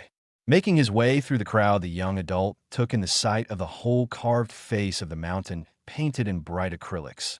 Graffiti ranging from insults to simplistically immature drawings. Well, at least he's using a safety harness this time, Irika thought absent-mindedly, approaching the safety railing while tuning out the insults Naruto hurled down to the other shinobi. The instructor noted that the elderly Hokage himself didn't seem at all fazed and was watching patiently at the front of the crowd. At least until Naruto proceeded to give the congregation of shinobi a double helping of the single-finger salute, causing his embarrassed instructor to facepalm. That brat. I think he's finally lost it this time. Hokage-sama. I can't apologize enough. Irika started in what felt like a well-rehearsed script with how many times he'd done it. The young punk was completely ignorant of the suffering he brought down on his teacher. Irika wasn't sure if this was what it felt like to have a son of his own. Nevertheless, he felt responsible for the wayward youth in his own way. Is that you, Irika? Asked the aged Saratobi, almost appearing bored with the whole ordeal. Stepping up with one foot resting on the railing, Irika leaned forward to frown up at Naruto, even though on the inside his inner prankster was awestruck at the kid's brazenness. Taking in a deep breath, the instructor launched into his expertly practiced tirade. Naruto, what do you think you're doing? Bakayaro, get down from there and get back to class. Irika shouted, fighting back a smile when Naruto almost jumped out of his skin, flailing around in his harness when he recognized his instructor's voice. Still got it. Irika watched as the preteen scrambled around clumsily to flee the scene. How is it that the kid could be skilled enough to deface practically the whole monument without notice, but at the same time be such a klutz? The instructor dismissed the situation temporarily as some of his fellow shinobi gave chase to the mischievous blonde. The experienced Chunin wasn't in a hurry. He already knew most of Naruto's tricks. Rubbing his temples, Irika turned instead to look over to the Hokage. I apologize again, Sandaime-sama. I'll make sure he's properly punished and cleans up his mess after class. The Hokage merely chuckled, waving his hand lazily. I trust you will, as you've always done. Well, that was an energetic way to start my morning. Unfortunately, the paperwork is beckoning me. I must return to my office. Good day, Irika. With that, the elderly man leisurely strolled away absently, smoking his pipe, pausing just long enough to give the shinobi teacher a small nod. Irika bowed respectfully in kind before turning to shunshin away in a swirl of leaves. It was now late into the night, and Naruto was having a hard time going to sleep. Today has been a blast. Sure, Irika-sensei had chewed him out. Yes, it had taken a couple of hours to wash all the paint off of the monument. But Naruto achieved his goal of revitalizing himself and his classmates for their test tomorrow. Not to mention score some free ramen from Irika-sensei at Ichiraku's. Any day was a good day if it ended with free ramen from Ichiraku's, at least in Naruto's book. Sighing, the blonde rolled onto his stomach, hugging his pillow as less jovial thoughts drifted into turbulent waters. Tomorrow was the day, either he passed or failed. Naruto's instructor had been very tight-lipped about the exam. The preteen had hoped that his most epic prank of all time would have completely washed away all his anxieties, but they just crept back in. Naruto wanted to be a shinobi so badly. He even asked Iruka if he could wear his Hitayate over dinner just to know what it felt like. Of course, the stickler had flat out refused, stating they were proof that one was recognized as an adult and a full-fledged shinobi. Naruto would have to earn his like everyone else. Gra, Tabeo, Kyuso, I'm not doing myself any favors staying up this late, the anxious 12-year-old growled out, rolling over once more to glance at his clock. Determined to get some decent shut-eye, Naruto pulled his nightcap over his eyes, forcing all other thoughts out of his mind except to lazily name off all the flavors of instant ramen he was familiar with. Miso, teriyaki, curry, chicken shio, shoyu, beef, tonkatsu, pork, spicy shrimp, zzz. For your final exam, you must each successfully complete the Bunshin no Jutsu. Please wait here until your name is called, and then come next door. Bunshin. Why the Bunshin no Jutsu? Tabeo. Who am I kidding, Chikushu? Of course, it'd be the Bunshin. It was now the day of the final graduation exam, and Naruto didn't know if Iruka-sensei was picking on him or if the fates were playing a cruel joke. He'd been matched against Sasuke for his taijutsu exam, and now he was expected to produce an illusionary doppelganger, something Naruto had never succeeded in. The anxious youth gripped his hair as the minutes ticked by and the classroom slowly emptied of its students. Unfortunately for the Uzumaki, he didn't have to wait long to be called since his surname was close to the top of the list. He waved nervously to Hinata once he'd been summoned, silently appreciating her reassuring nod as he exited the classroom, making his way to the exam room. Naruto gulped, nervously looking around the exam room. Iruka-sensei and Mizuki-sensei were sitting at a table with clipboards. On the table glimmered shiny new Hitayate, mocking the nervous boy. Well, here goes nothing. Naruto formed the seal, closing his eyes. The anxious trainee concentrated to the best of his ability. Molding his chakra, Naruto could feel it surge around him.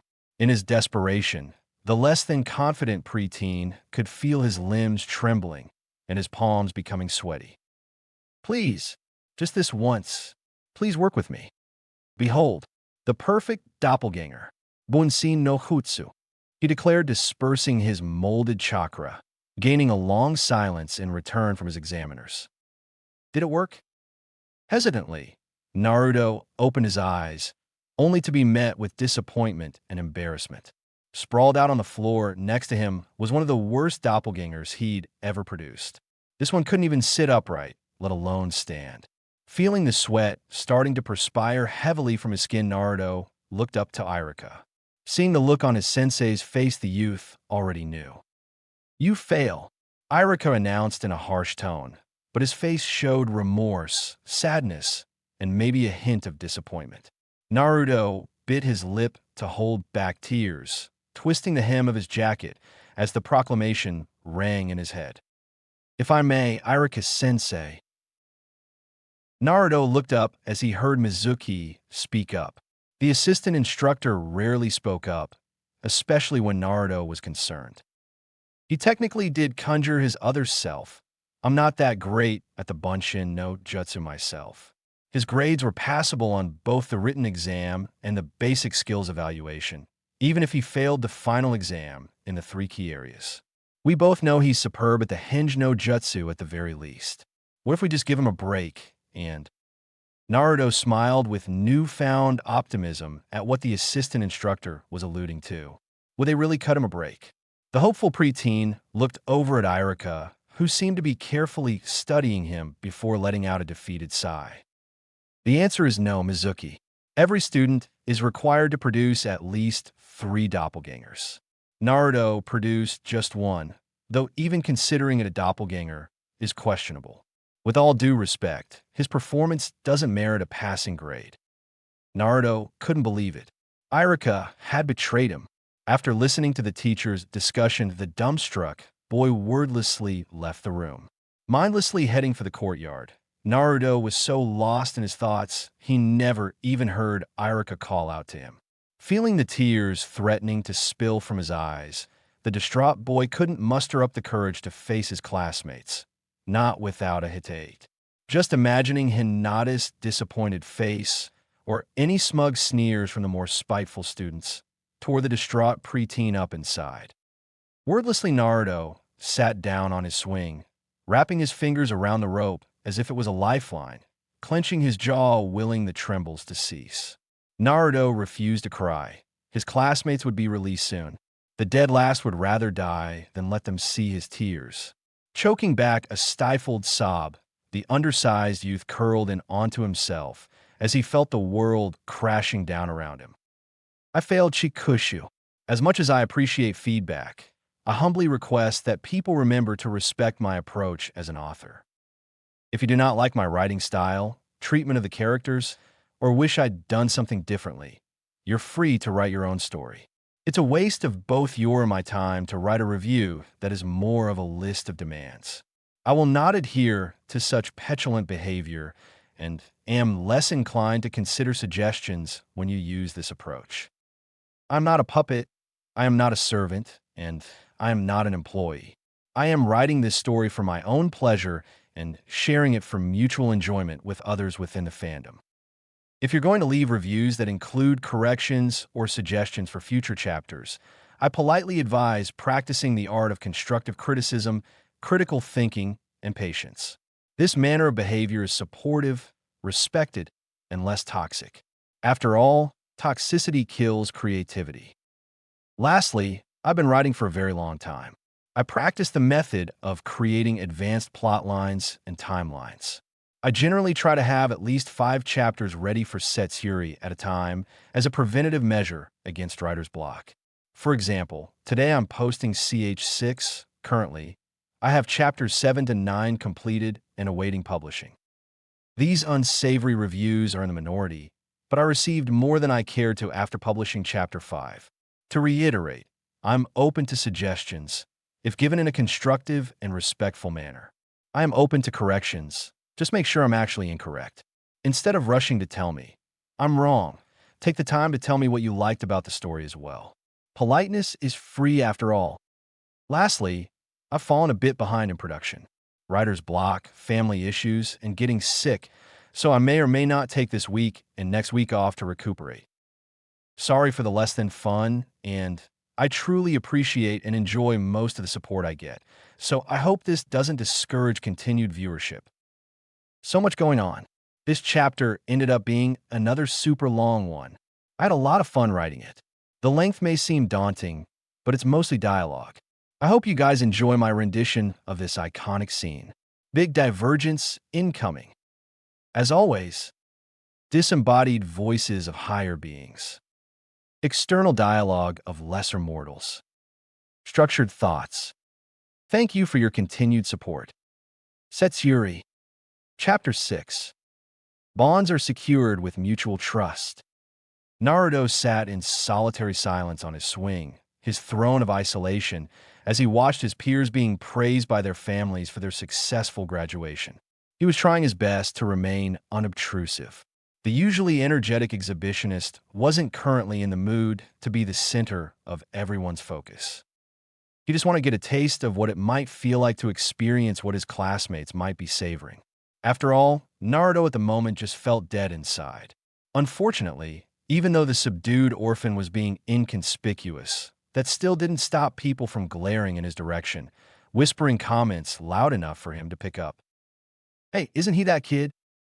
Naruto flinched, tightening his grip on the rope support. He hated it when they talked about him like that. Why didn't they ever use his name? It wasn't like people didn't know it. He shouted it at the top of his lungs most days. Even when the shunned preteen wasn't calling attention to himself, his name was usually being yelled at by most of the Chunin or Jonin as they chased him around town, at least once a week. Yeah, that's him. The only one who failed. Serves him right. Naruto bit his lip, pulling his goggles down over his eye. He'd be damned if he let these jerks see his tears. Didn't they understand how much he was hurting? Could they not see that Naruto was being harder on himself than anyone else? He was the dead last, the screw-up, the failure. Could you imagine if they made him into a shinobi? I mean, think about it. After all, he's Dash. Sure, we're not supposed to talk about that. Naruto couldn't take it anymore. He was quick to escape the cruel joke of the situation. Why they hate him so much? What did he do to deserve being treated so unfairly? As Naruto ran out of the courtyard, he caught the sad eyes of Hinata. She looked like she wanted to say something to him. The distraught blonde jerked his head away. He couldn't face her right now. He couldn't let her see him like this. Picking up his pace, Naruto swiftly left the vicinity, never stopping until he was halfway home. Once the Forsaken Youth was sure he'd completely departed all reminders of his current misery, he slowed to a sluggish stride. After taking a few minutes to compose himself, Naruto sighed, leaning against the nearby fence line, pulling up his goggles to rest against his forehead again. Why couldn't Irika-sensei just cut me a break? I was the only one. Shikushu, why am I always excluded? Tabeyo, I worked so hard. It's not fair. Hey, Naruto. At the sound of his name being called, the languishing whisker-faced boy shot the intruder a piercing glare, his stormy blue eyes locking on the assistant instructor, Mizuki. What did he want? Naruto wasn't an idiot. He knew this man was at least partially responsible for his denied success. The man in question put his hands up disarmingly. Hey now, I can see you're taking this hard. You're heading back to your apartment, right? I thought maybe you'd like someone to talk to. Naruto relaxed his gaze, softening into one of incomprehension and appreciation. After a long pause, he gave a brief nod of agreeance. The duo followed in step with one another, soon reaching the secluded assurance of the solemn orphan's apartment. They relaxed in silence on the balcony overlooking the village. Naruto sighed from where he sat, his legs dangling between the spaces of the railing support. The frustrated preteen glanced up at Mizuki, who was himself leaning against the railing. Naruto had been venting his frustrations about the whole situation as Mizuki quietly listened. You know, Irika-sensei is a really serious guy. His parents died when he was really young, so everything he's accomplished he did by himself with a lot of hard work and discipline, the assistant instructor explained after Naruto had finished unleashing his grievances. So, what's that got to do with me? Naruto retorted glumly. So, you remind him of himself. He believes he's helping you to grow strong. Try to give the guy a break. Can't you understand where he's coming from? One orphan to another. Mizuki countered gingerly. Naruto frowned, more in shame that he'd been targeting Irika as the source of his misgivings than toward Mizuki. It was true that his relationship with Irika didn't start off on the right foot, but Naruto had to admit, over the years Irika more than made up for their initial turbulence. The instructor was always looking out for the wayward youth. If not for him, Naruto probably would have faced harsher punishments for some of his more risky pranks or quit school completely. Irika had put in the extra time and effort to help Naruto get his sensor abilities under control so that he could properly participate in class. He would also treat the lonely juvenile to ramen, sometimes even letting Naruto eat as many helpings as he wanted. Naruto was feeling very guilty as the memories and realizations flooded his mind. But I really wanted to graduate. I worked so hard. Naruto mumbled glumly, more to himself than to anyone else. Then, I guess I have no choice. At Mizuki's announcement, Naruto looked up at the assistant instructor, his tan face full of confusion and hope. I'll let you in on a big secret. Secret. As Mizuki explained the alternative path of graduation, Naruto kept having a nagging feeling in the back of his mind. He couldn't place it, but the sensation felt strangely familiar. However, he quickly put it out of his mind. If this was Naruto's only way of being able to graduate along with his classmates, he'd take it. How the heck was he going to sneak around in the Hokage's residence, though? It was now the middle of the night, and Naruto was snickering to himself about his luck.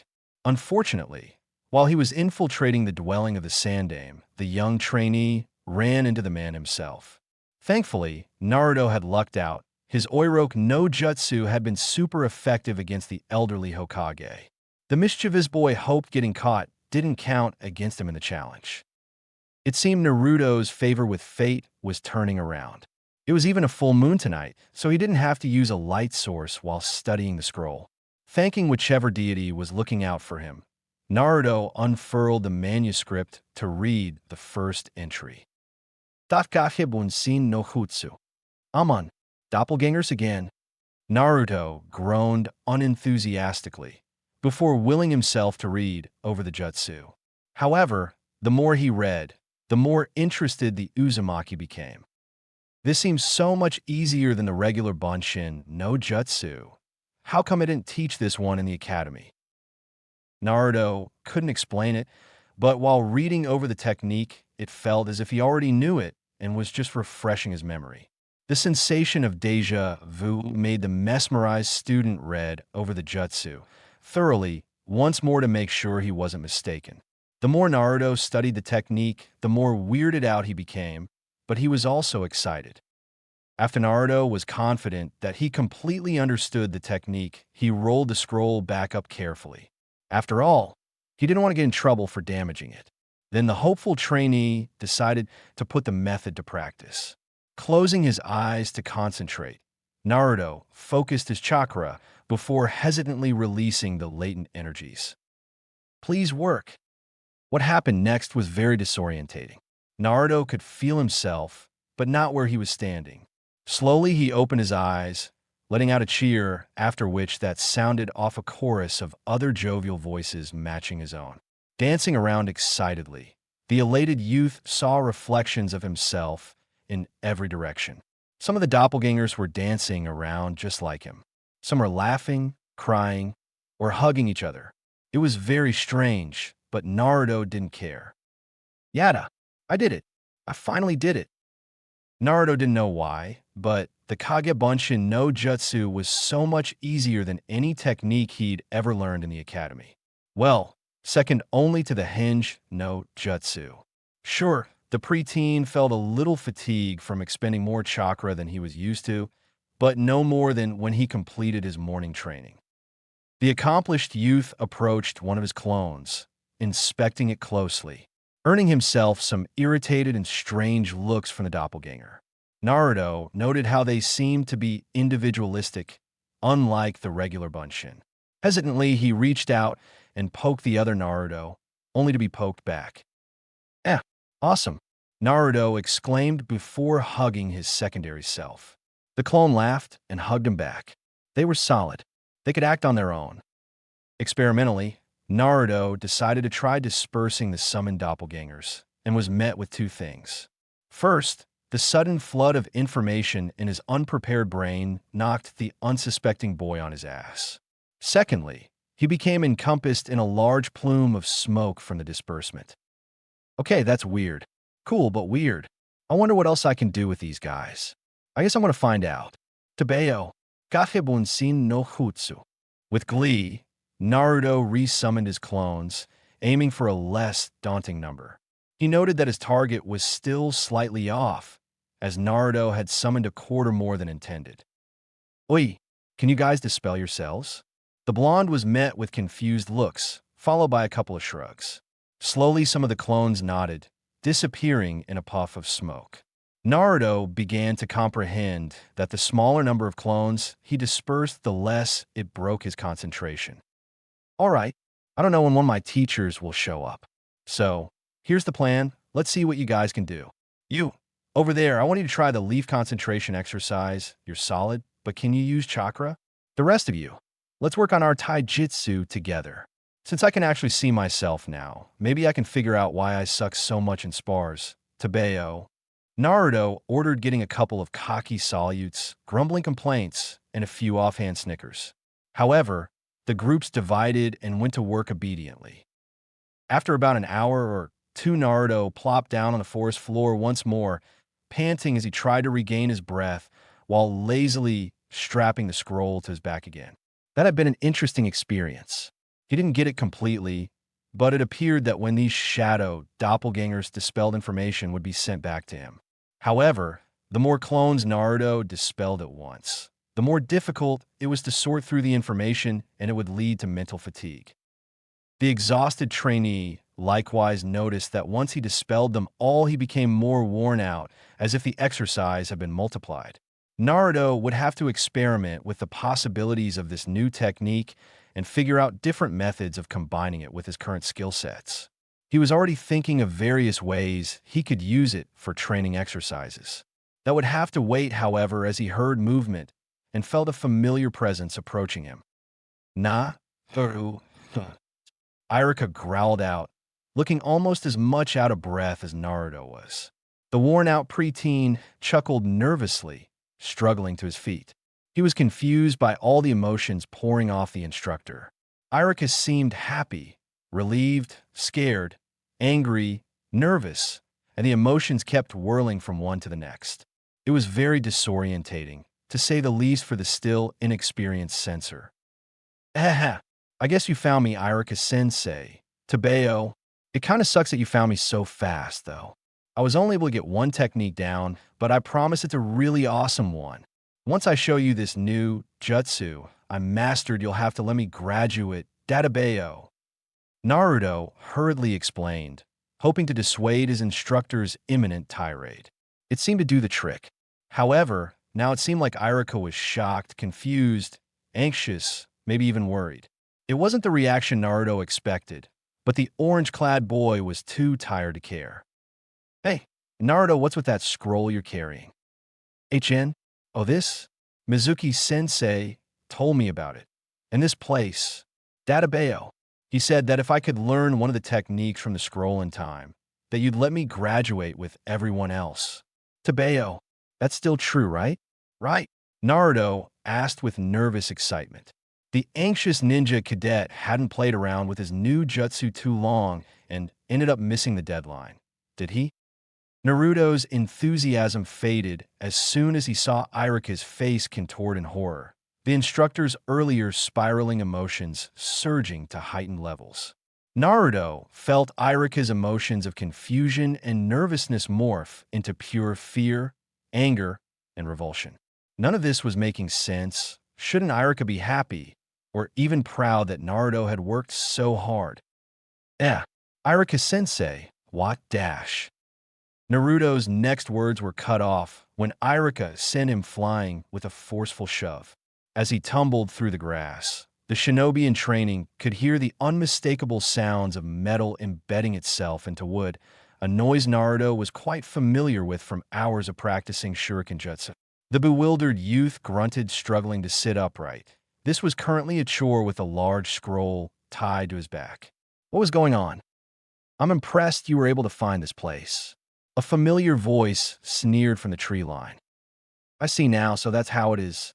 Irika mused with a grunt in pain as Naruto finally righted himself into a sitting position, quickly taking in his surroundings. The rattled student was shocked to see his beloved instructor peppered with kunai where Naruto had once been standing. Inondayo, what the heck is going on?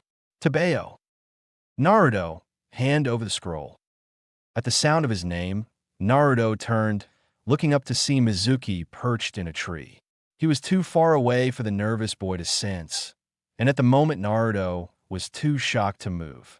Why had Mizuki attacked Irika? Why was he demanding the scroll? Nothing was making sense. Ashi, wait, what's going on here? I don't get it, Naruto exclaimed nervously, looking between the two chunin.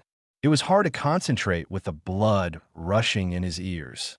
The startled preteen couldn't make sense of the situation. There was no reason for Mizuki to attack Irika. This was just a test, wasn't it? And Naruto, whatever you do, do not let him have that scroll. Protect it with your life. Irika barked, struggling to remove the throwing knives from his body. At the sharp tone, Naruto's full attention snapped onto the more trusted of the two men. He hadn't heard Irika use that tone in years, but it was one of complete authority that the boy learned to adhere to. It was the same tone he'd used when rescuing Naruto from those enemy ninja back when he first started in the academy. It's more dangerous than you can imagine. It holds a formidable forbidden jutsu that has been sealed away. Mizuki used you in order to get it for himself. Irika snarled, his anger spiking as he finished his desperate plea. Naruto was completely taken aback and incensed with not only Mizuki, but himself as well. Why had he been so stupid? He should have known better. Naruto had already learned this lesson before. If something sounds too good to be true, it most likely is. Why did he fall for it again? Naruto, Irika is only afraid of you holding onto that scroll. Even if you read the technique, it'd be completely meaningless. I can actually show you what it means. Naruto, don't let him fool you. You ever wonder why you were treated so differently? I'll tell you. The truth is Naruto dash. Shut up, you fool. Don't do it. Irika interjected, causing Naruto to jump slightly as the normally well-balanced man seemed to almost scream in panic. But Mizuki wasn't fazed. The assistant instructor appeared to be taking pleasure in the current turn of events. Naruto still couldn't sense the agitator's intent, but was wary with the whole commotion. The frightened boy simply couldn't keep up with the situation. Why did things like this always seem to happen to him? He turned to look up at Mizuki, listening with resigned interest.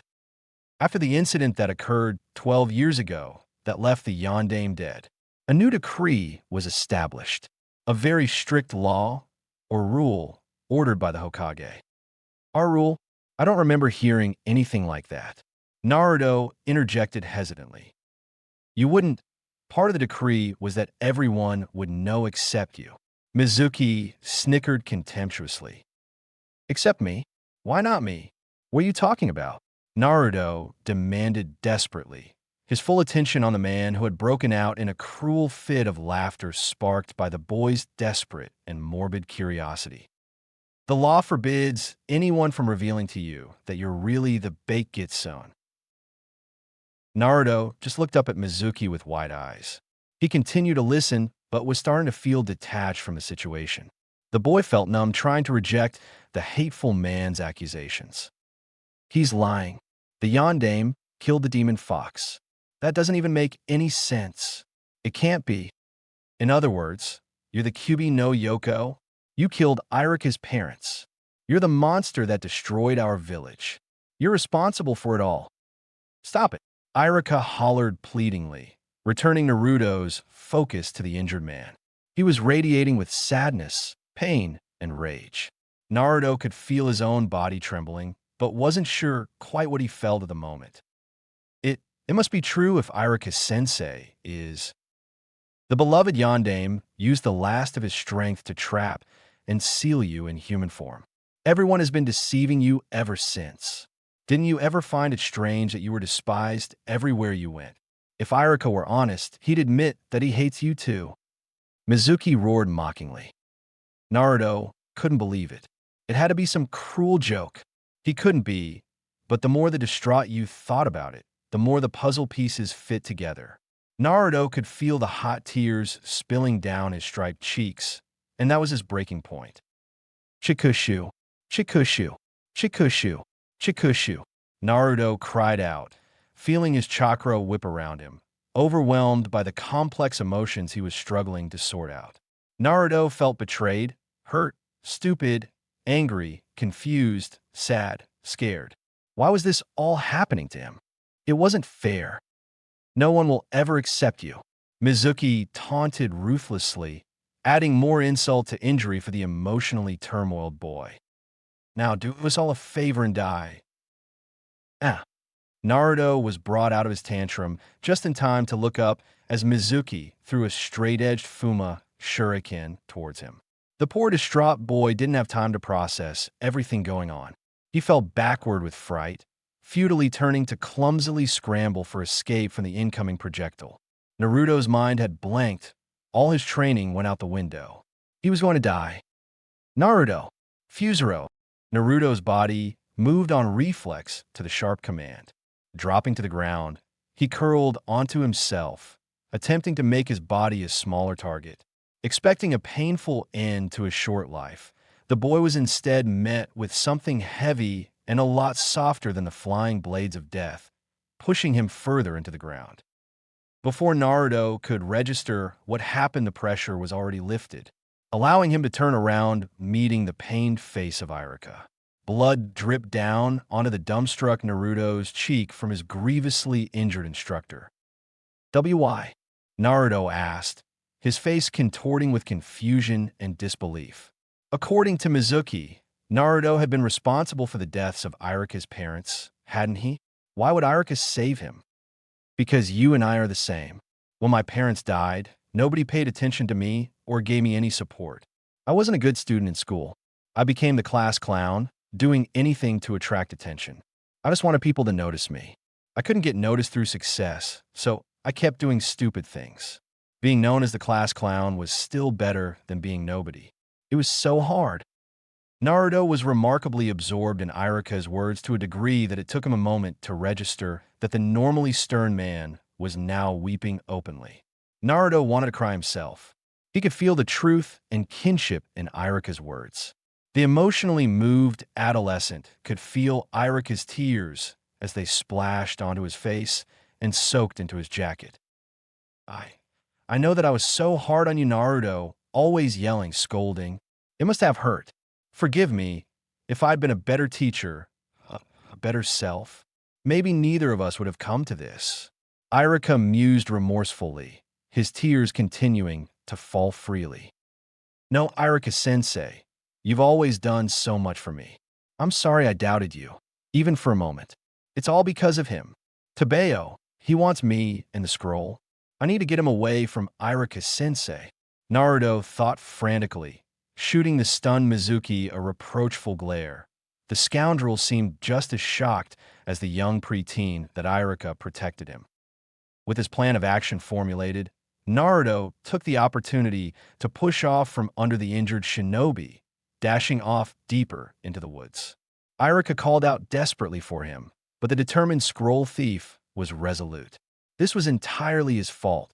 He needed to make things right. "I'm so sorry, Iruka-sensei." Naruto wasn't able to run as far as he'd initially hoped.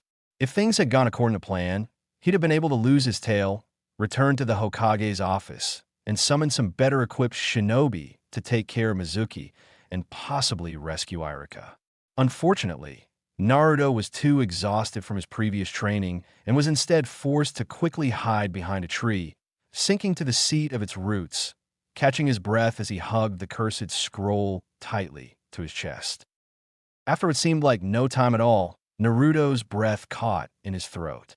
He started to sense the presence of two individuals approaching his position. The young ninja cadet's survival training kicked in. Pushing himself closer into the trunk of the tree, Naruto slowed his breathing, trying to get his adrenaline under control so that he could listen intently over the pounding of his strumming heartbeat. At first, all Naruto heard was a crash and some muffled voices when the pursuers landed just a stone's throw from his hiding spot, but soon their words became more clear. "How did you know I wasn't Iruka?" snarled Mizuki, being answered by a cocky snicker very akin to Naruto's own, when he was being particularly cheeky. "Because I'm Iruka," came the familiar, confident voice of Naruto's preferred instructor.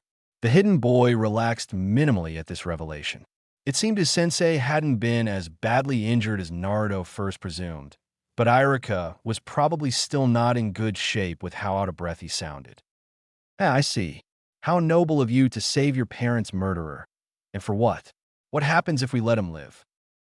Then maybe the scroll is kept safe from a complete scumbag." "Idiot. Naruto and I are two of a kind." At this, Naruto's grip tightened on the scroll, biting his lip to quell his indignation and to keep from giving away his hiding spot. He was nothing like Mizuki. "Two of a kind? I can use the scroll to achieve limitless strength. There's no way that Baekgitsun won't take advantage of the powers within that scroll." "Yeah, you're right about that. If he was the Baekgitsun, but Naruto the boy is different. He's an excellent student. He works hard, is clumsy, and foolish all at the same time. People have mocked and shunned him, and it's given him empathy. He understands the meaning of suffering. That boy is no longer the demon fox. He is a citizen of Konohagakure, Irika proclaimed proudly. Naruto clenched his teeth to keep silent as his tears fell uncontrollably. He could feel it, Irika's pride in him. It was different from the warm feeling Naruto was used to experiencing from Hinata. If the shy girl's radiance felt like a warm hug, then Irika's aura felt like a campfire. It was warm but held a certain power behind it. However, Naruto stilled when he felt the unmistakable killing intent exuding from Mizuki.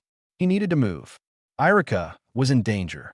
The panicking censor didn't even pay any attention to the vile man's words.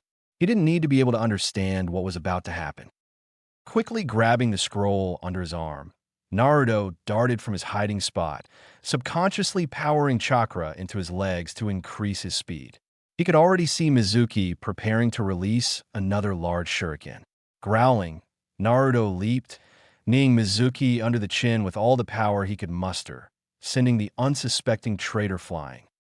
Never taking his sharpened blue eyes off the threat, Naruto slid the scroll out from under him, keeping a hand secured on it. All this trouble had been brought about by this simple nuisance. Naruto would be damned if he allowed it to be stolen from under his nose. Kyuso, Naruto, get out of here.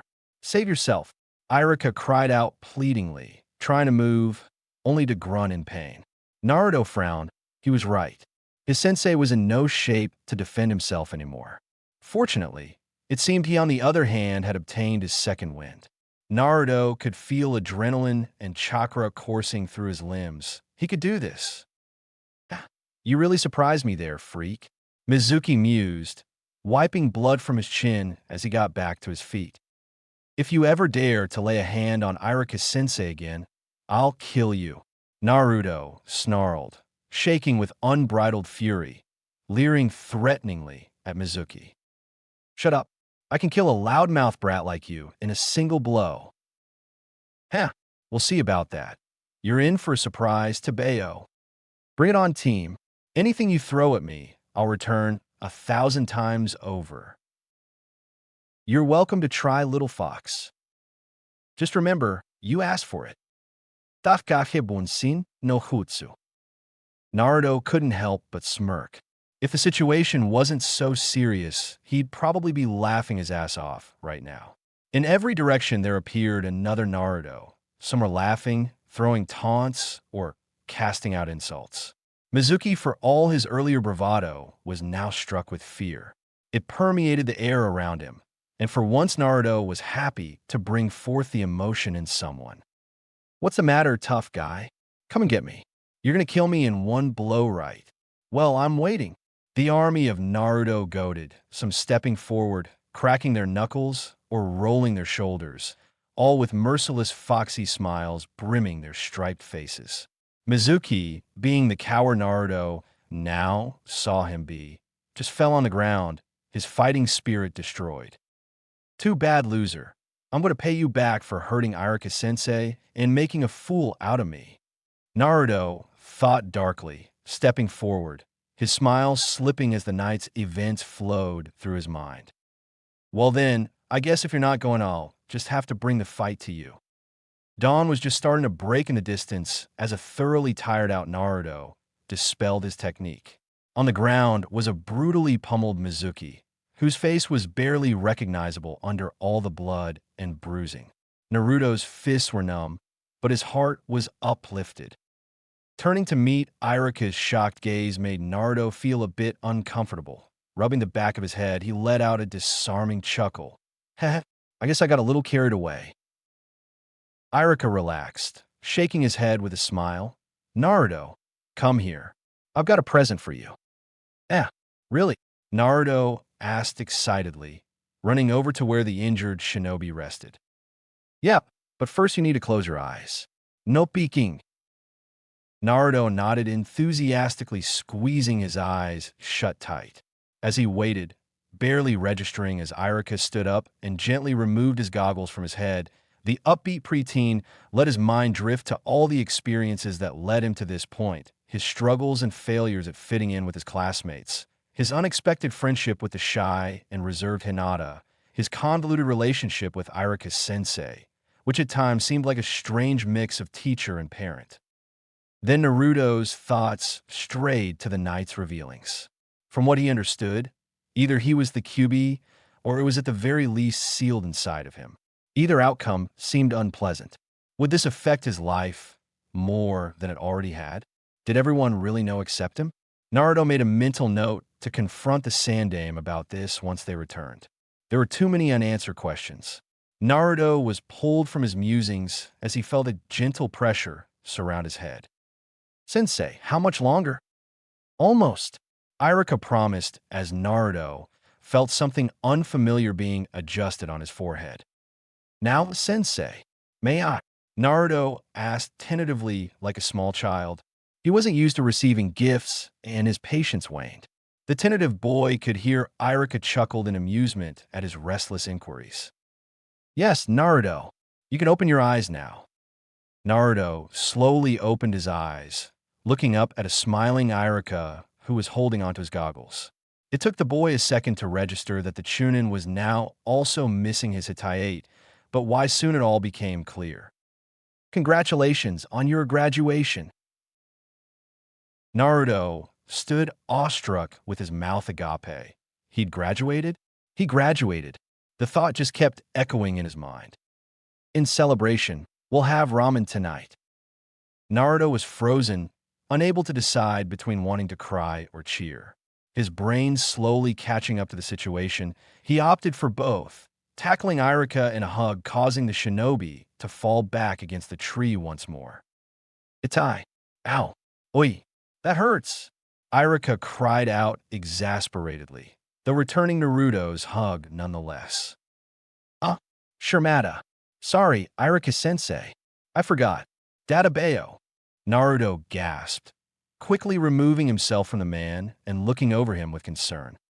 "It's okay, Naruto, but that reminds me, we really should start heading back. It's already dawn, and you still need to return that scroll to the Hokage." Iruka explained, struggling to stand, directing Naruto's attention back to the forgotten manuscript. "What about him?" Naruto growled, nodding over to the unconscious Mizuki still crumpled in the grass as he secured the scroll to his back, hopefully for the final time since acquiring it. Iruka pondered for a moment, then pulled something from one of his vest pouches. With a snap, the object started to emit a plume of red smoke, and the shinobi expertly tossed it near the injured man's body. Naruto looked up at him with confusion, and the instructor just shrugged. "Well, I'm too injured to carry him. You're carrying the scroll, which takes priority, and I doubt he's going to wake up anytime soon, so the risk of him escaping is low. To put it simply, it's now someone else's problem." Iruka deadpanned, causing Naruto to sweat drop. As the duo slowly made their way through the forest, Naruto's thoughts drifted back to his earlier concerns. He slowed his pace, causing Iruka to turn back and look at him with confusion. "Iruka-sensei, I wanted to apologize. Because of me being stupid, I got you hurt again." "Naruto, that wasn't your fault." Mizuki dash. "No, it was my fault. I should have known better. It's a botchamy all over again." Naruto interjected sharply, gripping the strap across his chest as he turned his head away from the perplexed Iruka. "When Mizuki told me about the scroll yesterday, I knew something fell off, but I ignored it because I wanted to graduate so badly. If I just trusted my instincts, I'd probably have known immediately that he was up to no good. I'm sorry, Iruka-sensei. You spent so much time helping me out, and it seems I only ever repay you by causing more problems." "Naruto." Naruto looked up when Iruka called his name, only to get flicked between the eyes. He cried out in shock, rubbing his face before catching sight of the bemused expression Iruka was giving him. The boy forced on a smile, rubbing his nose as they continued their trek, the village gates becoming visible in the distance. "Thanks, sensei. But I'm well aware that most of the villagers do hate me. Back in the academy, I had such a hard time making friends. In all honesty, I think only Hinata-chan really gave me a chance. Tabeo. Shikamaru and Choji are okay, but it always feels like they keep me at a distance. You know what I mean?" Naruto just kept looking forward. He didn't want to see the look on Iruka's face as he opened up. He could already feel the regret permeating off the man and needed to voice his concerns before he lost his nerve. It was so much easier reading other people's emotions than expressing his own. Chuckling bitterly, Naruto continued forcing the words he was afraid of speaking aloud. Anyway, now that I've officially graduated, how am I going to get my teammates to see me as a capable and trusted shinobi? I mean, I want to give them a benefit of the doubt, but look what happened when I tried to do that for Mizuki and Hibachi. I can't expect someone like you to be there to save me anymore. Sensei, I'm willing to do my duty as a ninja of the village, but always worrying about being hated, betrayed, and struggling to earn everyone's trust is really hard, you know? He admitted, stopping to look up at Irika with a sad smile. The man in turn just stared flabbergasted, before regaining his composure and smiling assuredly towards the troubled youth. Naruto, I don't think you'll have to worry about that anymore. Sure, your life is going to be more difficult now that you're a shinobi, no doubt.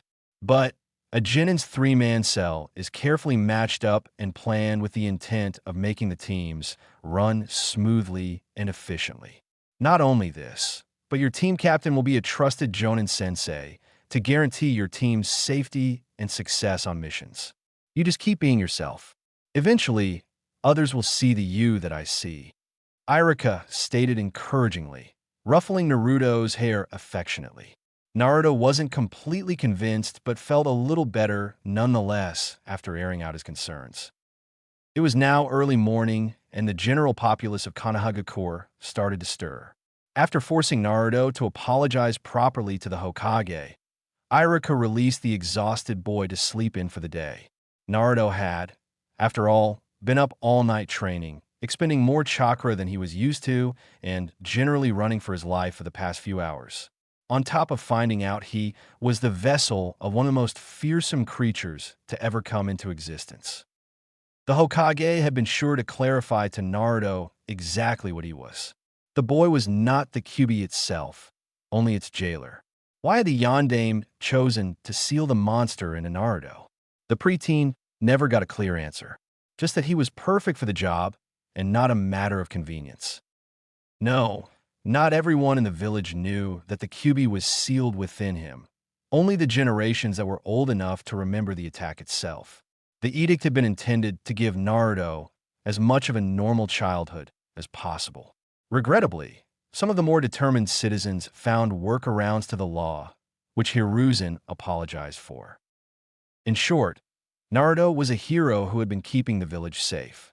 He should be proud of this fact, but the elderly Hokage also requested that Naruto keep his status as the Nine Tails container a secret, for now, to keep the boy safe from those who might wish him harm, especially since he would be starting missions soon. Irika could see that the clarifications had eased the boy somewhat, but knew Naruto would need a few more days to completely process the information. Days the instructor planned to put to good use, given his revelations found that morning. He hadn't realized how affected Naruto was from the mistreatment brought upon by the villagers.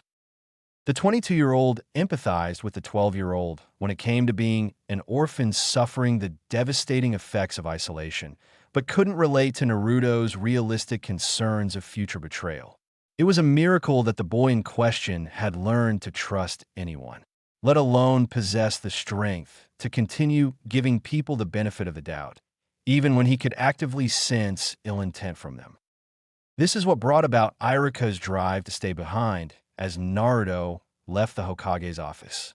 The boy was right. Irika wouldn't always be able to save him if he ran into trouble in the future.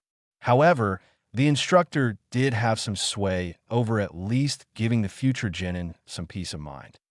Now, what is it you wish to discuss with me, Irika? It's very obvious you're injured. So what can be so important that you choose to delay treatment of your wounds? Hiruzen asked patiently, leaning back in his seat, lighting his pipe, and carefully assessing the young instructor. It's about Naruto, Hokage-sama. Last night brought to light some concerns, so I'd like to request some minor alterations to the current team assignments. Permission to speak freely, Irika asked, try his best to bow in his current condition. HM, very well. Please elaborate on your thoughts. As you know, this isn't the first time Naruto's been taken advantage of. I'd hoped that he'd have forgotten the previous incident. However, it appears not to be the case. Even though he was initially happy to finally earn his Hitayate, it seems that Naruto's been greatly affected by being betrayed. This on top of learning the truth about his condition. I worry that the emotional strain will be too much if he suffers another breach of trust, Hokage-sama. I believe it would be not only to his benefit, but to another graduate if they were put on the same team. They did get along well at the academy after all. And just who is this other graduate? Higa Hinata, Hokage-sama. That might be a problem. You see, both children already had claims put on them in the event that they graduated. Unfortunately, the claims were requested by two separate jonin. I do see your point, however. At the very least, we'll convene a conference before the team assignments are official so that you're able to make your case to them. I'll give you a few days to prepare, so please go report to the hospital. Hi, Hoke-sama. Thank you, sir. Irika spent the allotted time tending to his injuries and poring over his documentation, preparing for the promised meeting. He knew he shouldn't feel biased or want special treatment for any of his students, but Naruto deserved a fair chance. Mizuki's betrayal had also shaken Irika since he believed that they'd been friends this whole time. He could only imagine how Naruto felt about the whole ordeal. On the day of the scheduled meeting, Irika could be found briskly striding through the halls of the Hokage building. The young instructor was surprised to find Sandaime himself wandering leisurely down the halls instead of in his office. He bowed momentarily to his superior before slowing down to match pace with the aged shinobi. It seems Naruto's ever-energetic spirit has attracted the attention of my grandson, Konohamaru. Hiruzen chuckled offhandedly. Irika nodded politely in turn, giving the Hokage a sidelong glance. To tell you the truth, I'm still not quite sure if I should be worried or relieved. Just today, Konohamaru attempted 20 sneak attacks on me, and that was before our young Uzumaki friend came to deliver his registration photo. Of course, I informed Naruto that it would need to be redone.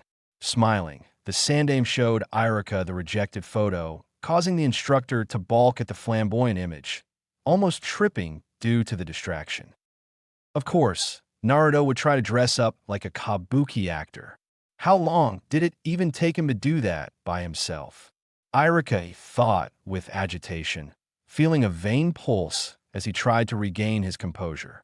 Arriving at the entrance of Hiruzen's private office, Irika was surprised to see a familiar tall, lanky, silver-haired man lazily leaning against the opposite wall, his nose buried deep in a brightly colored novel. Kakashi, right on time. It seems it was a good decision to ask Guy to remind you of today's appointment. The Hokage chuckled. The Jonin's only answer was to pocket his book and gaze curiously over at Irika before the duo were ushered into the office by their aging leader. You might be wondering why I asked you both here earlier than our final associate. It's simple. You two have had the most direct contact with Naruto at different stages of his life and have his best interests in mind. So, you should be able to brief me on any notable or sensitive incidents, your opinion of his overall mental health, and any concerns that I should be aware of before deciding his fate as a shinobi to this village. Hiruzen explained as the trio got situated in their designated seats. Irika cast Kakashi a look of surprise. He wasn't aware of any other adults socializing with the boy aside from himself and the Sandaime. The closest he could recall was when Kakashi rescued both Naruto and himself from those enemy shinobi of Takigakure back when he'd first started teaching at the academy. Irika, we'll start with your observations since you're the one who requested this meeting, to begin with. If you please. Hiruzen motioned. Hi, Hoke-sama. Since I've been assigned as Naruto's instructor, he's always worked hard and tried earnestly to gain acceptance and approval from those around him. Normally noble attributes. However, a few have taken advantage of this, almost leading to the boy's demise on at least 2 occasions. The first being the incident with his fellow student, Hibachi, just before the summer break of his second year in the academy. The second event took place just the other day when he was manipulated by Mizuki. In both incidents, Naruto would have most likely lost his life, if not for the swift intervention of trained shinobi. Irika paused, pulling some of the documents from his file, passing them to both Hiruzen and Kakashi to look over as he continued. To add to this, the boy is an accomplished censor, which means he chose to ignore, through his own admission, the warning signs given him in both situations. I feel a large part of this is because of his difficulties achieving basic human relations in the village. Through my observations and discussions with Naruto, it seems he has issues being honest with other people and himself when it comes to expressing his real emotions, but is very empathetic towards others. At first, I thought this was the beginning development of great inner strength, but after Naruto conveyed his insecurities the other day, I have come to believe he is more fragile than most expect. I see. Do you believe these weaknesses will be a detriment to his career as a shinobi serving this village? As he knows some missions have unexpected results, and no mission can be completely guaranteed is safe. Hiruzen asked after thoroughly reading over the report. No. I think if he understands his friend from his enemies, Uzumaki Naruto will become a fine asset for the village. But as you know, Hokage-sama, it can become quite taxing, especially for one so young, to feel the need to sleep with one eye open at all times. I see. Well then, Kakashi. Putting down the report he'd been meticulously reading, the masked ninja let out a long sigh. Hey, Hokage-sama. To add to what Irika has already said, a few incidents come to mind, the first having to do with Uchiha Sasuke. If you remember, Naruto tried to befriend young Sasuke not long after the clan massacre. I don't know what initially happened, but when I came upon the boys, Sasuke had been beating on Naruto for quite some time. The odd thing was, and Naruto hadn't lifted a finger to defend himself. When I asked him why, he'd said he deserved it. Thankfully, with prompt intervention, treatment, and his innate healing factor, Naruto escaped any lifelong physical complications. As Kakashi explained, Irika could have sworn the Jonin had flashed the Hokage a glare, but quickly brushed it off as a trick of the light. Based on Irika-sensei's assessment, I'm concerned that he may have some subconscious mental or emotional concerns that'll need to be watched closely. The other issues details, I'm afraid, are classified, so the only thing I can say openly is this. If Naruto was in danger of truly losing his life due to the actions of a traitor, he'd defend himself whether he was consciously willing or not. How this would affect his mental health, on the other hand, who's to know? What do you mean he'd defend himself whether he was willing to or not? Irika asked quizzically, earning an expressionless stare from Kakashi. I mean, he'd kill them, quite easily in fact. So, as far as I'm concerned, having that kid trained to be a well-rounded individual would benefit not only himself but the whole village. With proper training and guidance, he shouldn't become a threat to himself or others and be a great asset to Konoha. You'll remember the promise I wrote in that particular report, Hokage-sama. Yes, unfortunately. I remember that issue quite well. Aikurone, right on time. Please sit. The Hokage instructed the newest arrival. A dark-haired woman with bright crimson eyes. She bowed before taking her seat next to the other two young men. So what is this meeting about, Hokage-sama? I was not informed of the particulars, just the summons itself. I'll let Irika explain in his own words. Irika, you may start. Irika stood and bowed before he passed out the other documents in his folder to the three individuals. This meeting is to petition for the official assignment swap of Haruno Sakura and Hyuga Hinata. The reason being a recent issue brought to my attention that has the risk of becoming a team compatibility concern. Kurenai frowned, looking up from the document to glare at Irika, who was doing his best not to meet her eyes. The instructor knew he'd be getting some pushback to his proposal the moment he requested the meeting. As you can see, both girls' graduation scores put them near the same bracket in class. However, on their practical evaluations, Sakura shows promise in Genjutsu, while Hinata had the best scores in Taijutsu among the kunoichi. Irika-sensei, please just get to the root of the issue, Kurenai demanded, rubbing her brow impatiently. Ahem, very well, Kurenai-san. Even though the girls are both talented individuals, the issue is their prospective teammates. Haruno Sakura was to be paired with Uchiha Sasuke and Uzumaki Naruto. However, I now believe this would not be a good mix. Sakura has repeatedly shown her distaste for Naruto more times than I can count. Her infatuation for Sasuke has served as nothing but an irritant for the boy and a detriment for the girl. She might have even made top kunoichi if she hadn't been so distracted with trying to win Sasuke's unrequited affections. Irika shook his head, remembering with shame how most of the kunoichi trainees behaved around the ever-popular Uchiha. On top of this, I witnessed the girl making unbecoming remarks, showing she lacked the maturity or tact to be teamed up with individuals of the boy's shared background. Her presence would only add unnecessary stress to the group dynamic. On the other hand, she'd be a great counterbalance for Inuzuka Kiba's rather boisterous personality, and her high level of academic-minded intelligence would help her get along with Aburame Shino. Flipping to the next page of his analysis, Irika continued. While on the other hand, Hyuga Hinata benefits from being on a team with Uzumaki Naruto. If you look at her scores in my notes, they were able to improve because of the boy's influence. While Hinata's presence helped Naruto's general performance and academic participation improve.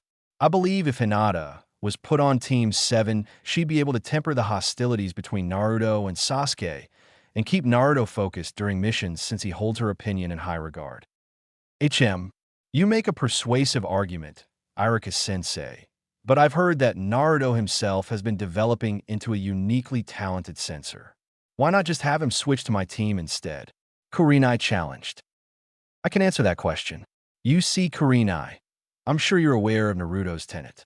With Jiraiya-sama out of the village, I'm the only one uniquely qualified to keep him safe and in check if something were to happen to his seal.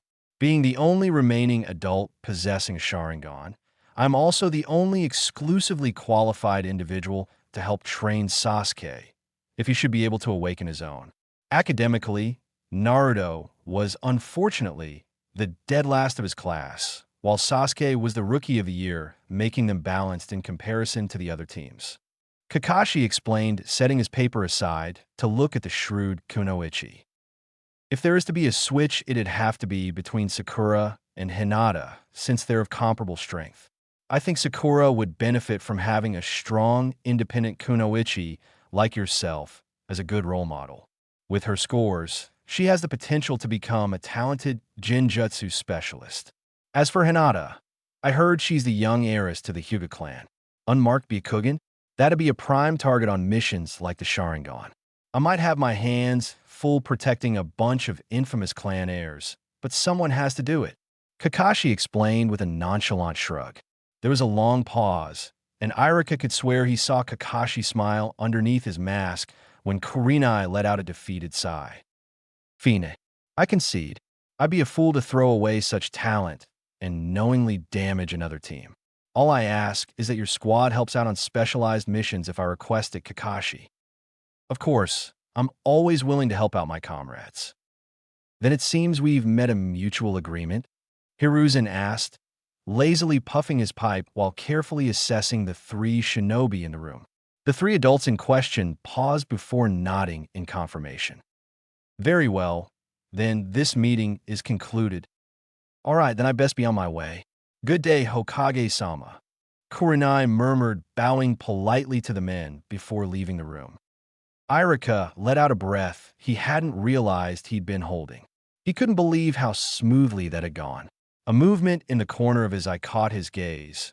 Turning, the young instructor saw the Hokage curiously manipulating a crystal ball. Well, now that the matter is settled, let's check on what Naruto and Konohamaru have been up to. The elderly man mused, waiting for the image to come into focus.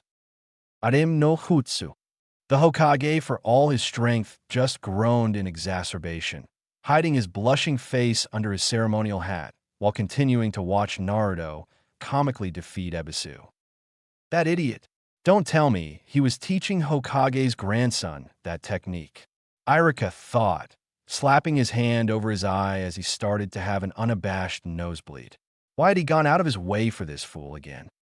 Well, that's a unique combination of the Kage Bunshin and the Henge. Kakashi mused simply.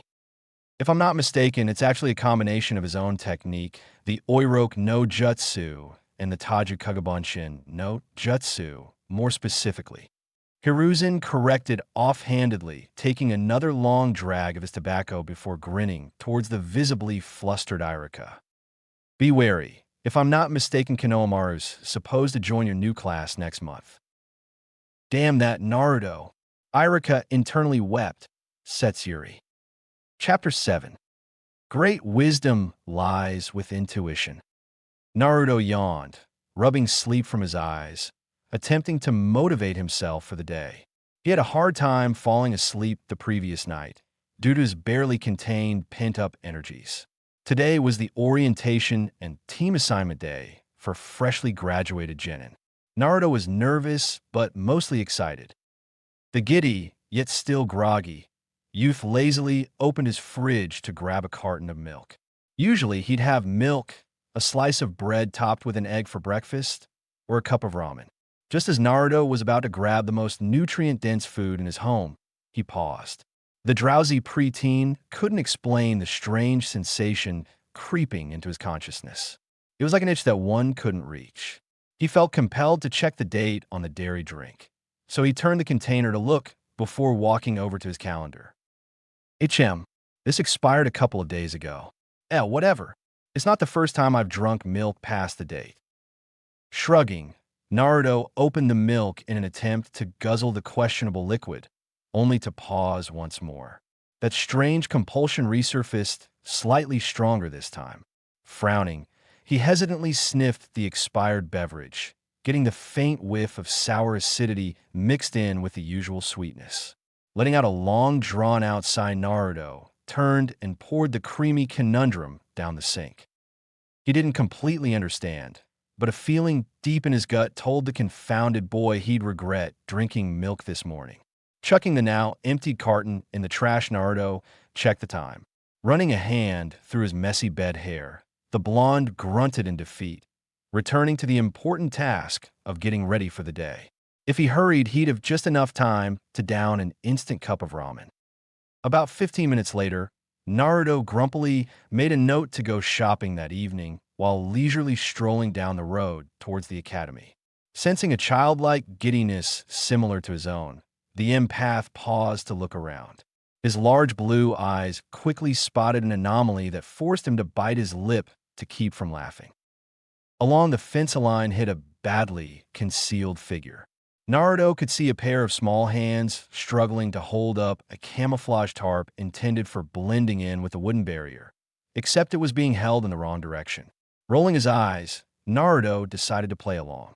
Pretending not to notice his tiny pursuer, he continued on his way. "Prepare yourself. Fight me here, Kore," shouted the mysterious assailant, causing Naruto to stop once more. Dropping the tarp, a small boy, appearing to be between 7 and 8, revealed himself. He had dark beady eyes and medium brown hair. His tresses were pulled up into a skull-cap beanie, exiting the back in a short, spiky ponytail. Running towards Naruto, the uncoordinated child tripped on his impractically long blue scarf, causing Naruto to sweat drop and fight back a snort. It was hard to handle someone clumsier than himself with a straight face. This kid was known as Sarutobi Konohamaru, the honorable grandson of the Sandaime, Sarutobi Hiruzen. Naruto had first met Konohamaru at the end of the previous week when he'd gone a turn in his ninja registration photo. Initially, Naruto didn't know what to make of the kid. Naruto found him to be a spoiled brat, but earnest. The driven child had quickly wormed his way into Naruto's circle of special people. Sure, sometimes the surprise attacks that incited a game of playing ninja were inopportune, but Naruto would be quick to admit that the interactions were fun. It had also been a welcome change of pace that the young boy seemed quick to shower Naruto with almost worship-level praise, something the normally ostracized blonde wasn't used to receiving. After a long pause of watching Konohamaru writhe on the ground, Naruto sighed. Fighting the twitch of smile attempting to form, the orange-clad graduate regained his composure, calling in the most bored tone he could manage. "What are you doing, Konohamaru?" "Very good, Naruto-ni-chan. You're the man I expected you to be, Kore," The small boy grunted, slowly sitting up. I didn't do anything, you know. Naruto deadpanned with a slight undertone of exasperation. Let's fight fair. Kore, Konohamaru challenged, appearing completely unfazed by Naruto's remarks. Naruto smiled apologetically, rubbing the back of his head. Sorry, Konohamaru. I can't right now. I've got an orientation meeting to get to. Orientation meeting? Konohamaru echoed in confusion. Yeah, 'cause as of today, I'm a ninja. See, Naruto expressed happily, pointing a thumb up to his Hitate proudly.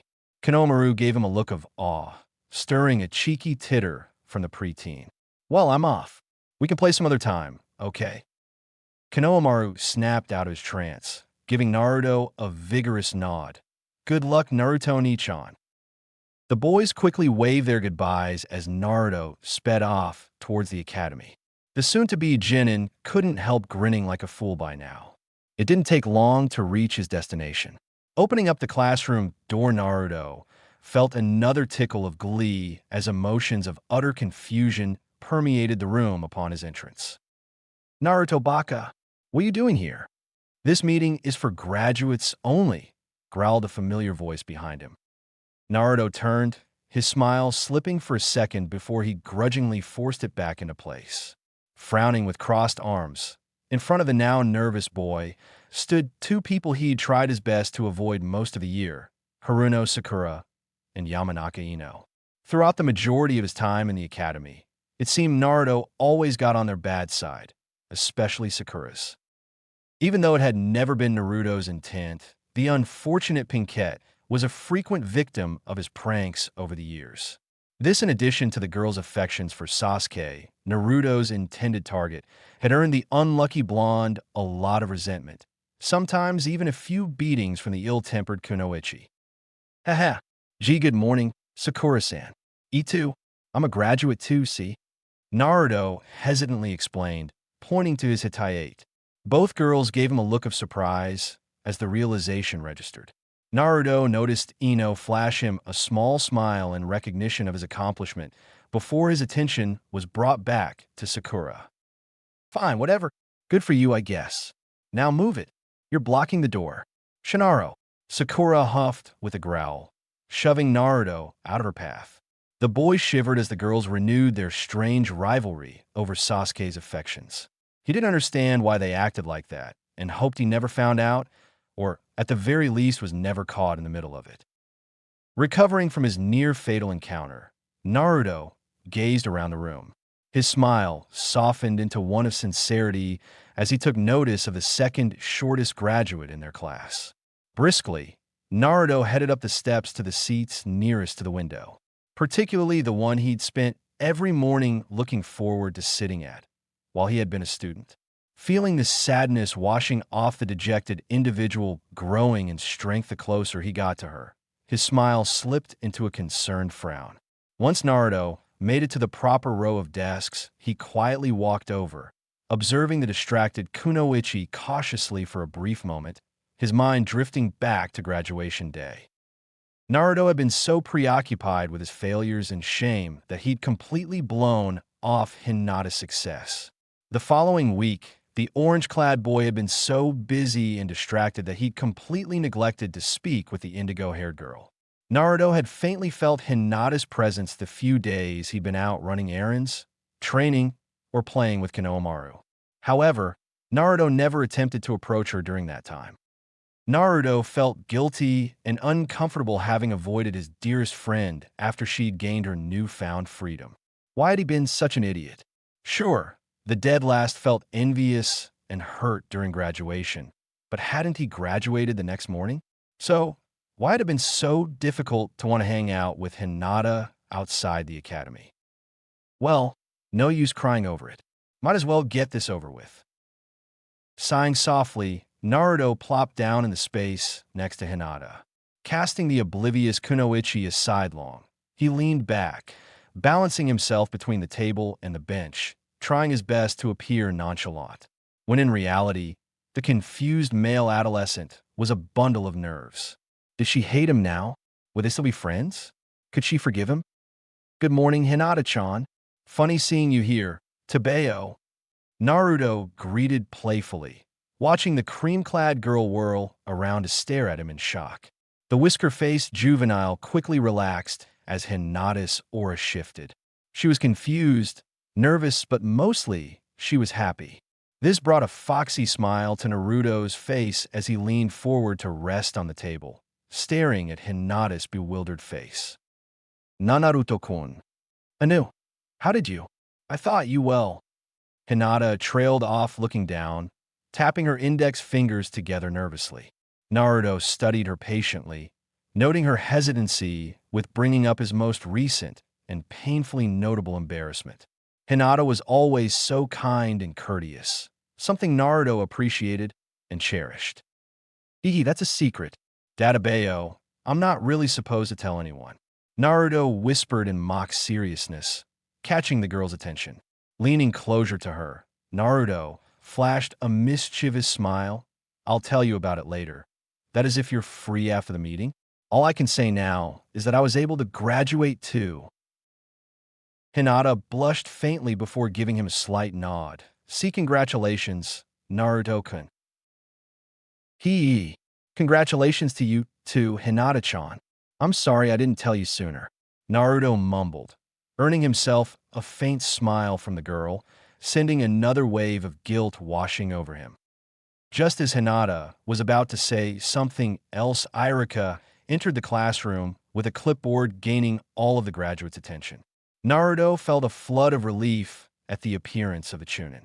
He hadn't seen Irika since the night following the incident and had been worried about him. Seeing as the man was no longer covered in any noticeable bandages, Naruto assumed he'd made a somewhat complete recovery. As Irika glanced around the room to take attendance, Naruto noted a small nod from the instructor in his direction, invoking a knowing chuckle from Blonde.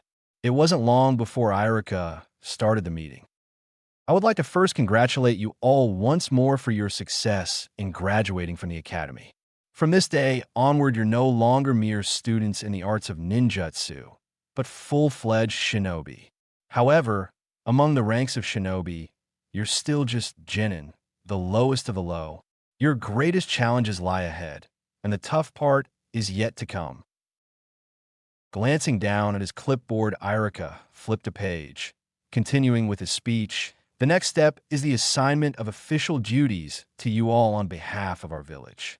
We'll begin by dividing you into 3-man squads. Each team will be managed by an experienced jonin. Your jonin sensei will lead and mentor you as you become familiar with your various assignments. I made the selections so that each squad's abilities would be about equal dash. What? A large portion of the class cried in outrage and bewilderment. Naruto didn't understand why they were getting so upset. Wasn't it common knowledge that this is how things would end up? Naruto couldn't place where he'd been told this information before, but he clearly remembered it being said at some point that they'd be put on a 3-man teams balanced out by their performance in school. As Naruto tried to remember where he'd heard all this information before, he partially listened to Irika calling out teams. Next, Squad 7. Hyuga Hinata, Uzumaki Naruto. Yada, I get to be on a team with Hinata-chan. Naruto and Hinata briefly shared smiles of relief and joy, at least until Naruto felt like he'd been forced to swallow a brick. And Uchiha Sasuke. Sensei, why are you so cruel? Databeo, the blonde internally cried. He wanted to argue, but it had already been explained why the teams had been established this way. Naruto quickly noted that it wasn't a picnic for Hinata either, with all the killing intent and glares he felt in their direction. The timid girl was wilting under the oppressive attention. After Irika finished assigning the rest of the teams, the graduates were released temporarily for lunch. Naruto turned to Hinata with a broad grin, hoping to improve their day. When in doubt, turn to food. Say, Hinata, want to go grab something to eat together? I bet if we hurry we can make it to Ichiraku's. Databeo, unless you just want to grab something nearby. Hinata blushed at the proposition before turning her attention to Sasuke with sad eyes. Anu, actually Naruto-kun, shouldn't we invite Sasuke-san? We're going to be teammates, so Wouldn't it be better to get to know each other? Only if you want to, that is. Naruto wanted to scream or cry. He wasn't sure which. Instead, he opted to let out a resigned groan. Hinata had a point. They were going to be on the same squad from now on. Might as well at least try to play nice. All right, Fine. I'll ask him. Gee, good luck, Naruto-kun. Yeah. Naruto sighed, walking down the steps with his hands resting on the back of his head in nervous reflex. Absently, he wondered if this is what it felt like when one's mother sent them on an errand. Naruto noted once he was in front of the dark-haired boy's desk that Sasuke was currently in what he referred to as the brooding pose. Dark eyes glared up into brilliant blue before Naruto closed his eyes, squinting uncomfortably. Ever since that incident at the dock, Sasuke always made Naruto feel uneasy. Their relationship might have stabilized over the years, but it was hard to ignore the dark emotions still swirling around the taller boy. Oi, Hinata-chan, and I'm going to grab something to eat. Since we're going to be on the same team, it'd be a good chance to get to know each other. How about it, Sasuke? No thanks. I'm not interested in wasting my time with something like that. Just remember not to drag me down, dope. Team. Naruto growled through gritted teeth, bringing his arms down. His fists clenched tightly at his sides as he glared sharply. Naruto could almost swear he caught Sasuke smirking behind his intertwined fingers as if he was goading him. Screw playing nice, this guy needs to be brought down a peg. As Naruto went to raise his fist in retaliation, he was stopped by a gentle tug on his sleeve. Turning, he saw Hinata looking down, but shaking her head in a plea for him to avoid the bait. Huffing, Naruto turned on his heel, clasping his hands behind his head once again. Whatever. Tebeo. Let's just go, Hinata-chan. Hinata hesitantly bowed politely to Sasuke before catching up with Naruto, who'd taken to watching her from the doorway. Once the two were on their way, Naruto couldn't help but sulk. Grah, I can't believe that guy. Who does he think he is? And we're stuck on the same team as him. This sucks. Databeo. Anew. Let's just do our best, Naruto-kun. I'm sure other teams also have people who don't quite see eye to eye just yet. Hinaheim, you're too pure for this world. Naruto cried comically, earning a flustered blush from Hinata. And Naruto-kun. The preteen boy laughed as the girl started to pout from embarrassment. The duo decided it'd be best to remain near the academy for lunch. Opting to grab some on-the-go treats from the nearby convenience store, Naruto chose a modest variety of kashipan with tea. Hinata had chosen for herself 2 manju with tea. The pair also bought a package of yokan to share as dessert. Settling down on a nearby bench, they proceeded to enjoy their simple meal. Nut, Hinata-chan. Naruto started slowly after finishing one of his stuffed bread rolls. Hinata hummed, turning to give Naruto her full attention while she nibbled on her steamed bun. I wanted to apologize. I was so caught up with my jealousy on graduation day that I ended up avoiding you. I wasn't being a good friend. I'm sorry. Tebeo, Naruto professed, bowing his head. Naruto-kun, why you have nothing to apologize for, I understand. It must have hurt so much being left out. I can only imagine what you were going through. I'm sorry I failed to be there for you. I guess I was being a bad friend and myself. Naruto looked up at the now somewhat guilty Hinata and laughed, much to her surprise. This whole time Naruto had thought she'd been looking for him, and he'd been avoiding her. It was a relief to hear that wasn't the case. Sometimes his abilities could lead to misunderstandings. Naruto was happy to find that to be the circumstance in this scenario. Nodding reassuringly to Hinata, the revitalized boy shoved down the rest of his food, energetically guzzling his tea. Thanks, Hinata-chan. Let's finish this and head back. It's almost time to meet our new sensei anyway. Hinata nodded in agreement, a soft smile paired with a faint blush on her face. It didn't take long for the pair to finish up and return to the academy, rejoining their fellow genin. They opted to sit with their new teammate, more from Hinata's prompting than anything. Sasuke ignored their presence, while Irika returned to introduce each squad's team leader. One by one, each team left with their new sensei, leaving just Team 7 and Irika in the room. After about 15 minutes of waiting, Naruto, growing tired of the uncomfortable silence, turned to Hinata to tell her about his morning. Remembering that Hinata hadn't met Konohamaru yet, Naruto elaborated on his new friend. Yeah, he's Hokage Ji-chan's grandson. Supposedly his parents are in AMBU, so he's left with this closet pervert of an instructor named Ebisu-sensei. The jerk brags that he's some elite tutor or whatever, but Konohamaru didn't even know how to do a decent hinge until I taught him. Tabeo. Now he follows me around everywhere claiming we're rivals, challenging me to duels, but we usually just end up playing ninja or something. Of course, I go easy on him. I'm not going to bully a kid, Databeo. Naruto reassured. He wasn't about to mention that the duels usually just consisted of competition to decide the best Oiroke no Jutsu. At first, I thought Konohamaru was pretty annoying, but after you get to know him, though, he's really a good kid. He grows on you, clumsy, but works hard. Hearing a giggle, Naruto looked over at Hinata with bemusement. She didn't laugh often, so the soft sound caught him off guard. I'm Soru and Naruto-kun. It's just the way you keep going on. It's almost as if Konohamaru-kun is your little brother. I'm happy to hear you found someone you could form such a special bond with. Hinata explained bashfully, earning a slow nod of understanding for Naruto. Huh, Konohamaru as a little brother? Naruto paused to think about it. He didn't have any reference for such a relationship. The perplexed orphan pondered the thought for a moment, looking over at Irika, who was busying himself with paperwork and checking the time for the genin's non-existent sensei. Naruto recalled his relationship with the awkward instructor. Outside of the academy, it was sort of a weird mix of having an older brother and a parent rolled into one. Contemplating the similar dynamic he shared between Irika and Konohamaru, Naruto could see certain similarities. Upon realizing this epiphany, the whisker-faced youth smiled broadly, turning back to Hinata. Yeah, I guess you're right. I mean, he's even taken to calling me Nichan, at least when he's not referring to me as leader or boss. Hee. I suppose this means I have to be the best big brother ever. Tabeo, he proclaimed with a laugh.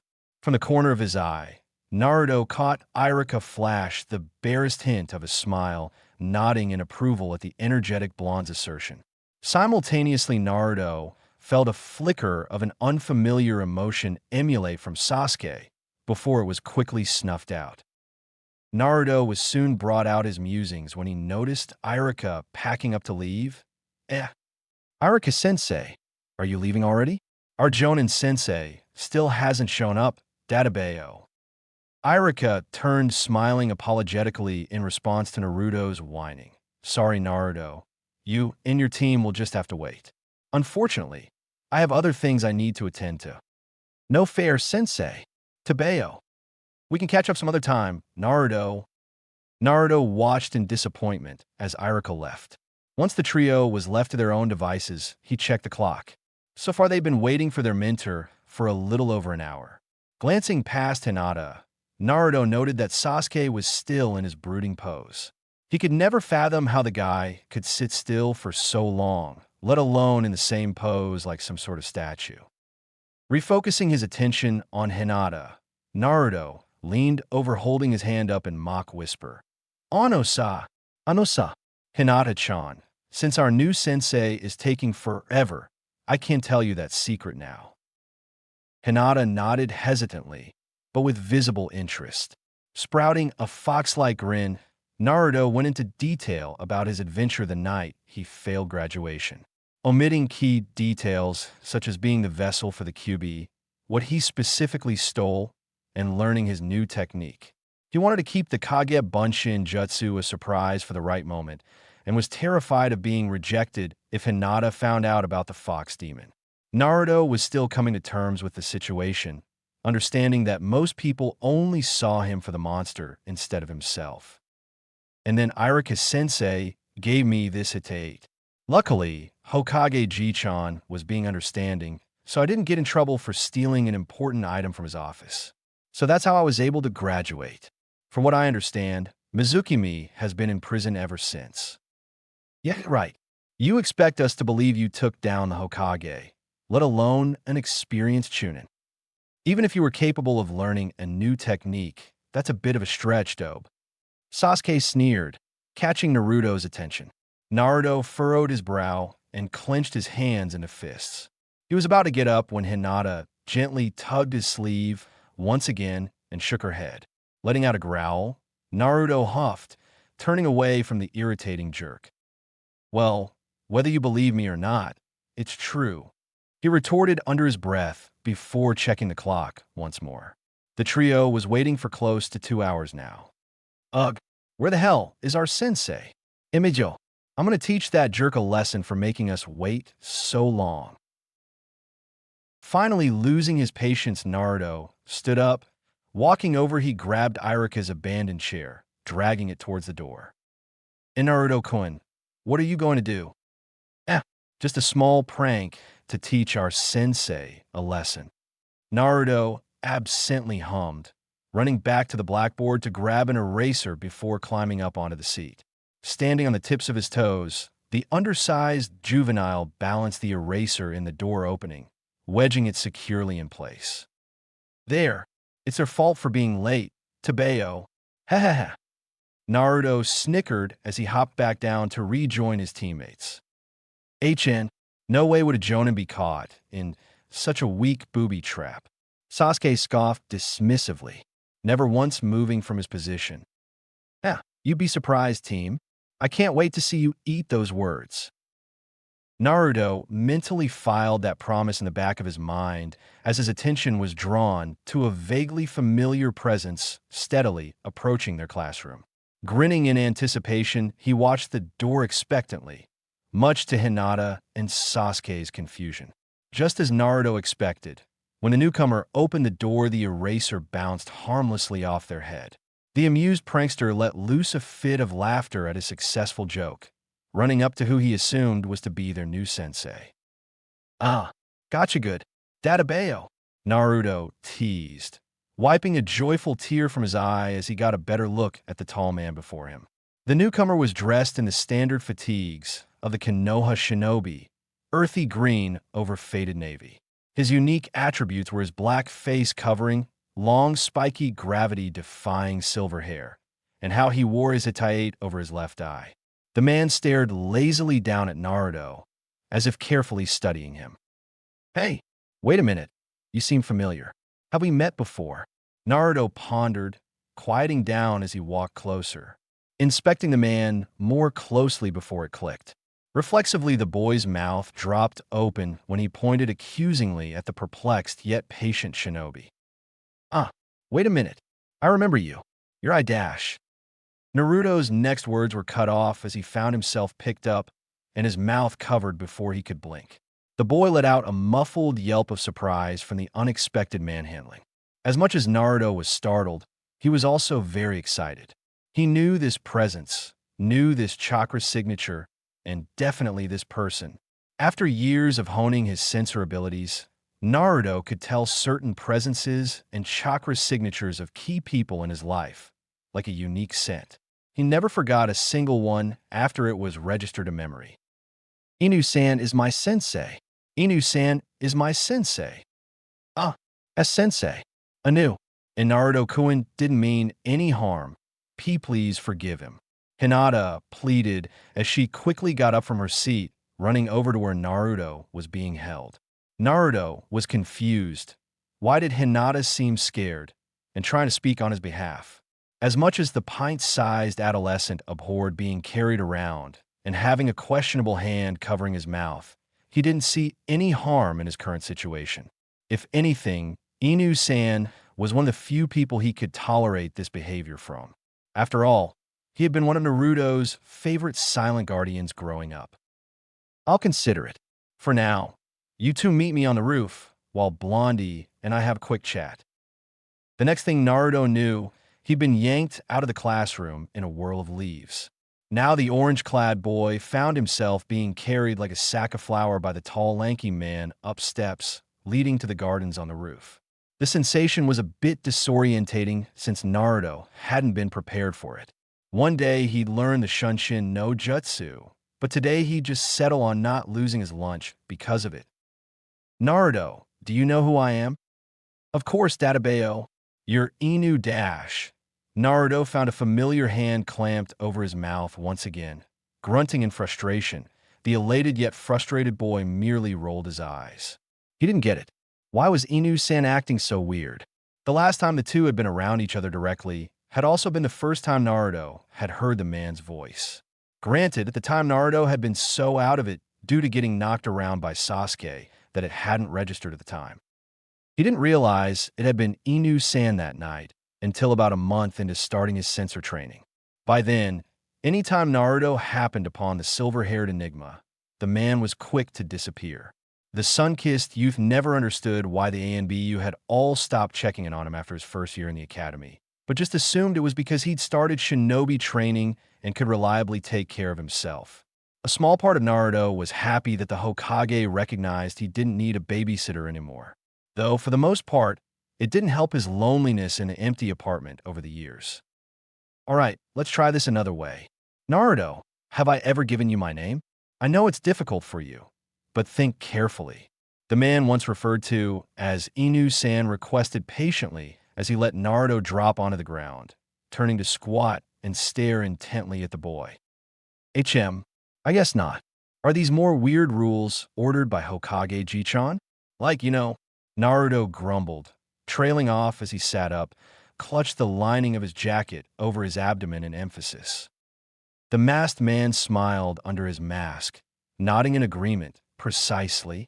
Your protection was one of my last assignments before I retired from the ANBU Spec Ops.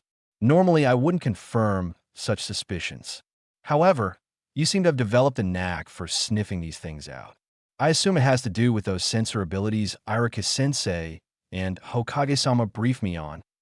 Naruto hesitated for a moment, slowly nodding, opening his mouth to reply, but quickly snapped it shut when the shinobi held up a hand. From now on, you're to call me Kakashi-sensei. Is that understood? The man now known as Kakashi asked in a stern voice that left no room for argument.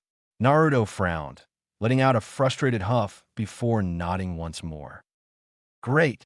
Now put your skills from the academy to good use and pretend this is our first official meeting.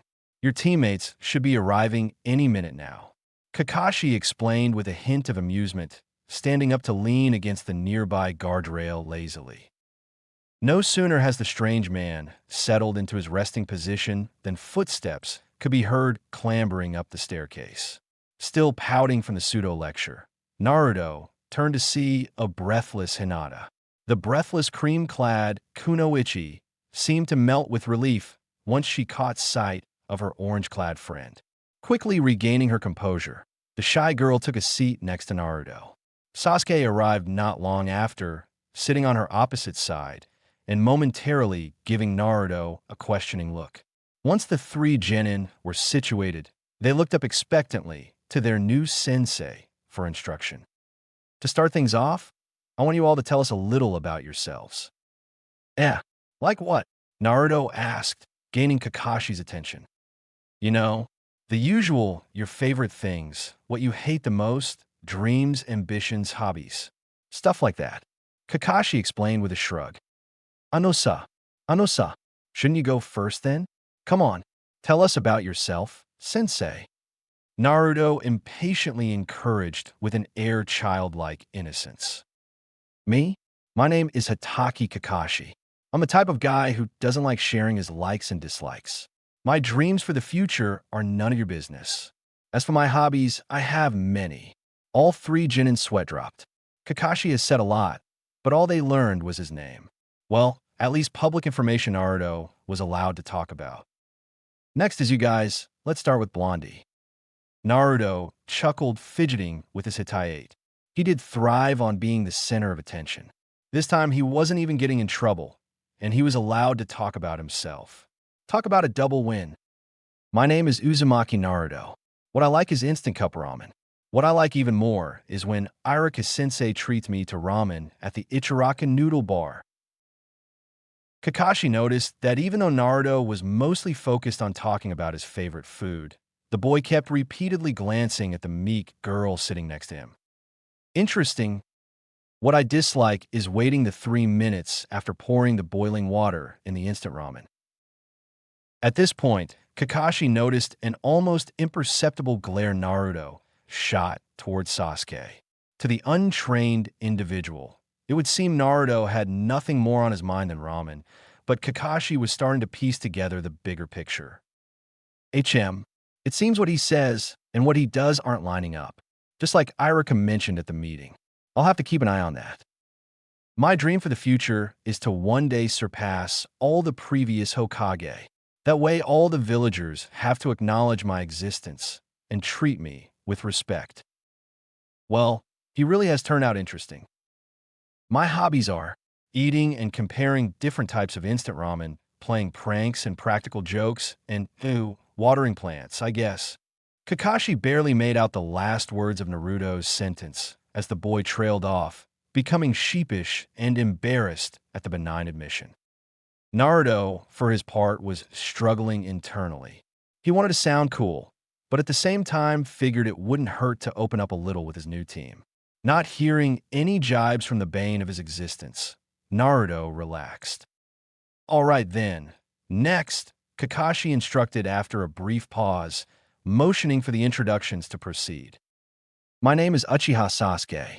There are plenty of things I hate and not many things I like. I don't really have a dream, more of an ambition. I plan to restore my clan, and there's someone I've sworn to kill. I figured as much, Kakashi thought, glancing over to Naruto, who seemed to be scooting closer to Hinata, most likely misunderstanding Sasuke's declaration. And finally, the young lady. And my name is Hyuga Hinata. I like sweets, especially cinnamon rolls.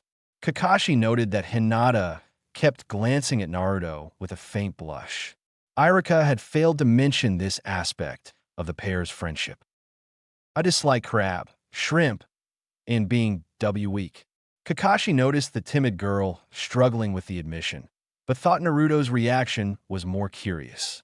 He was biting his lip, folding his arms, and looking away from the girl with irritation plain to see flash across his face. These two are going to add an unexpected dynamic to the team. At least that is if they can pass the test tomorrow. My dream for the future is to become a great ninja, strong but kind. My hobby is flower pressing. It's a noble goal, although it might be harder to achieve than even Naruto's. The shinobi lifestyle presents many challenges to those who wish to retain a kind heart. Good. The three of you are very distinctive and interesting. I believe we now understand one another. You'll have your first mission tomorrow. Huh? What kind of mission? Naruto asked excitedly, giving Kakashi a cheeky salute paired with a foxy grin.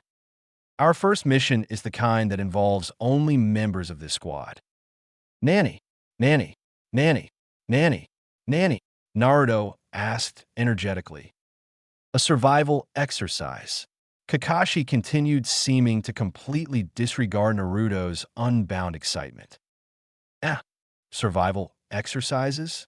What's so special about that? Naruto asked with a mixture of confusion and disappointment. You'll have to survive against me.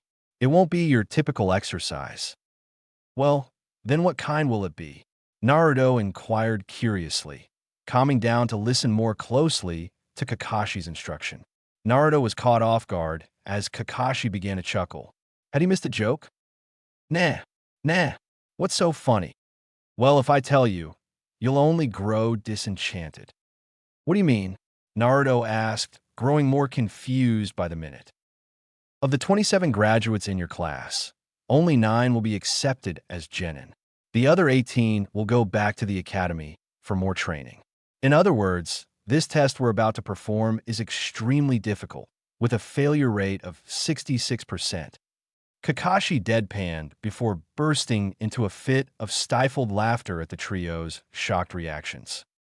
Naruto frowned, feeling the whirling emotions rolling off his teammates. Sasuke seemed angry more than anything, while Hinata, on the other hand, appeared to be just plain frightened.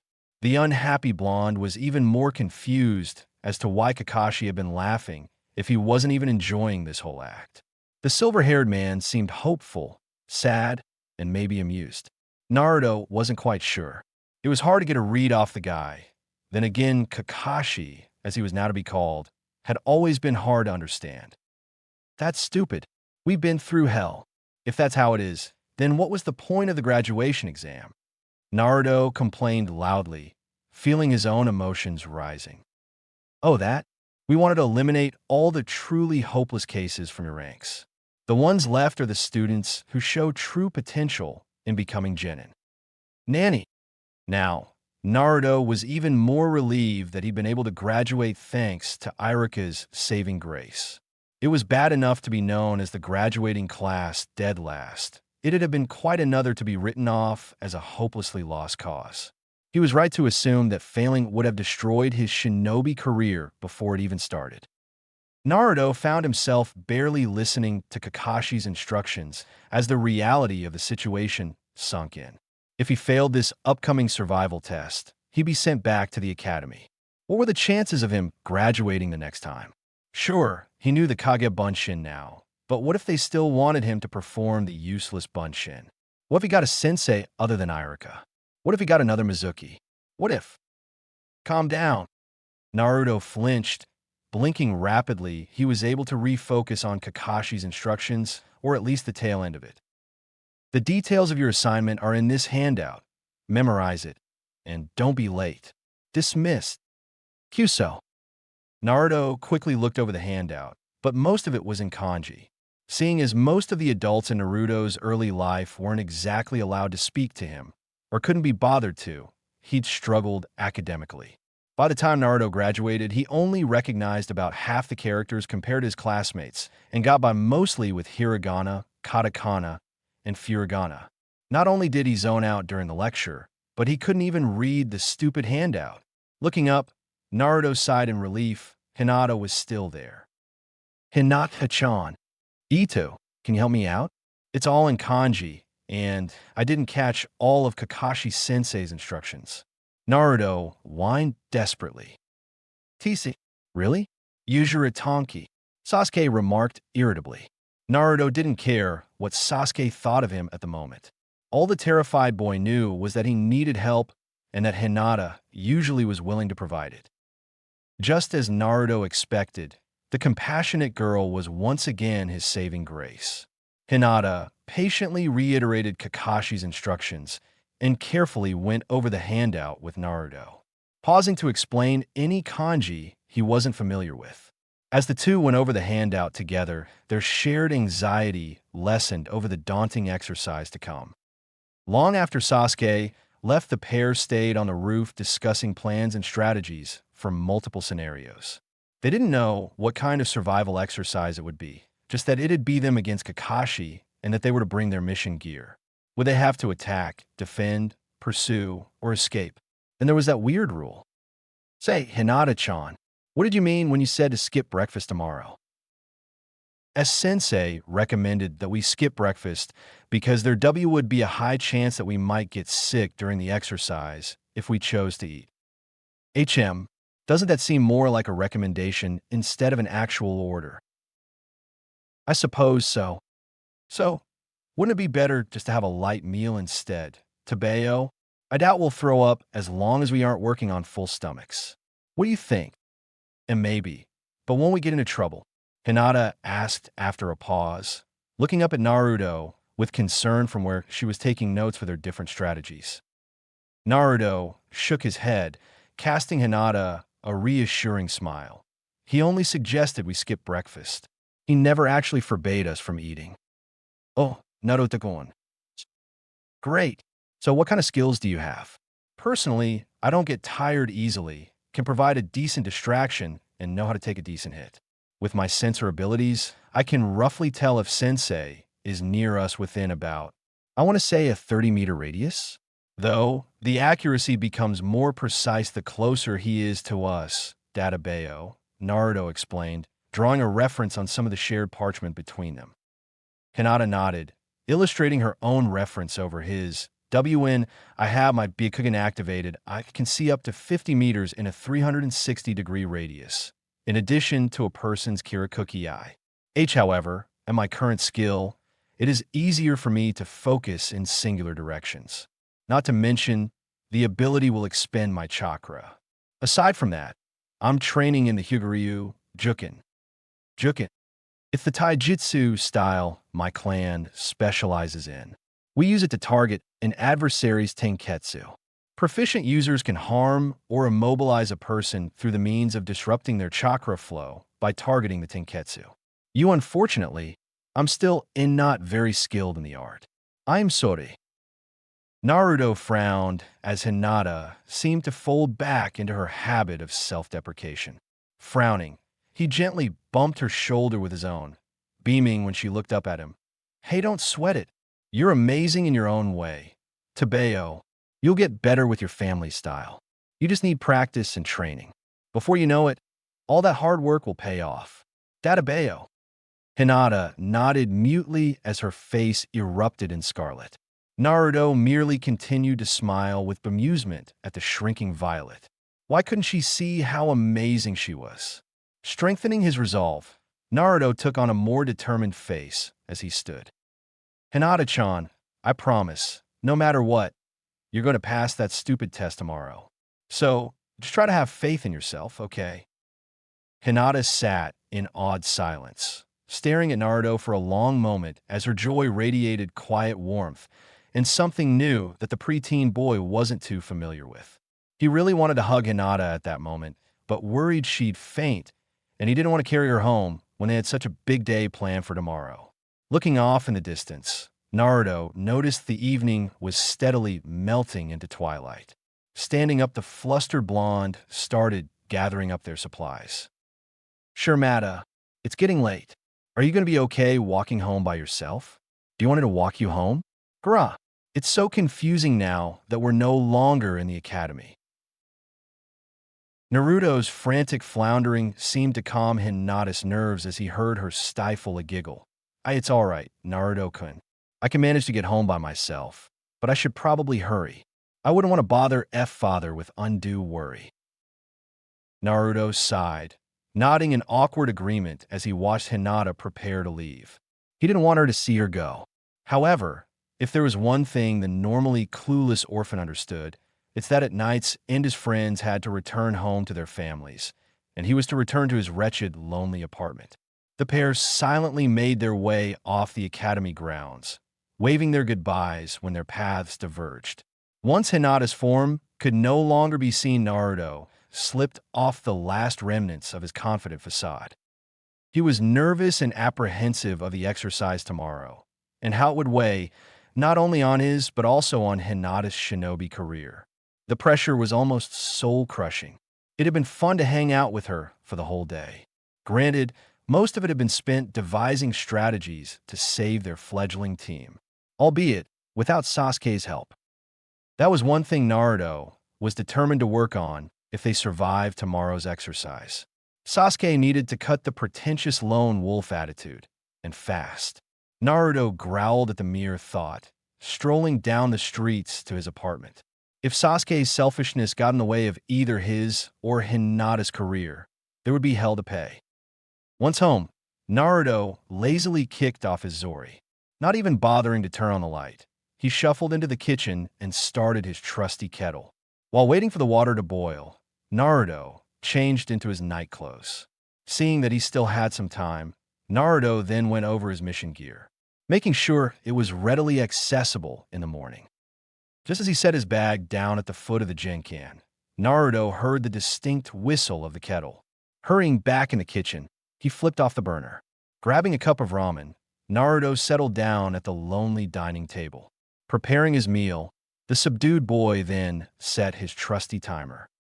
While watching the grains of sand fall, Naruto's mind wandered once more. He didn't want to be alone anymore.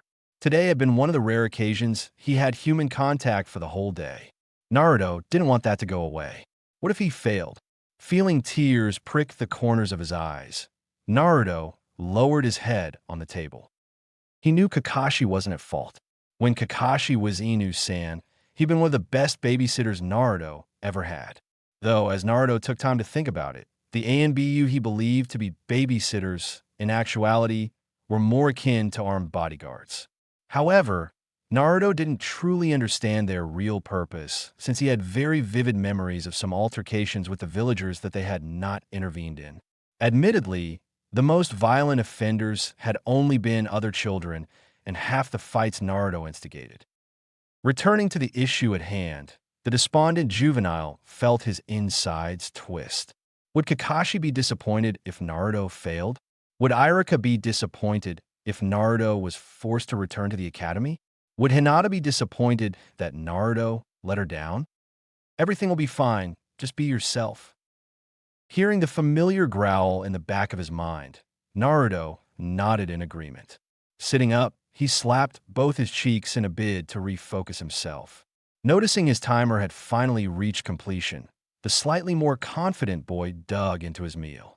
Hinata had spent her whole afternoon and early evening coming up with different strategies with him based on various scenarios. There was no way they'd fail this thing.